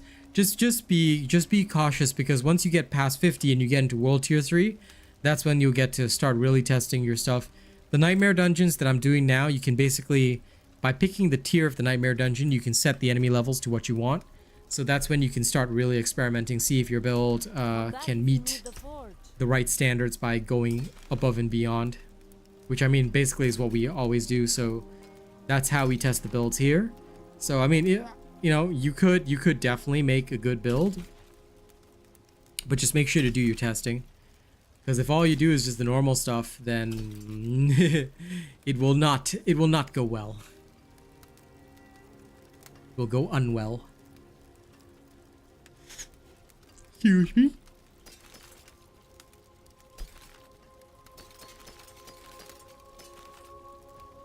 Yep, time to sell these. Whee! Okay, on to the back. Actually, wait a second. If I were to go there, can I, like, cause I was gonna scrap the Butcher's Cleaver anyway. I don't think you get a transmog, bro. Sadly. See you later, Andre. Yeah, take your time, man. Yeah, you don't get a transmog out of the Butcher's Cleaver, but it's a shit axe anyway. And I already have one, so I already have one kept in my collection.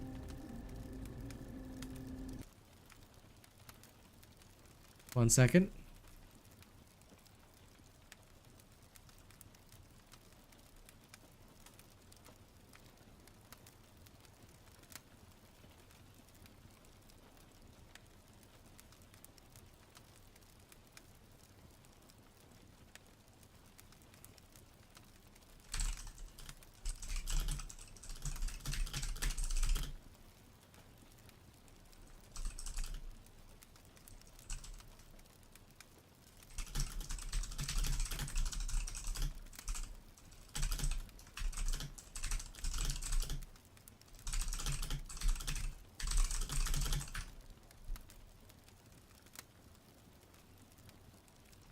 Okay.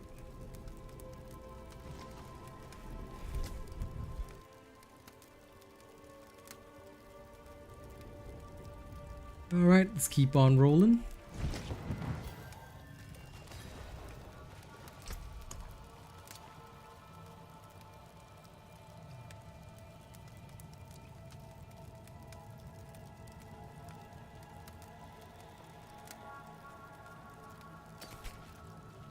Resource burn is a no-no. Resource burn again, no-no. The rest are okay. Alright, onward. Doing good. Fries? Sorry, the spelling is odd, so I've no idea if that pronunciation is correct, but yeah.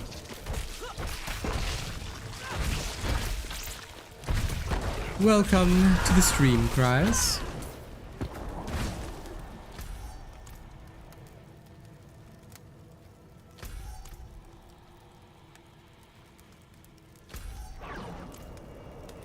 Yup. Yum yum yum. Away with you, drifting shade. You cannot touch me. Aye.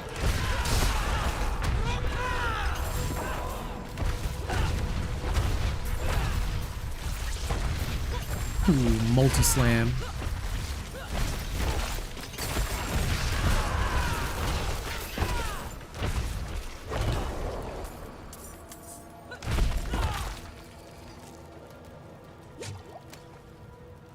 Here we go.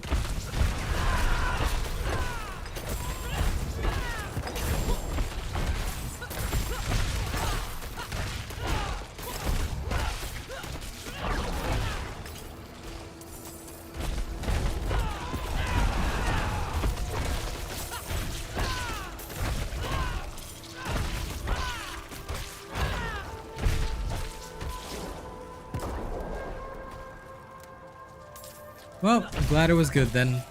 Welcome.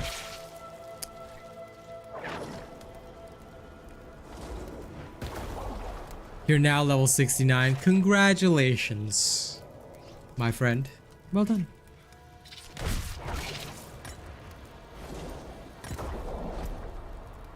And as I always say, extra thank yous to everybody who is very constantly keeping my stream up with the sound on. Okay? I appreciate the assistance with rent. Yeah, you will always struggle to get nice items, my friend, because that's the grind we're all facing. I mean, you've literally seen me thrown out like tons of stuff that I get, because that's just the grind, bro. That's our grind.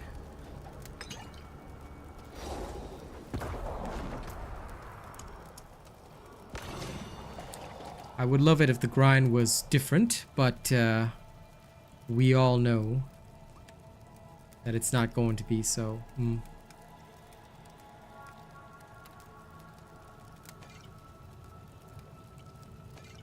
Let's do cold resist. I'd rather take one of these. Okay, exploit glyph up to the next level. Higher. This.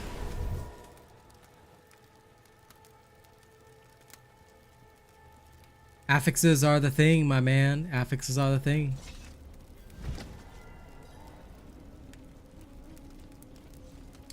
Yes.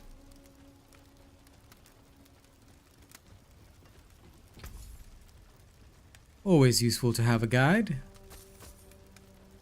And that's why I do what I do. Guide ye twisted souls. Don't hurt yourself. The forge is ready for whatever you need. Nightmare. Nightmare. Don't do normal dungeons, dude. You're wasting your time. You're better off doing Nightmare until you can comfortably do Nightmares in World Tier 4. Which is why most people usually only move up to World Tier 4. Even if like dude, for tricks, I can clear my capstone dungeon solo super easy. No problem. At level 60. But even then, my Barbarian only moved up to World Tier 4 around level 65. Why? Because you need to be comfortable with the farming. You don't want to waste time. If you're wasting time farming and you're not comfortable with the farm, then literally everything is wasted.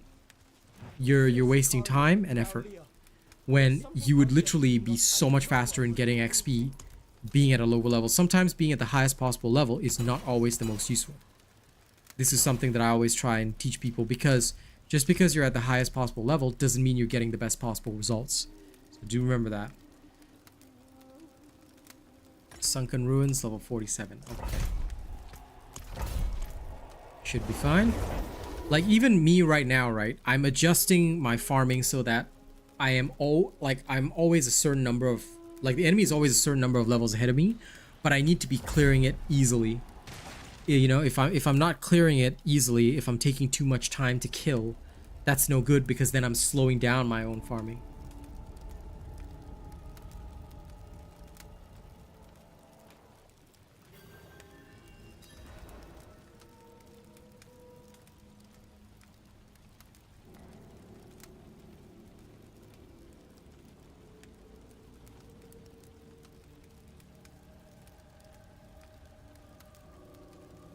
Okay. Clear, let's go. Had to adjust some things on my phone, but I should be fine now.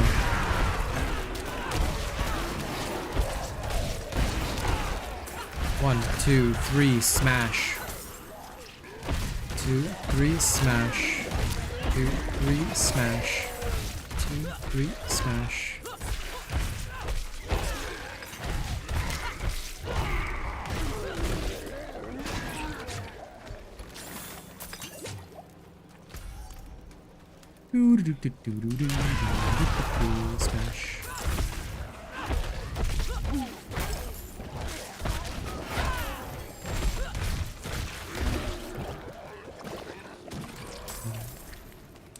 If the enemies are corpses, this is gonna be annoying.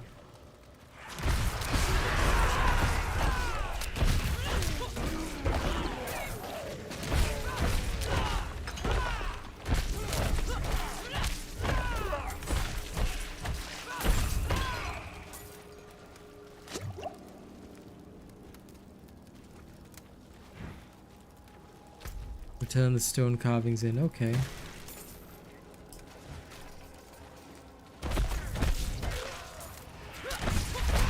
Oh god, people will create rankings for anything, Pen. I mean, you know how I feel about that kind of shit, you know? My thoughts are simple. look for the right affixes in the dungeon and farm where it's efficient for you. You don't have to go that high. To be fair, if you wanted to speed farm, alright, 10 levels above you is more than enough. Like, in fact, I stuck to 10 levels above me just for a little while on the stream just to see how it went. I went up like 2 entire Paragon points in the span of just a very short period. I can't remember how short it was, but it was pretty quick. That's just because I was clearing the dungeon so fast, you know? So it's just about what's efficient for you. Like, sometimes I push the envelope a little bit, but probably the most efficient for me right now would be 46, 45. Roughly there would be perfect.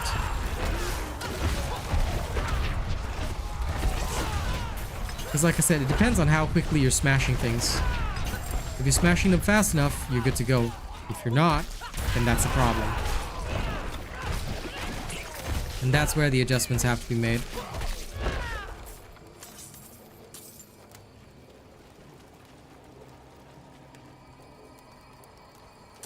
Yeah, that's fine. And that's good enough. That's all you really need to focus on. That's why I hate people that have rankings and tiers. It's so stupid because the dumbasses who follow that, you know, the dumbasses who follow that will then be like, oh my god, I need to do this. Then they could be missing out on some really great XP if they don't think about affixes and if they don't think about comfort level. And instead they just get a frustrating experience and they don't understand why. But because, you know, XYZ dude that has a ranking says so, it must be true. It's the stupidest shit. Like, my pet peeve is unintelligent behavior. And that's why I'm a real Asian robot. Because at the end of the day, everything must be intelligent. As if it were a machine making the decisions. That is what makes things efficient. I'm just glad that the people here have a brain. So thank you to my viewers for having a brain. I appreciate it tremendously. Because dealing with people without brains sucks.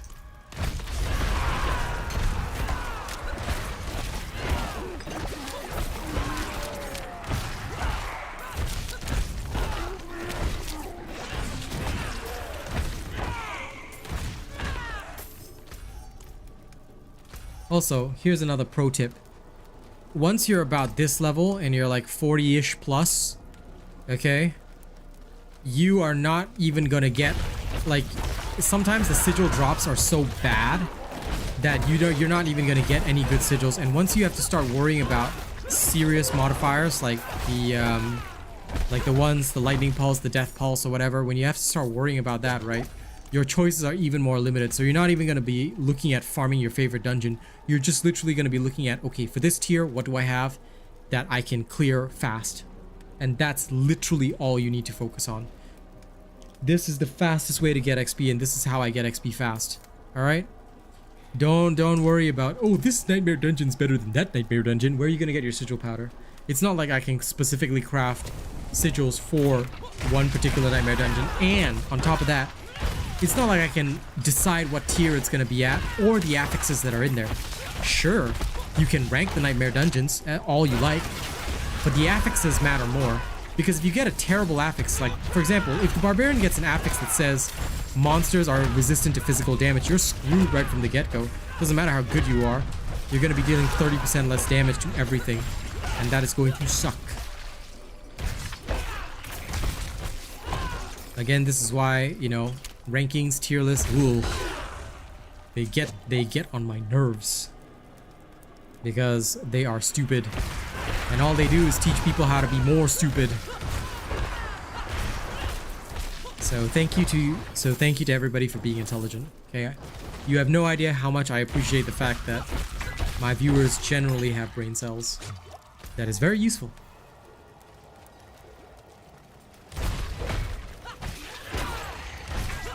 Because even now, ask yourself, how many nightmare sigils have I gotten? The answer is not enough. Exactly. Some affixes are designed to slow you down. They are designed to crush you. They are designed to stop you. That is their whole purpose. That's why by choosing the right affixes, you can quite literally ignore most things.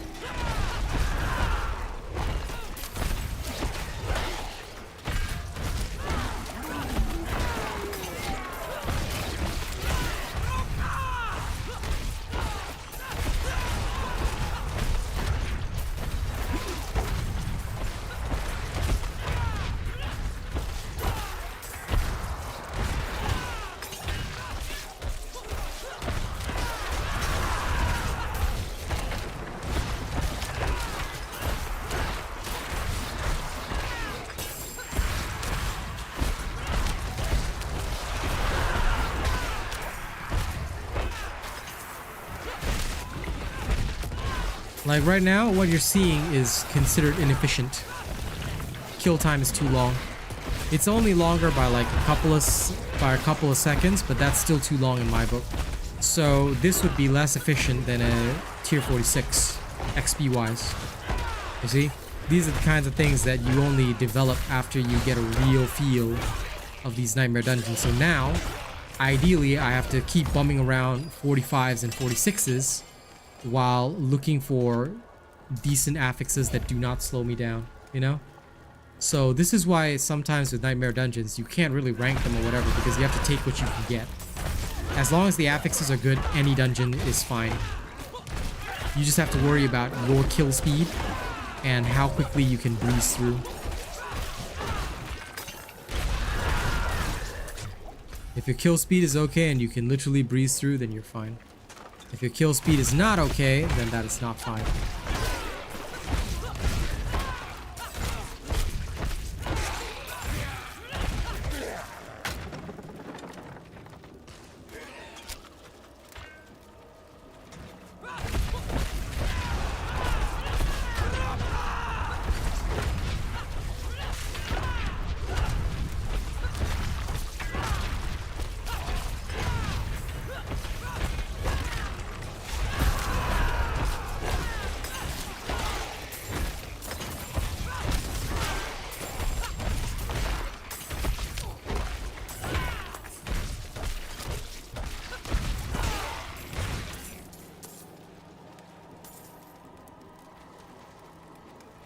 Yeah, that I think would be alright. And I also just saw Rena's message. Here's my tier list of rambles, lol. Yeah, sure, bro. You can. I don't mind you if you rank my rambles. This ramble was the most useful. This ramble was just pure rage. Like I said, you know, at the end of the day, I'm human. I got my pet peeves, but man, some of these just like, you know, I just can't stand it. Because I've been through a whole bunch of different games and oh lord. I tell you, tier lists are my biggest pet peeve. Every time I see one, it immediately tells me that the individual... Like I said, the only game where I'll accept a tier list is an FPS game that is similar to COD. Or, you know, something where there's a visible and reliably objective TDK difference. And like I said, that's mostly in FPS games. Whereby if legitimately you change this one factor, you would be objectively more efficient no matter what. Then that's when I'd say, okay, that tier list makes sense. But when a tier list is based on a subjective feeling, you know, yeah, no thank you.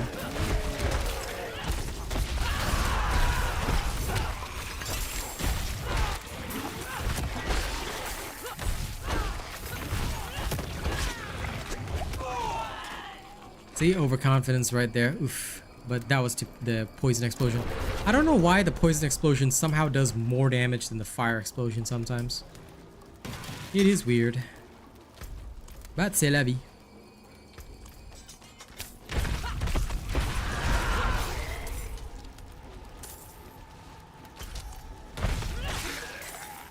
Wouldn't be fun if I wasn't getting challenged once in a while at least, eh?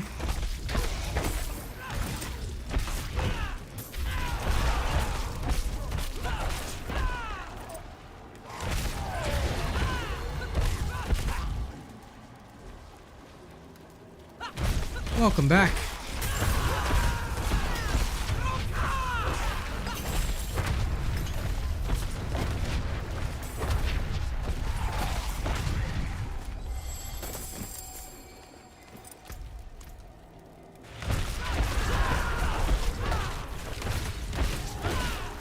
Lol, that 5 million crit.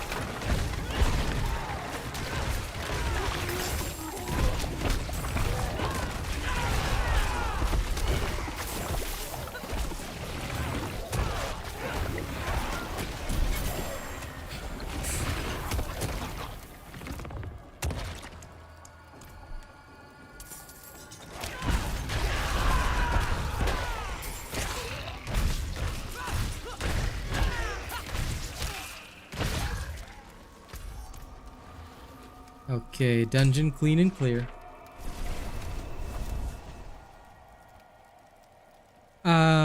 it's over. It's over. The map will sometimes stay red, Lady Neo, but actually the event is over already. So yeah.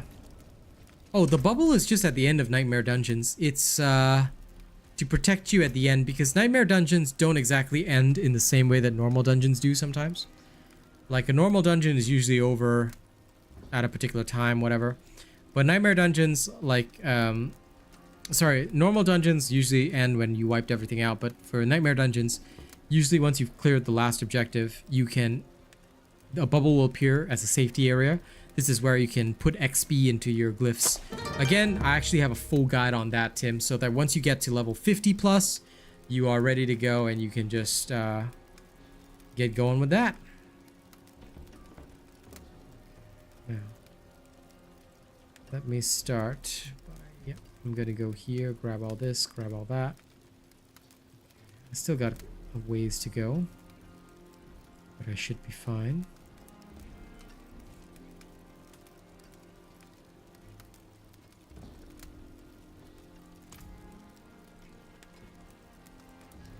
Yeah, like I said, don't you worry about it. If you watch the Paragon video that I put out, you'll be fine, as and when you're ready. No rush on that. These look good, but the stats are shit. Okay, let's have a look at the rest. Junk, junk, junk. Junk. Junk. Junk. 100% junk. Junk, junk. Chunk.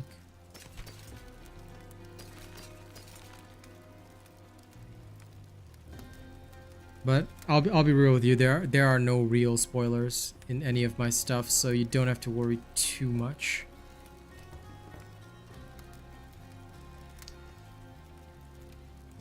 If I can roll vulnerable on this, it'll actually be good. We shall see. We shall see.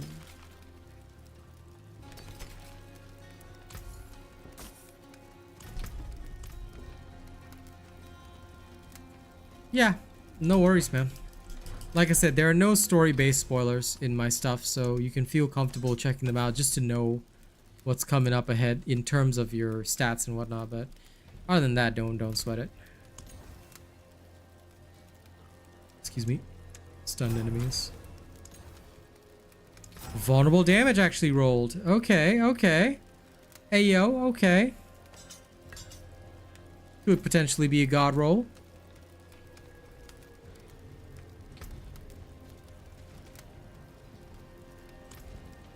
Let's first level this up.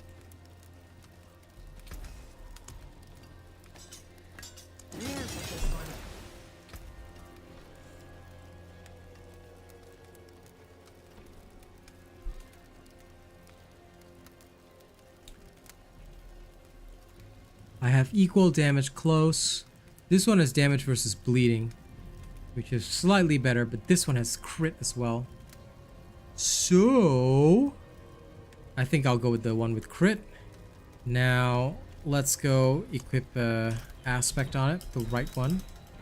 I need my lovely core skill aspect, which I'm pretty sure I do have.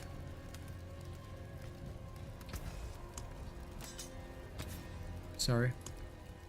Imprint the aspect.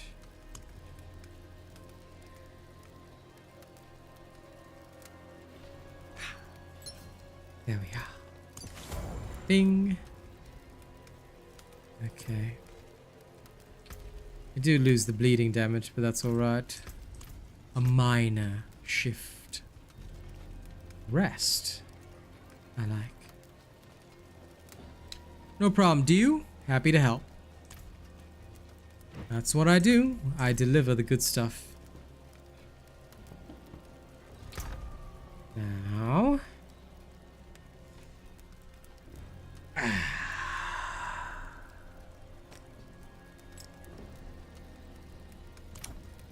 More crit damage I can accept.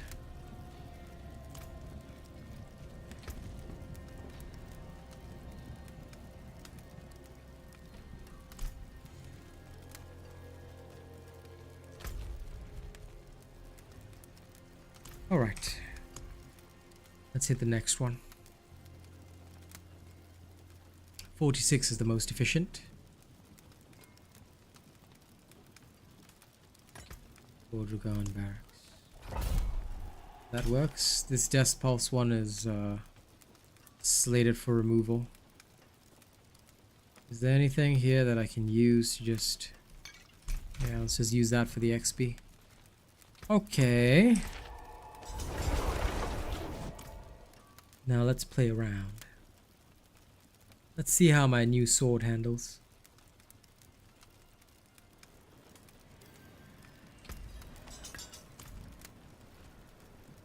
It's not ultra perfect, but it's pretty perfect. The only way it could have been better is if core skill damage rolled.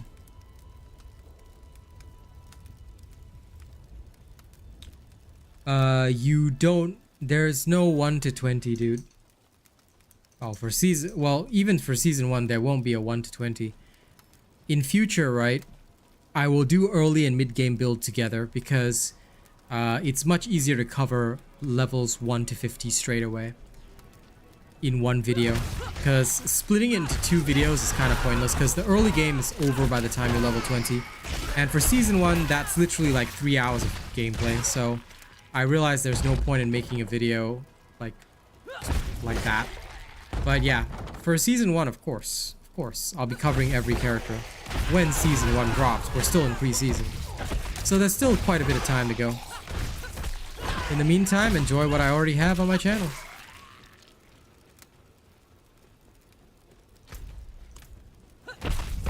If it's plus 320 DPS, bro, you have to take it.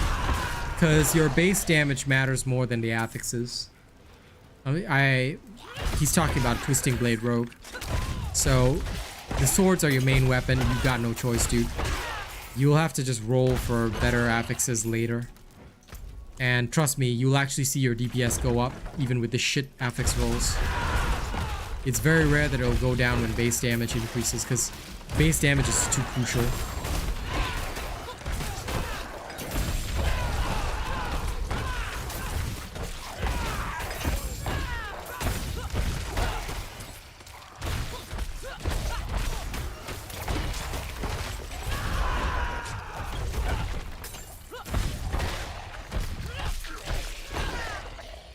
Go.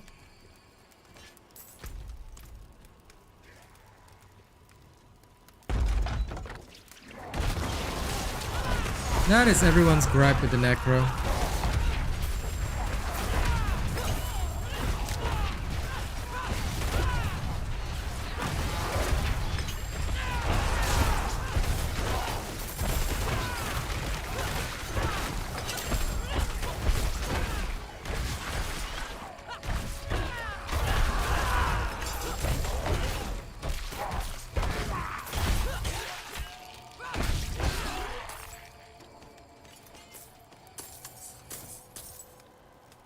Their biggest downside is how slow they are.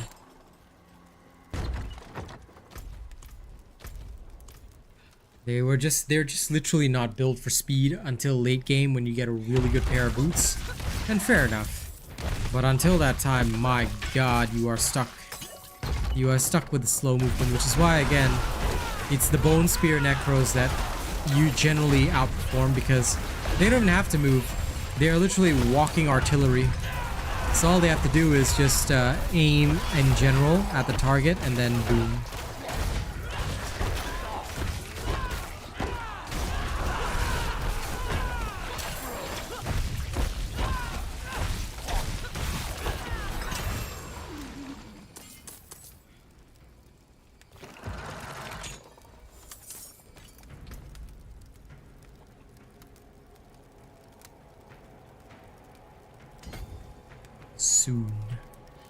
Soon. Very, very soon.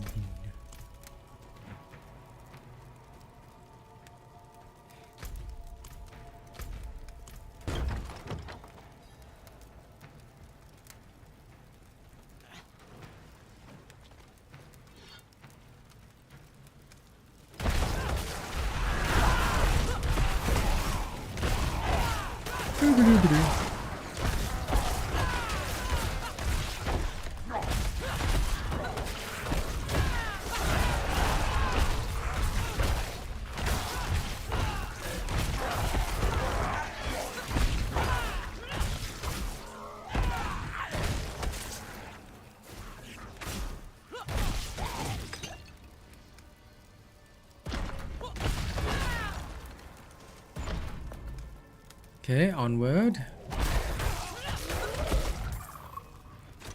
Die goose.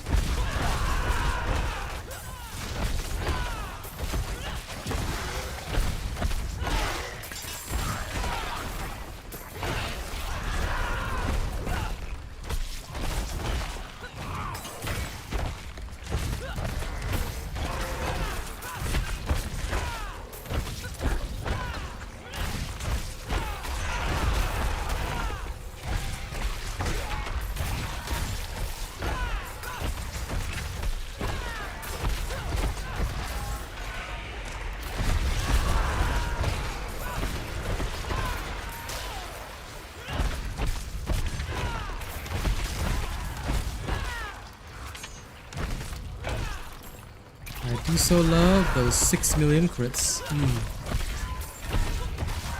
Beautiful whenever you see them.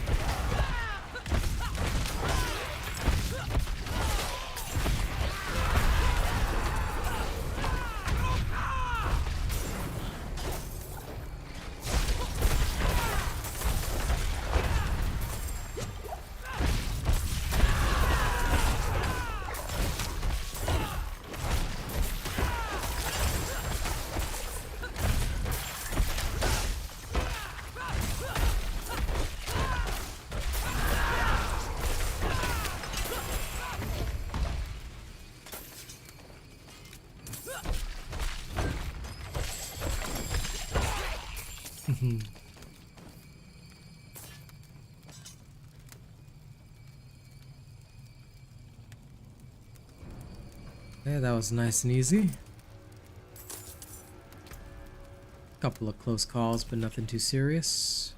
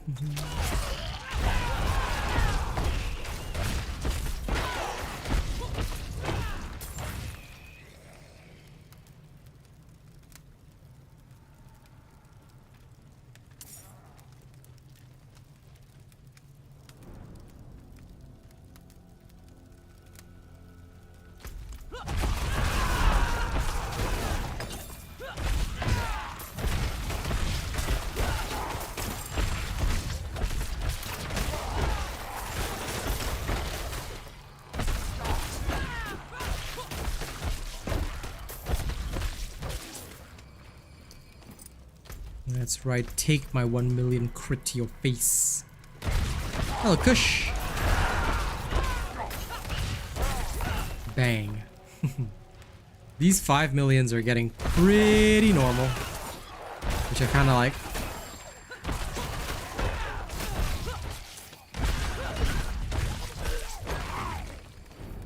It is very nice to see them hitting super hard. I like that. I won't worry about the extra damage reduction first. I'm just gonna capture all the strength nodes so I get enough multipliers, and then we are in business.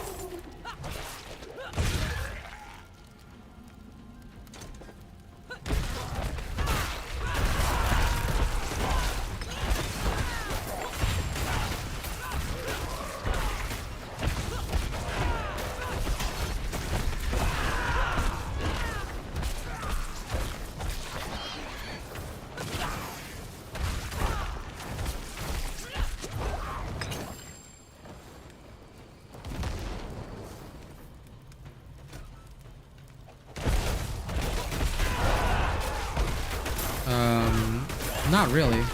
As long as the item can fit the aspect. But some items are more easy to replace than others. So if you're still in the gearing up stage, where you haven't rolled your perfect gear yet,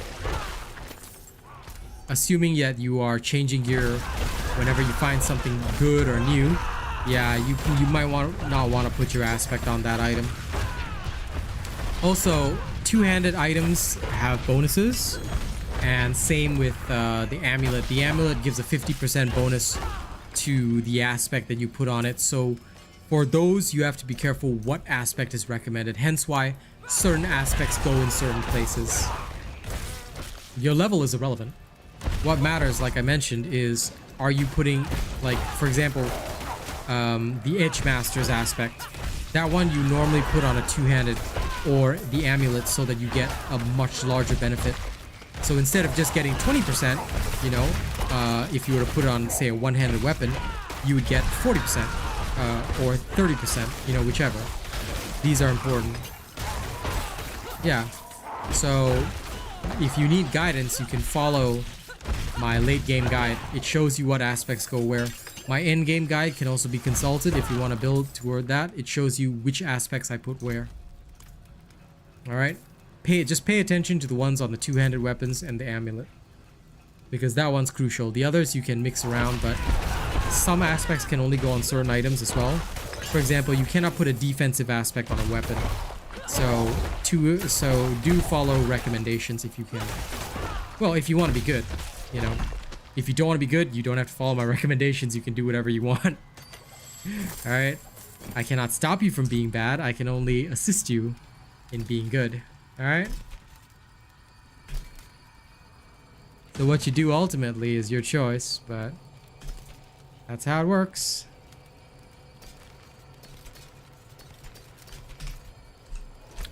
Okay, time to go back for a selling trip.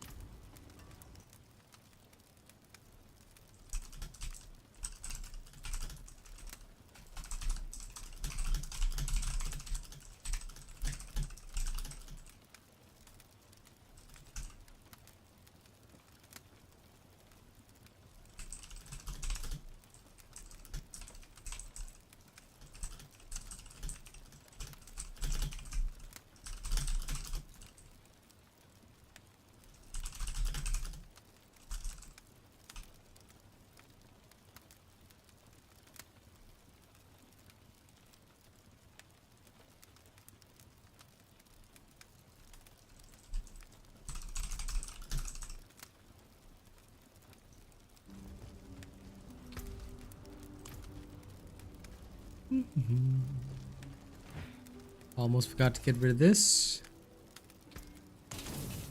What a shame.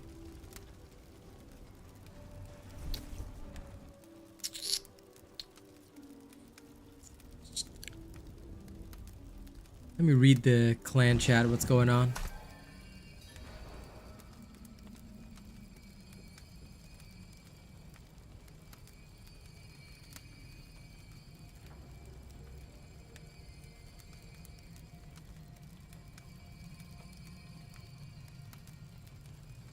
Who the heck is this fallen angel person, lol?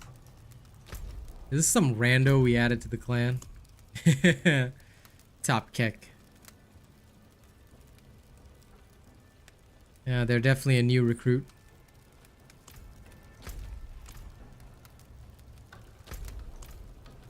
If they got one-shotted, what the hell kind of build are they running? They're level 63.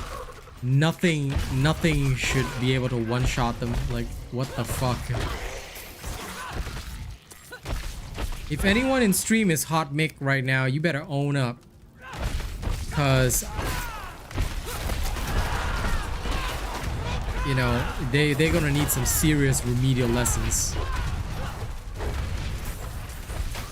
If anybody gets one shot by anything, I will be very angry at you. Okay?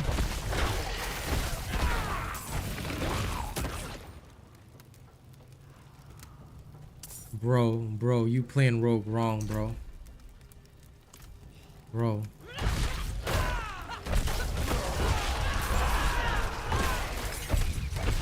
Let me finish this nightmare dungeon. All right, let me show you what rogue can do. Because if you're getting one shot with the rogue, you better go study my rogue video right now, because you're doing it wrong. Rogue has some of the highest damage and clear speed in the game. Safely too. Safely too.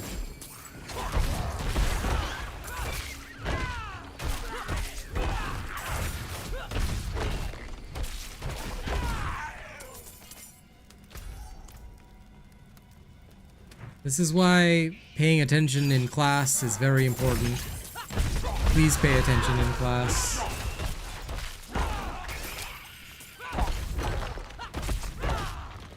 LOL. Then I have no idea how you're getting one shot. If you follow the guide, it's impossible. Well, okay. Unless you literally went like way beyond your level, because if you followed the late game guide. Now, did you watch the late game guide or did you just do the early game guide? Because the early and mid game guide only covers up to level 50. If you're level 61, yeah. Okay, then that's mostly skill-based issue. What you need to do is you need to know which enemies in Nightmare Dungeons CC and how to overcome that. Again, this can actually be done by avoiding certain affixes. So getting CC'd and dying, yeah, that's normal. But that's why you have to learn which dungeons to do, which dungeons not to do. And of course, gear is very important. But that's why you need the 2 charges on your Shadow Step, because that's 2 free lives that you can use to get in and out of position. So you should be alright. But also, don't fight too far above your level, because if you are fighting above, like, for example, what level are you? You said you're level 59. That means you should be in World Tier 3. So in World Tier 3, my rogue was able to clear about 10 levels higher in the Nightmare Dungeons. But obviously, if you don't have the right gear, you don't have to force yourself to do that. You can start out doing about 6 or 7 levels above you, which would give you plenty of XP, and it should also help you avoid the one-shots, assuming you're geared correctly. Because, like, one-shots generally will not happen. Generally. If you're getting CC'd and dying, that's not a one-shot, that's dying to CC, which does happen. But even then, it can be overcome if you know how to handle the situation. I can show an example after this. I don't mind. I do love playing my rogue anyway. Yeah, you don't have to use smoke screen offensively. I do. But that's because I'm very good at positioning. So if you find that you cannot withstand it enough, you can also use your concealment as anti-CC.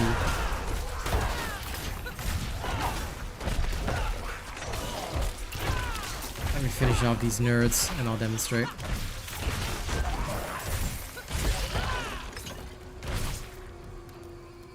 If you're, yeah, well, obviously because you're level 59, so if you're clearing tier 20s, stay there, stay there.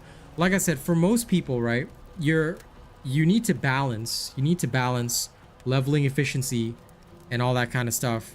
So you don't want to be, although you can, it doesn't mean you should. You get what I mean?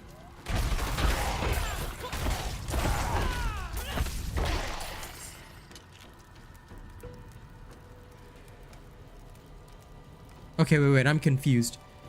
Your words have confused me. You're clearing 20s easily. What does that mean? If you're clearing tier 20 Nightmare Dungeons, you're fine. Because the earliest Nightmare Dungeon in tier 4, World Tier 4, is tier 21, which has level 75 mobs, which means you're killing level 73 mobs at level 59, which means that you're good. Because that is the same standard that I applied. So basically, obviously you should not go up to World Tier 4, but if you're already clearing things in World Tier 3, you know, then you're fine. That's the way I read your statement. Yeah, because you shouldn't. Like I said, people would only go into World Tier 4 at about level 63 or 64. So that means you're on track. But yeah, don't even do dungeons where you're getting one shot. Just level up safely, because you will actually find that you level up faster. For example, at your current level, if you were to do, say, tier 17 or 18s, you'll actually end up leveling faster than if you were to spam 20s. But once you gain like 1 or 2 levels, you can start spamming 19s, then 20s. Then basically you just spam 20s and 19s until you hit around level 63, 64, then you move up. That's usually the safest way to do things, and also the fastest way. Because my experience has taught me that, yeah, sure, it's cool to go to the highest level possible, but you should only do it once, just to prove to yourself that you can. Once you've proven it to yourself, you're like, okay, so my build is set, I'm working, you know, I know where I'm at. Then you focus on efficiency. So at this point, like for your level, I would genuinely recommend just clear 16s and 17s, and you will actually find yourself leveling faster.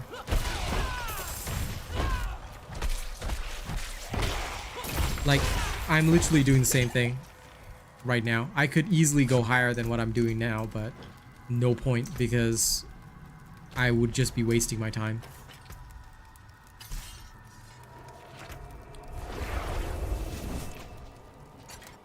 That thing 44. What's the total then? That's weird. I think that should be damn near perfect, right? Yeah, it is. So it's a 28. I already have one. I'll wait until I get something better.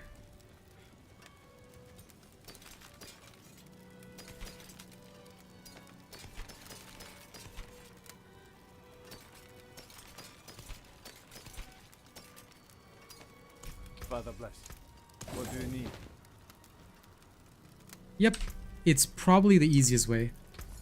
Good deal. Father bless. Yeah, okay. I'm certain that one can go to hell. Okay, let's switch over to Rogue for a second.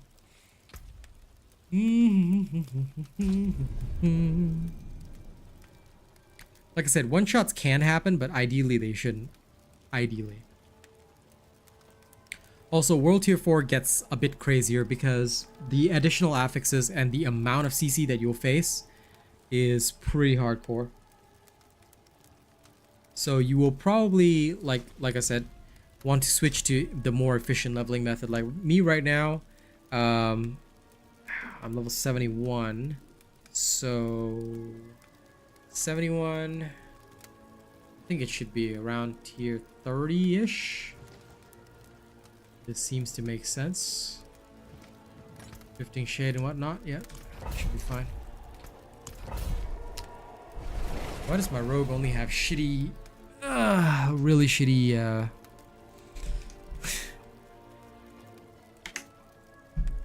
sigils? I think I'm gonna have to actually craft some good ones. But anyway. Yeah, not having the double shadow step is why you should be in tier 3, because doing the hell tides as well, open the mystery chests, you get a chance for them, and of course rolling the boots at the Obel's vendor gives you a chance at getting them.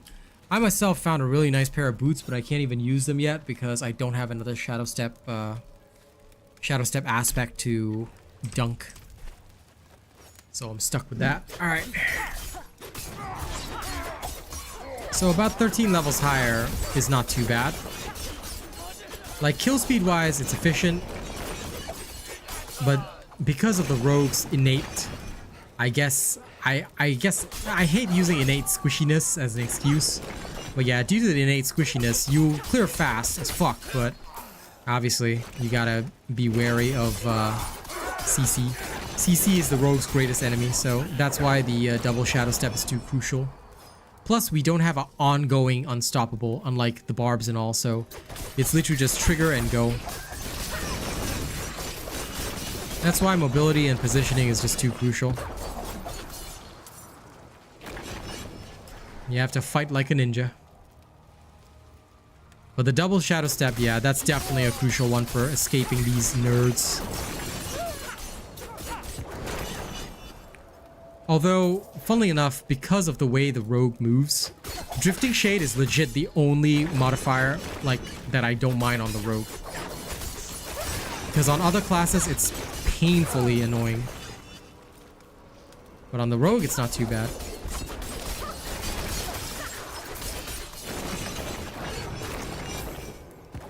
On the rogue, it's just another simple thing.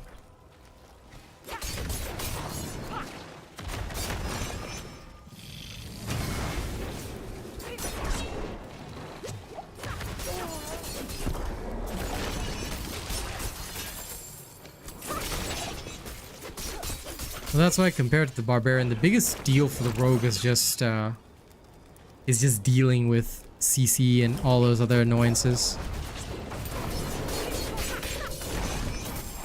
Your damage is so high that like things far above your level will crumple. But my god, CC is pain. That's why I want the Rogue to have like an ongoing unstoppable, just like all the other, just like most of the other classes, because they deserve that. And once they have it, they will be the #1 class in the game, and nobody will play anything else but Rogue. No, that's not a skill issue. That's everybody's greatest enemy, because in World Tier 4, the scaling for the ground explosion is weird. If it was counter CC, I'd say fair enough, you know, to an extent. Yeah, I can understand that being a skill issue, but the ground explosions are not a skill issue. Everyone gets caught out by them occasionally. And again, it's because the scaling on those is really fucking weird. For some, well, I guess it's because the damage reductions that you have mostly don't apply, because the damage reductions that you have close and distant tend to apply to enemies only, which is, you know, again, a little bit of a weird thing, but, you know, that's how it goes. Can't really be helped. But yeah, the explosions have, like, a scaling that goes, I would say, way beyond whatever it is supposed to be for your level, so those explosions will kill you, no matter how good you are.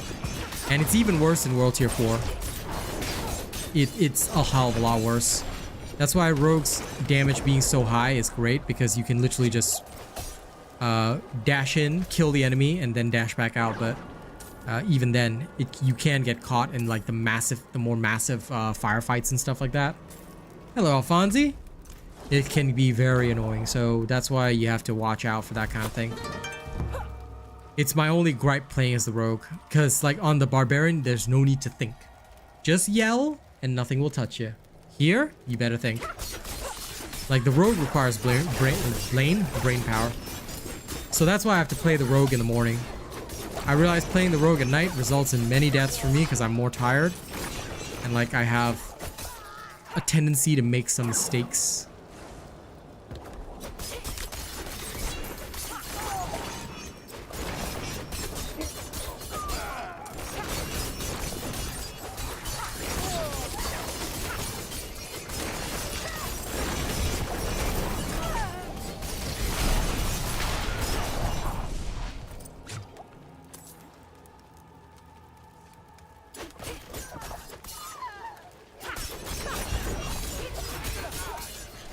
But yeah, otherwise, other than that, even creatures like 13 levels above you are literally no bother. You just bum around.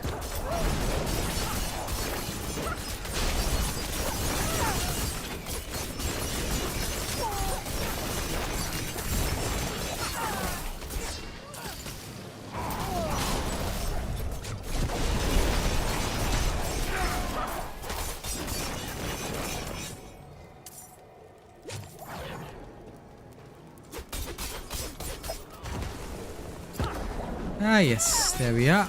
Cursed well.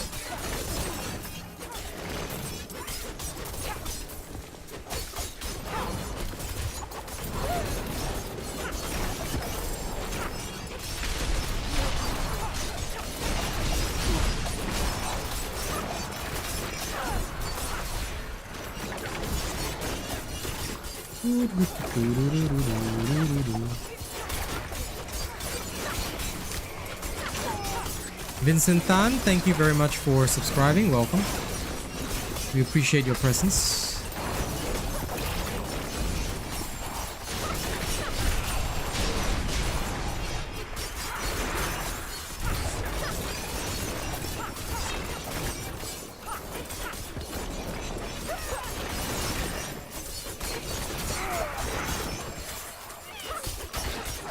Like a machine.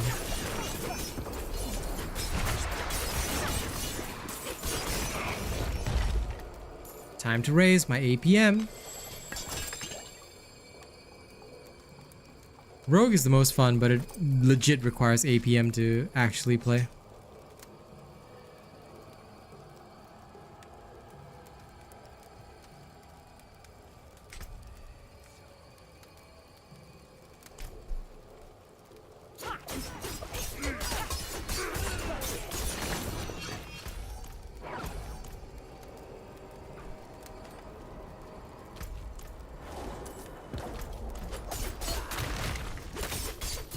Hey, you guys better watch yourselves, okay? I see the clan chat. Do note that making fun of sexuality or anything that can be seen to make fun of that is quite literally against YouTube terms of service, so please be very careful, alright? That's actually a reportable offense. It actually falls under hate speech. You guys better be very careful. So do not, you know, use that word in a joke-based derogatory manner, okay? This is your warning now. Any of you do that, your clan privileges will be revoked. I don't want to see those jokes again, okay? Y'all want to mess around lightheartedly? Fine, keep it PG. But you cannot make a joke that goes against TOS, okay?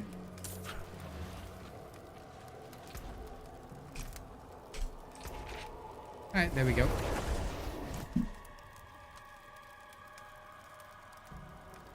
Flurry? No.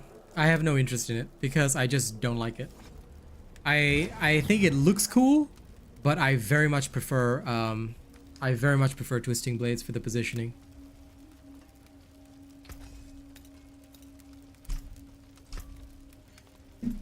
Apology accepted, but please remember, guys, this is my career, so keep to TOS, yeah? Do not break terms of service. Thank you.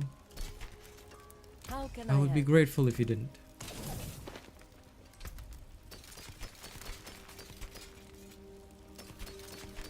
Tornado Druid build? No interest again. I've seen it, no interest. How to make a sigil? First Carlo, now Leah. There's You see this man? Occultist? Did you see the tab up there? Craft sigil? Ta-da! You go here, you can craft sigil.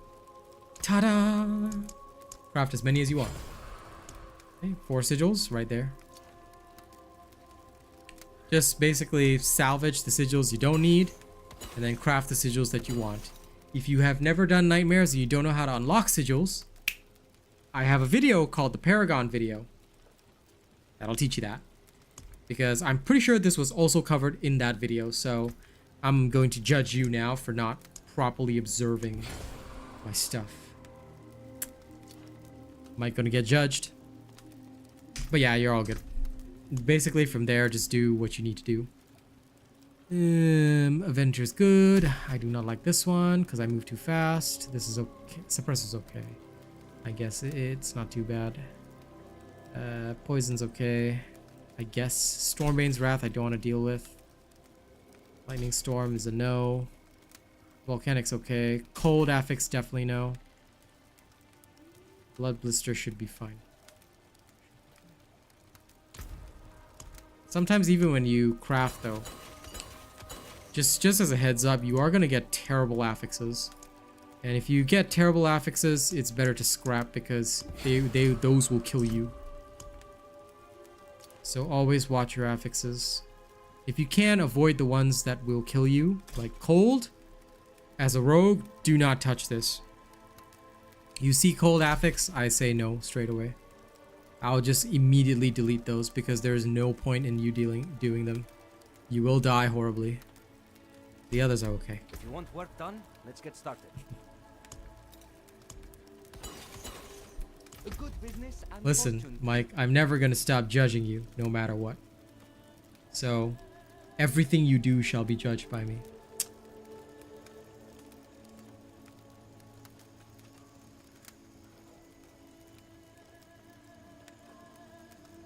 It's okay.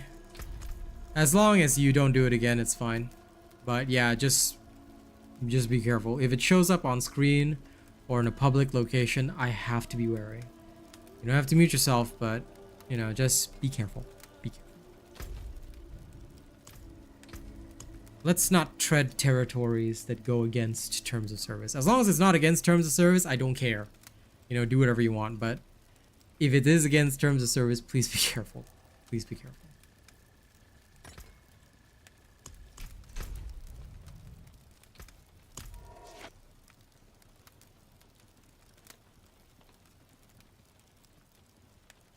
Terms of service are very simple. I'll give it to you in a nutshell, right? Don't say anything that would be politically incorrect to say in public in America. Literally, that is a summary of terms of service. And that's the easiest way I learned it because, you know, in Singapore, like, even like minor joke like that, nobody's gonna care in Singapore. But because YouTube is, they're owned by Google. Google is in America. You gotta follow American rules. So if it's something that you would not say in public in America, and you know, like if you could say it in America and not get canceled, then it's fine. If you cannot say it in America without getting canceled, then it's totally not fine. That's basically terms of service in a nutshell. Yeah, you have to keep doing you have to get your first sigil, then keep doing it until you get your tier 3, and then once you've completed a tier 3, which is a really stupid rule, then you can finally start crafting and doing all that stuff. Thank you for subscribing, Will McDonald. Hope you enjoy my stream. So yeah, my understanding of TOS was literally, if I cannot say it in public in America, then I cannot say it on stream. And so far, that has worked well enough. I mean, there's some leeway. And of course, the biggest streamers don't give a shit because they've got tons of revenue. But when you're like me, you have to give a shit, unfortunately. As much as I, you know, technically, like, if it was just me, you know, I wouldn't care what you guys say. Like, those kinds of things do not bother me. But it bothers you too, apparently.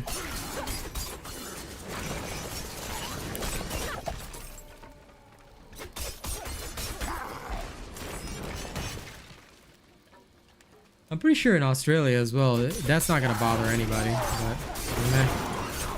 it is what it is. Since YouTube pays my salary, I obey. I obey and bow to the corporate pressure.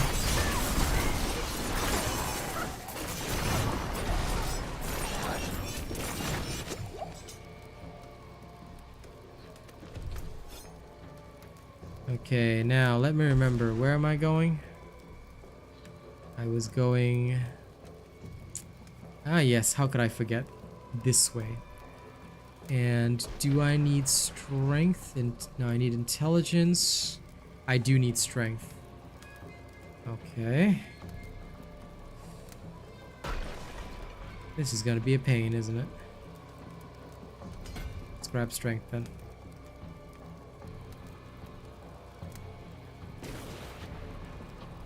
Why does a rogue even need strength in the first place? This is terrible.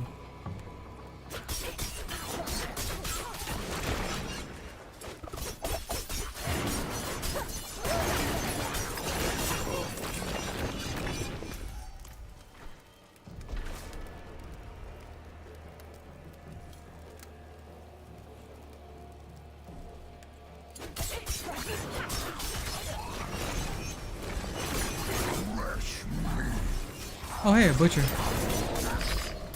Oh, come on. This is gonna be a wild fight.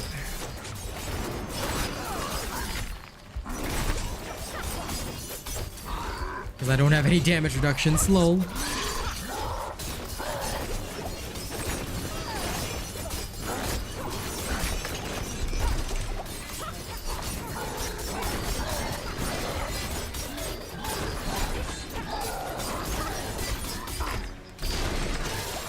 Got him. Just so you know, that butcher was 15 levels higher than me. Whew. Achievement. Now, let's have a look at this. Wow, it's trash. That's what I got? Okay. Yeah, unfortunately, I'm stuck obeying those, buddy. So... And as you know, the definition of the whole cyberbullying and hate speech thing is very, very wide. So people flag you for all sorts of things, unfortunately. Stupid as heck, but well, you know it. Well, I mean, you know, at least I finally get to show you an example of how I deal with the butcher, eh? I mean, I can still die, don't get me wrong, but, you know.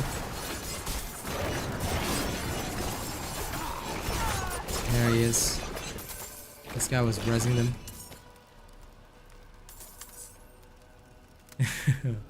Right, can be reported. Whatever.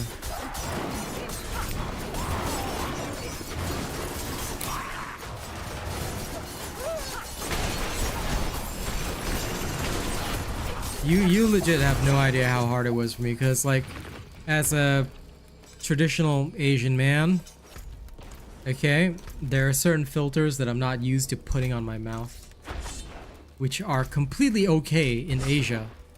Surprisingly, not okay in general. Don't worry about it, man. Everybody makes mistakes, dude. So I had a friend. Well, I still have a friend. It's just that he's really busy right now. Johnny Nara, he's one of the channel OGs back on the Twitch days. But he was so funny because obviously Johnny Nara is African American. He is allowed to say a particular word. And we were playing Phasmophobia and he said the word. I had to delete the entire VOD. Okay, because as the stream owner, I am Asian. So although he is obviously very clearly, even from his voice, you know, African American, the word was still not allowed to be said on stream. So that resulted in some funny times. So listen, everybody makes at least one TOS mistake at some point.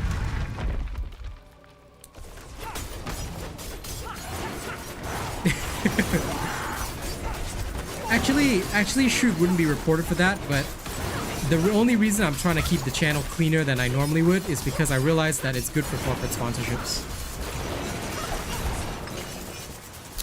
Clean channel means happy times.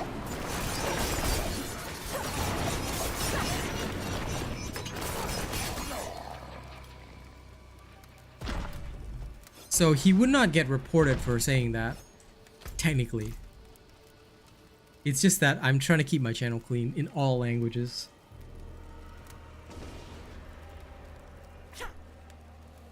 Because that falls under, like, that does fall under vulgar language, but to an extent, right?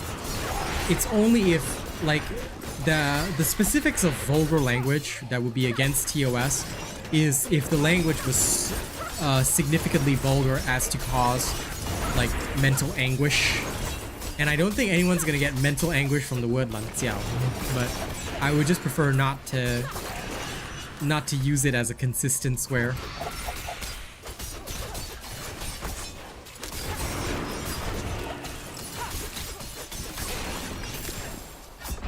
Oh, there you go. I got shotted by that distant attack. Oof. I guess 16 levels is a bit hard. I have Ancestral Force in your two-handed mace. Should you keep it on your amulet or switch to that? Keep it on your mace or switch it to amulet. Listen, my honest advice is that you should never put that on your mace because it doesn't need to be on your mace. You are better off putting the damage increasing ones on your mace and two-handed sword because you get much more value out of it, which is why I put those aspects there. The Ancestral Echoes is literally just something to assist you. So that's why for like I put it on the amulet where it's good, but it's not like the most necessary aspect. So, and there are few other increases because the barbarian has two-handed weapons, so that's why they can benefit so much.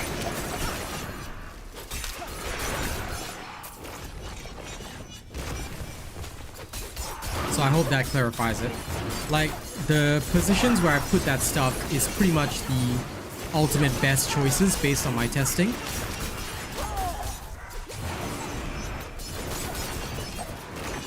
Because those are the ones that basically show the maximum possible value. Yeah, that phantom will sometimes... Well, I mean, if you're fighting 16 levels above, it will sometimes one-shot you, as it should. Because, yeah, no, it is very strong, very powerful. But the thing is, right, the rogue's offensive power is so strong that it's defense that they need constantly. Their offense is already, like, unbelievable. So in order to really push the nightmares, the rogue needs to basically get more and more defense, or roll perfect defenses, which again, not easy to do.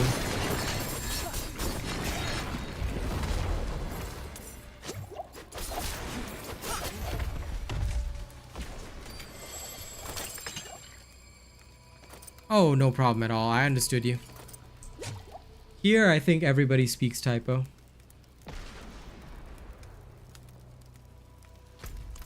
Well, I guess that would be true, wouldn't it, Rena?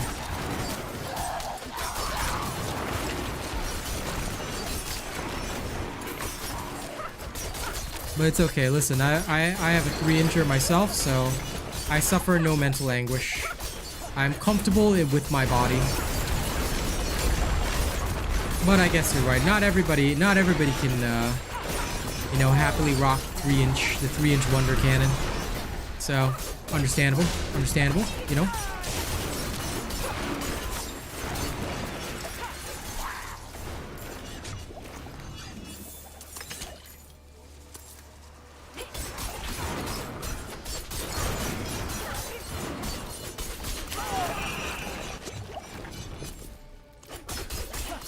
The range phantoms annoy me so much that I always kill them first.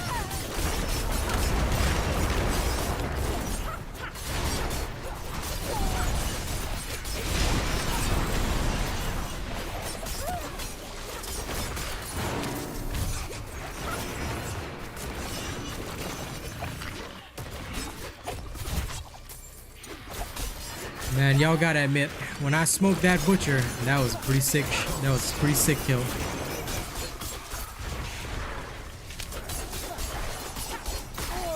Okay, thanks, Bob.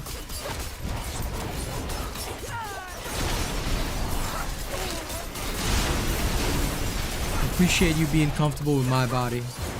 As strange as that sounds. But hey, whatever floats your boat, man.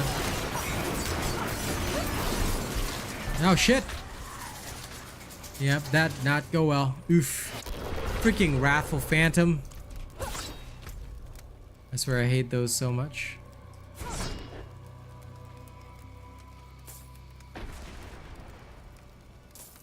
But yeah, do take note. One-shots will happen all the time. It's just... if you go too far above your level, that's what'll happen. And nothing can save you from that, because... Rogue doesn't have the resistances to compete.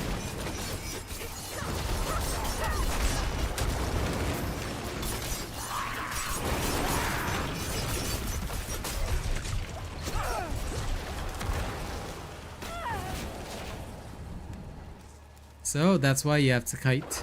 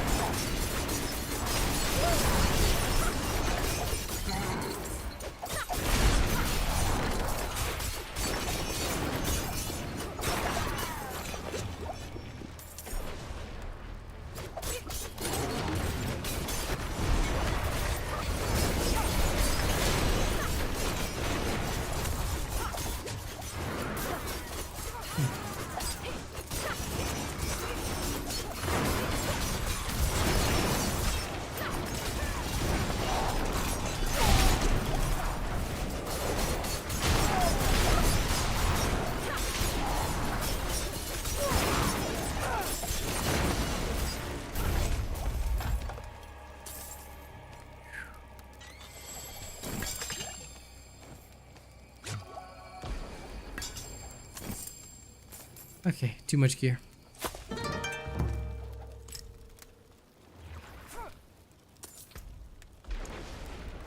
Closer.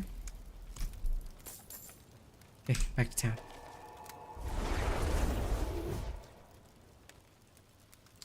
Thank you for subscribing, Sour.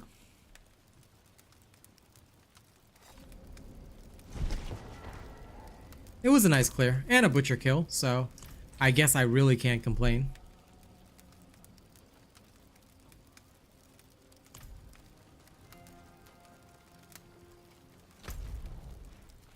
Is there one? Yeah, I'll join on my barb. That got most of it. Let me just have a look at all this equipment. I'll switch to my barb after that. I was just doing this for fun. Because it amuses me to show people the skills. The skills and the spills and the thrills and all that. Oh my god, this is a damn near perfect life roll. I'll try and roll a cooldown reduction on this one. This is good armor. This is very good armor. If I roll cooldown reduction on that, bada bing bada boom, I'd be in a very good position.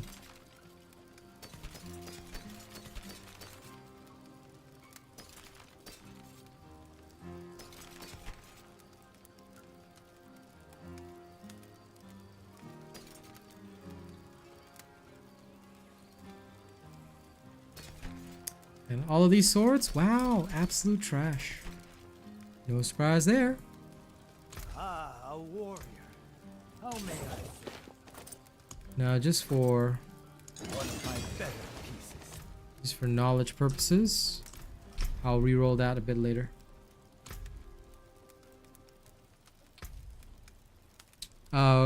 I don't mind the inventory space too much because to me, this is already way better than Diablo 2. I don't remember how much was in Diablo 3, but the fact that this is way better than Diablo 2, I'm pretty satisfied with that, you know? I remember those terrible times in Diablo 2. That was a whole nother environment of misery and sin and terror and death. And did I mention misery? I think I mentioned misery. But just in case I didn't, misery.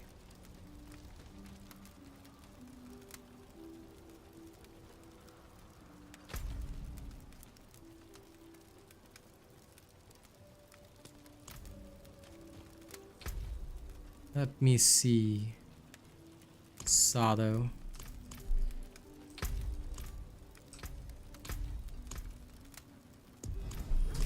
There, I'll invite you to my party. Now, I will ride over there. How much time? 3 minutes. Easy. Easy. Easy peasy, lemon squeezy. But yeah, today alone, I've already I've already stacked up like a shit ton of levels on this barb, so I'm pretty satisfied with that. Definitely a good session today. Off to the curl boss. You can invite anyone else to the party as needed. Mr. Sado. Mr. Chado. I will ride there.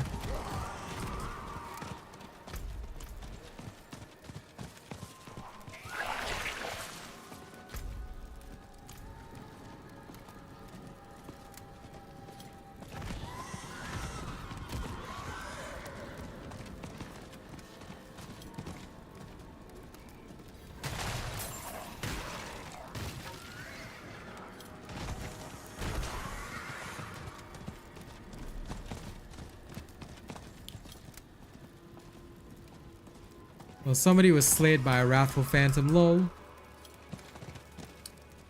Enjoy the world boss. World bosses are fun.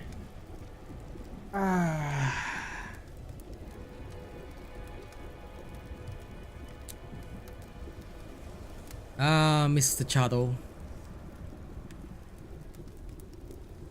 Yeah. Look at that lovely RBNT. I like seeing all them RBNT tags. Yes, it has been a good farming session today, Carson. So I have been doing well.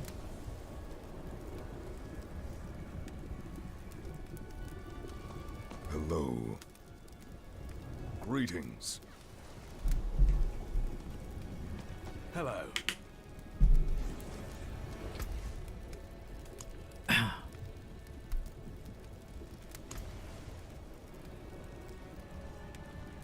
They're already in a party.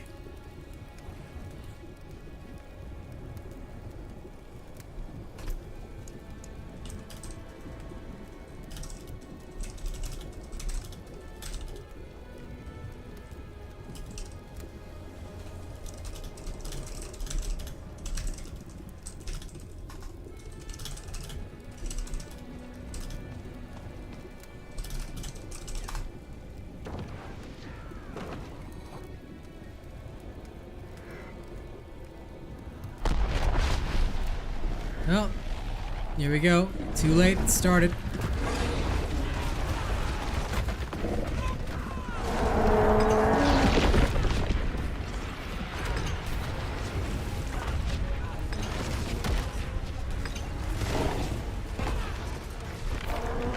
Yep, done.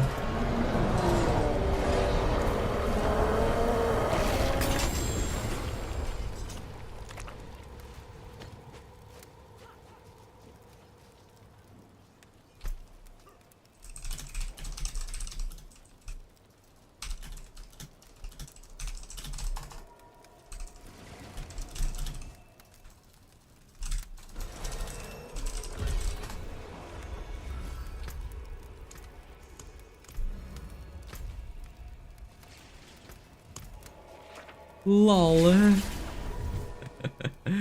22-second clear. Chop and go. See, world boss, chop chop. Nice and easy finish. No sense in waiting around. You get it done. You go off.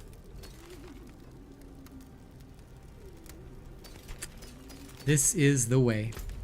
Ladies and gents, this is the ideal way. Well, yes, because most people in World Tier 4 are tricked out. So it does make sense.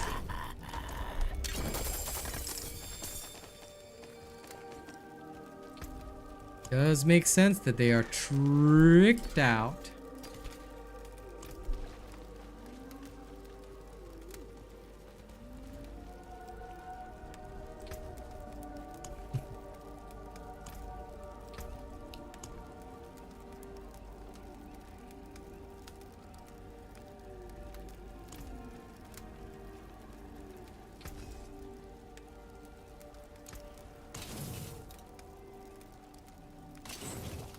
There's that.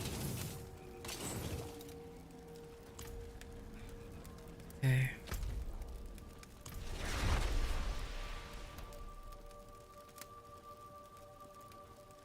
That's why, technically speaking, you don't really need to do events in T4. I mean, if you really want to, or you haven't gotten your Spectral Chaser by then okay, fine. But more or less, people just ignore everything because everybody's just farming even more nightmares so that they can go extra ham. And that's basically the existence of these dastardly T4s. And I myself am going to clear some more right now, so let me see.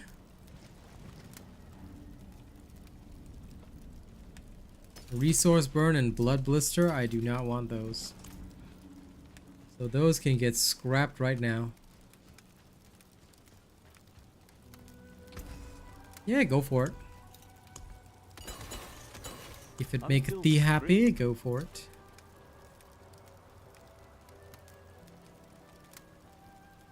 Well, I guess this 44 is all I got. Let's go speed clear it. I'll tell you, Rogue is the only character that gives me practically carpal tunnel syndrome. Swear to God.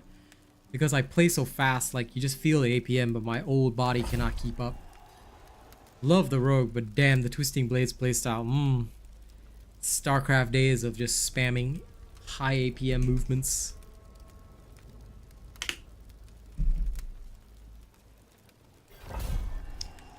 And of course, stunning on our good friend Mike with the 16 level butcher kill.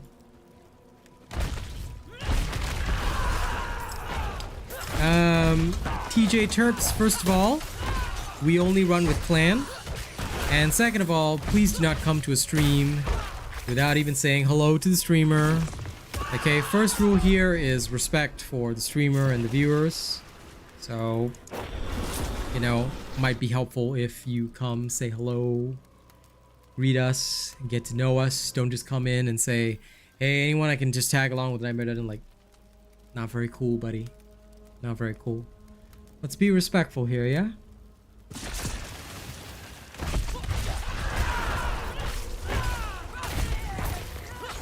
Just looking for a group, bro. Chill. Okay, well then you're banned from my channel. There you go. If you don't have basic manners, we don't want you here.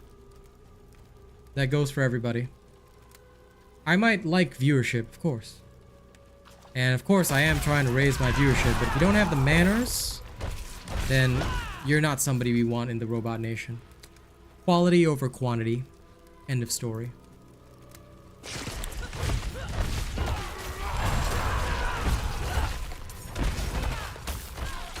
A respectful and healthy gaming environment is much more important.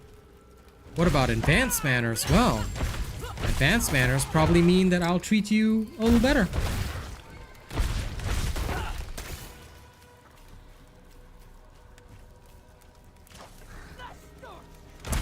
Good job, Lady Neo. Proud of you. Did I just hit 11 million? I think I just did. Whew.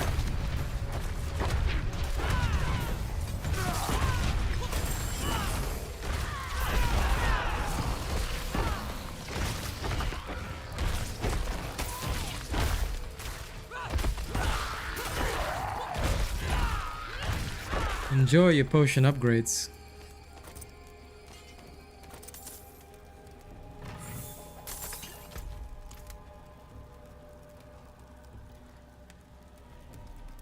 Well, pretty much, Carson. There's a lot of people that are like that. They come to streams like trying to recruit or whatever. If they're really that desperate, they can go to what's his name, Asmongold. Why don't they do that? They can try that in his stream if they want. But a lot of these people, they come to smaller streamers to try and take advantage of things. I don't give a shit about them. At the end of the day, I'm here for my community, you know? Plain and simple. And if they're not going to show any respect to me and my community, then they can bugger off. They can go elsewhere. I mean, explains why the guy doesn't have friends. The dude doesn't even have basic manners. You know, if you don't have basic manners, you're not going to have friends. You know? Because nobody's going to like you.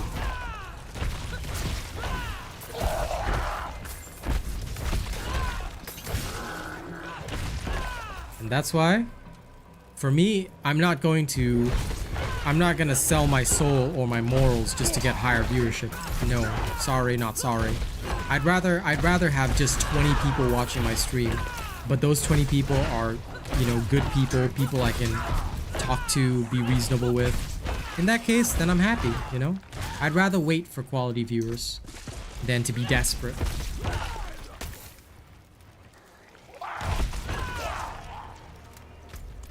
Well, I mean, we shouldn't make fun of Asmongold either because he's a person, regardless of what anyone thinks of him. You know, it starts drama if you make fun of anybody, so, you know, there shall be no making fun of you. If we're gonna make fun of anyone, it shall only be Vasco, okay? And, you know, the people without manners. Well, the internet can be a dangerous place, but at the very least, Robot Nation is family. Wouldn't have made it without you. And congrats on the 5.1k hit points, man.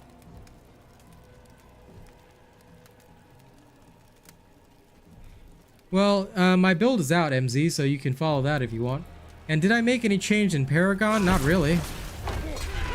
Because it's very expensive to make changes in the Paragon stuff. But just follow whatever I put in the planner, because that's exactly what I've got. I always have the build videos out for you guys to follow along. And Tiago, no problem, man. I'm only going to be on for another 23 minutes, then I'm going to knock out myself. But thank you so much for hanging out and keeping the sound on. I really appreciate it. Thank you. I really appreciate those that are helping me, you know, do my stuff. And of course, for all of you people who have a genuine interest in my stream and my content, I appreciate you. See you next time, Tiago. Peace and love. But yeah, if my damage is scary, just follow my build, MZ. Anyone can do it. You just have to have the right gear. And that's why in my videos, I explain it all. I put it all on the table. There are no secrets in the Robot Nation. And the more streams that you watch, the more I can guarantee you'll learn. Like literally, all these dudes here, especially Rena, they've learned a lot from my lessons. They can actually recite my lessons by heart. I was so proud of it this morning when they actually like were like, no, he said this, and I was like, oh my god, they paid attention. It was great. Well, no problem, MZ. Oh, and we don't mention Donald's here. Thank you very much for following me from that time, but I ask kindly that you do not mention that game here, because the reason why is that, and the reason why I in fact stopped streaming that game a long time ago, is because the developers supported racism toward the Asian people, and they did that via their partners, which obviously, being an Asian man, probably not the best look for me and my channel. I'm also partnered with the First Descendant, with Nexon Korea, alright? And they are Asian, so it's a bad look. So yeah, we don't mention that game here. Oh, no, don't worry about it. If it's first time for everybody, I just let them know the situation. Because a lot of people still know me from that time, and I have no... Like, I don't bear any ill will to the people from that time. They're good people. It's the devs that were horrifying and never apologize for it either. So, you know, they reap what they sow. No problem, Santiago. Happy to help. And hey, Mike, always happy to help wherever I can, you know? I mean, I might give you the business a little bit, but it's all in good humor at the end of the day.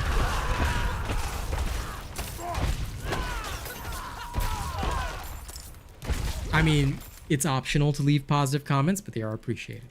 But to be fair, I do get a lot of positive comments anyway, so I'm just happy to help. As long as people are enjoying the content, I'm relaxed. I don't know either, Pensu, but I guess they were just doubling down because they thought that their chosen partner would make them more money than me. But at the time, I was already the biggest creator for that game, and everybody knew me. So I basically told everybody just boycott the game, boycott their store. And basically they've had no real updates for the last year. So I'm just waiting for them to go out of business.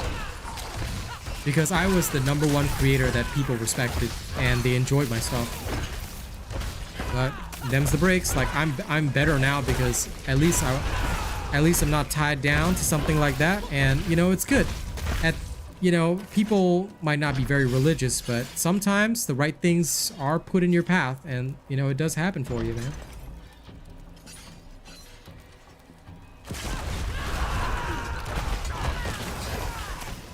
Yeah, right. Maybe they didn't even know. Maybe they didn't even know they had a partner. You could be right, buddy. But yeah, either way, it was a very bad move of them to ignore it when it was public on social media. It's not like people didn't see it. It's not like my folks didn't send in emails, okay? My team did send in emails. We tried you know, to go by the safe routes, to talk to them, explain stuff to them. And at the end of the day, they were all like, nah, we don't care. Yeah, definitely. At the end of the day, whatever. I mean, partners are never bound by contract either way, unless they're compensated monetarily. Then it's like kind of similar to employment, I guess. So most partnerships are not like that. Even my partnership with Nexon Korea is just I get a bit of extra inside information, maybe, or any partner like stuff, privileges. They would probably be relatively minor, but that's all. You're actually no different from a regular Joe. But different programs have different benefits, I guess. So far, the programs that I'm a part of just basically means that I get access to the game, I get to play the game, showcase it to my people, to my audience, and then that's it. Oh, look at that. More people just earned their world boss title. Nice. Proud. Well done. Well done.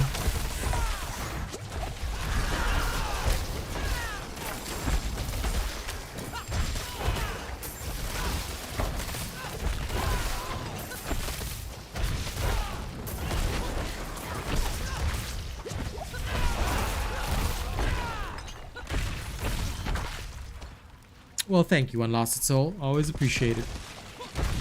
Okay, that thing is dead. I need to find more.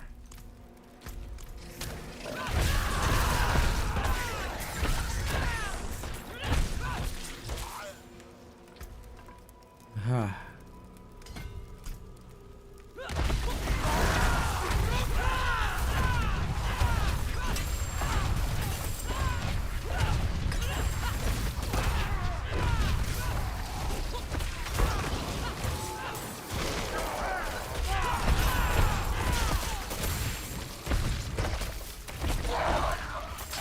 Have to hammer all of those elites down. Whew. That was some serious Reinhardt work.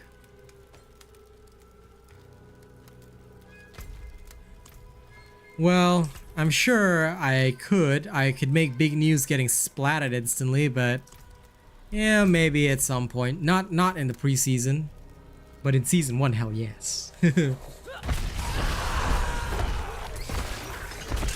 Just why not? What's there to be so scared of? I would definitely want to give it a try in season 1.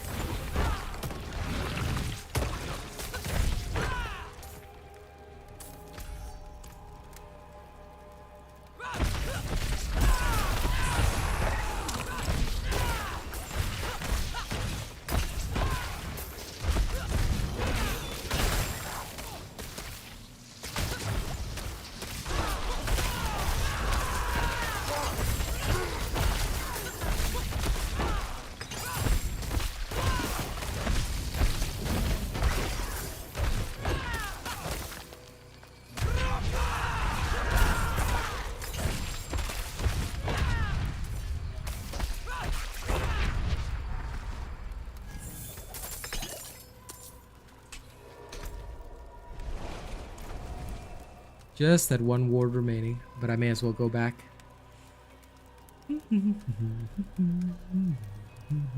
What is another way to try to get aspects when hell tides are not active? Basically I just get them from nightmare dungeons as legendaries drop, but this is not always consistent. I mean, you're guaranteed usually one legendary or unique at the end of the nightmare dungeon, but if you get drops midway through as well, it can be pretty good. So that's basically that's basically the reason why I'm constantly in nightmare dungeons. It's not just for advancing the glyphs, although of course that's a big reason why. But yeah, for me it's mainly that, hey, I get good stuff along the way, maybe a good unique, you know, I can hope for it at least. And yeah, that's basically it. That is the primary way of getting the stuff you need.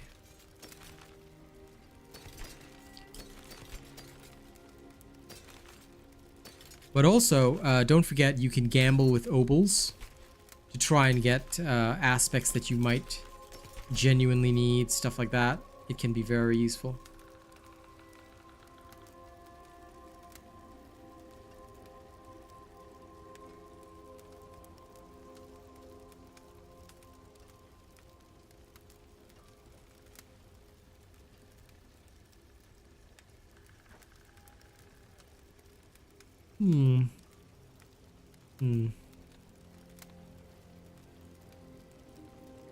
The close enemies would close damage would increase. Vulnerable damage would take a slight drop. But yeah. No, I'm not giving up crit strike. Okay. Understood.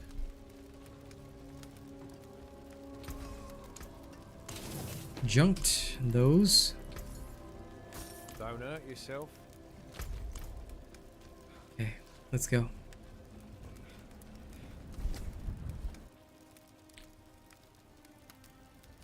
Let's go finish out this dungeon and have a good time, eh? That's okay, as long as you get the right gear, you'll be alright. You know, just take your time, get what you need. There's nothing wrong with making mistakes. Alright, at the end of the day, you know, we're all learning this game, and we're all going to at some point make errors and mistakes. So don't feel too bad about it. Normal part of the game.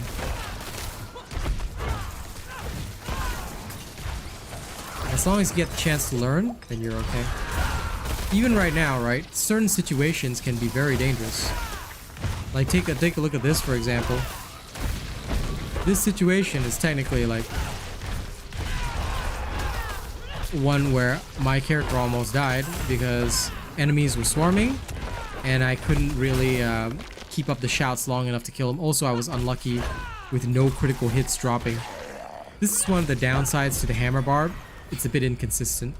Compared to the Rogue's damage, at least, the Rogue is fantastic.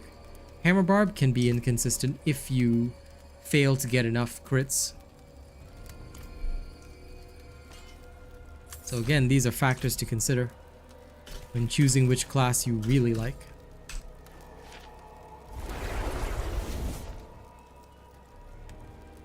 Obols, you can use the gambling tool, Santiago, because the gambling tool here, okay, I use this myself. What I do is I just say, okay, if I'm looking for a particular aspect, like I look at bold chieftains or whatever, I'll say like barbarian, I'm looking for bold chieftains aspect, which one will give me bold chieftains, you see? And then from there, I'm able to see that if I select bold chieftains, it says barbarian is the only class that can get this aspect. The ring has the least competing aspects for the available slots, so that means I have to roll rings. So then I'll just keep rolling rings and see if I get lucky. If I don't, then it's okay. If I do, then good. Thank you, Ray. No problem, Carson. Like I said, I'm pretty much done for the night. It's already 2:50 a.m. and I always end at 3 anyway, so I can always end a bit early. But yeah, good session today. Good session today. I certainly can't complain. I'm gonna continue leveling up efficiently tomorrow, or maybe the day after. I don't know. Tomorrow morning I might play some more Rogue, because I do find Rogue very enjoyable. So I'm gonna go around buzzing around with that. Then I might hit. I don't know what I'll hit in the evening. Exactly. That's exactly right. Nothing ever happened, you know? We had a good session today. There were no problems. And I'm satisfied with that. Alright. Thank you all for being a wonderful audience. Viewership easily maintained over 20. And if we keep going like this, maybe we can hit that 30. You know, maybe. But I'm very proud of everybody that's, you know, always supporting, you know, always keeping the sound on. Thank you very much. Alright. Y'all get some good rest. Those of you who are getting rest, those of you who are having a good day, have a good day. All right, I'll see y'all tomorrow. Okay, I'll see y'all tomorrow in the morning for my usual stuff. Catch you later. And don't you worry on Lost Souls. As you get more gear, your crit will go up. Thank you, everybody. See you tomorrow.